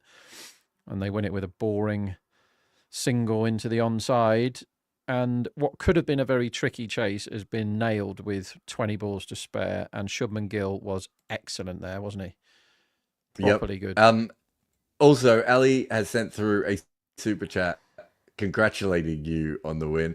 And I've just seen that Darshal has come up and said, I had a parlay on Sunrisers for most 6s and Gujarat for most 4s. That is a very good bet that has not come up. And I actually feel like that's some good shooting there. You deserve better. Rob deserved nothing, but you deserve better for that parlay. So that's it for us. I think we're going, I'm just waiting for a text message from Rakshit, but I think we're going to head off, Rob, and then we're going to come back in 2 minutes time for 5 minutes time for podcasts. So let's have another, I don't know, let's just assume that you need to go to the toilet again. But thank you to everyone who was here for the watch along. We had a lot of fun. The game wasn't fun, but we had a lot of fun. And isn't that what life's really about? I don't know. I just stopped talking really at a certain point there.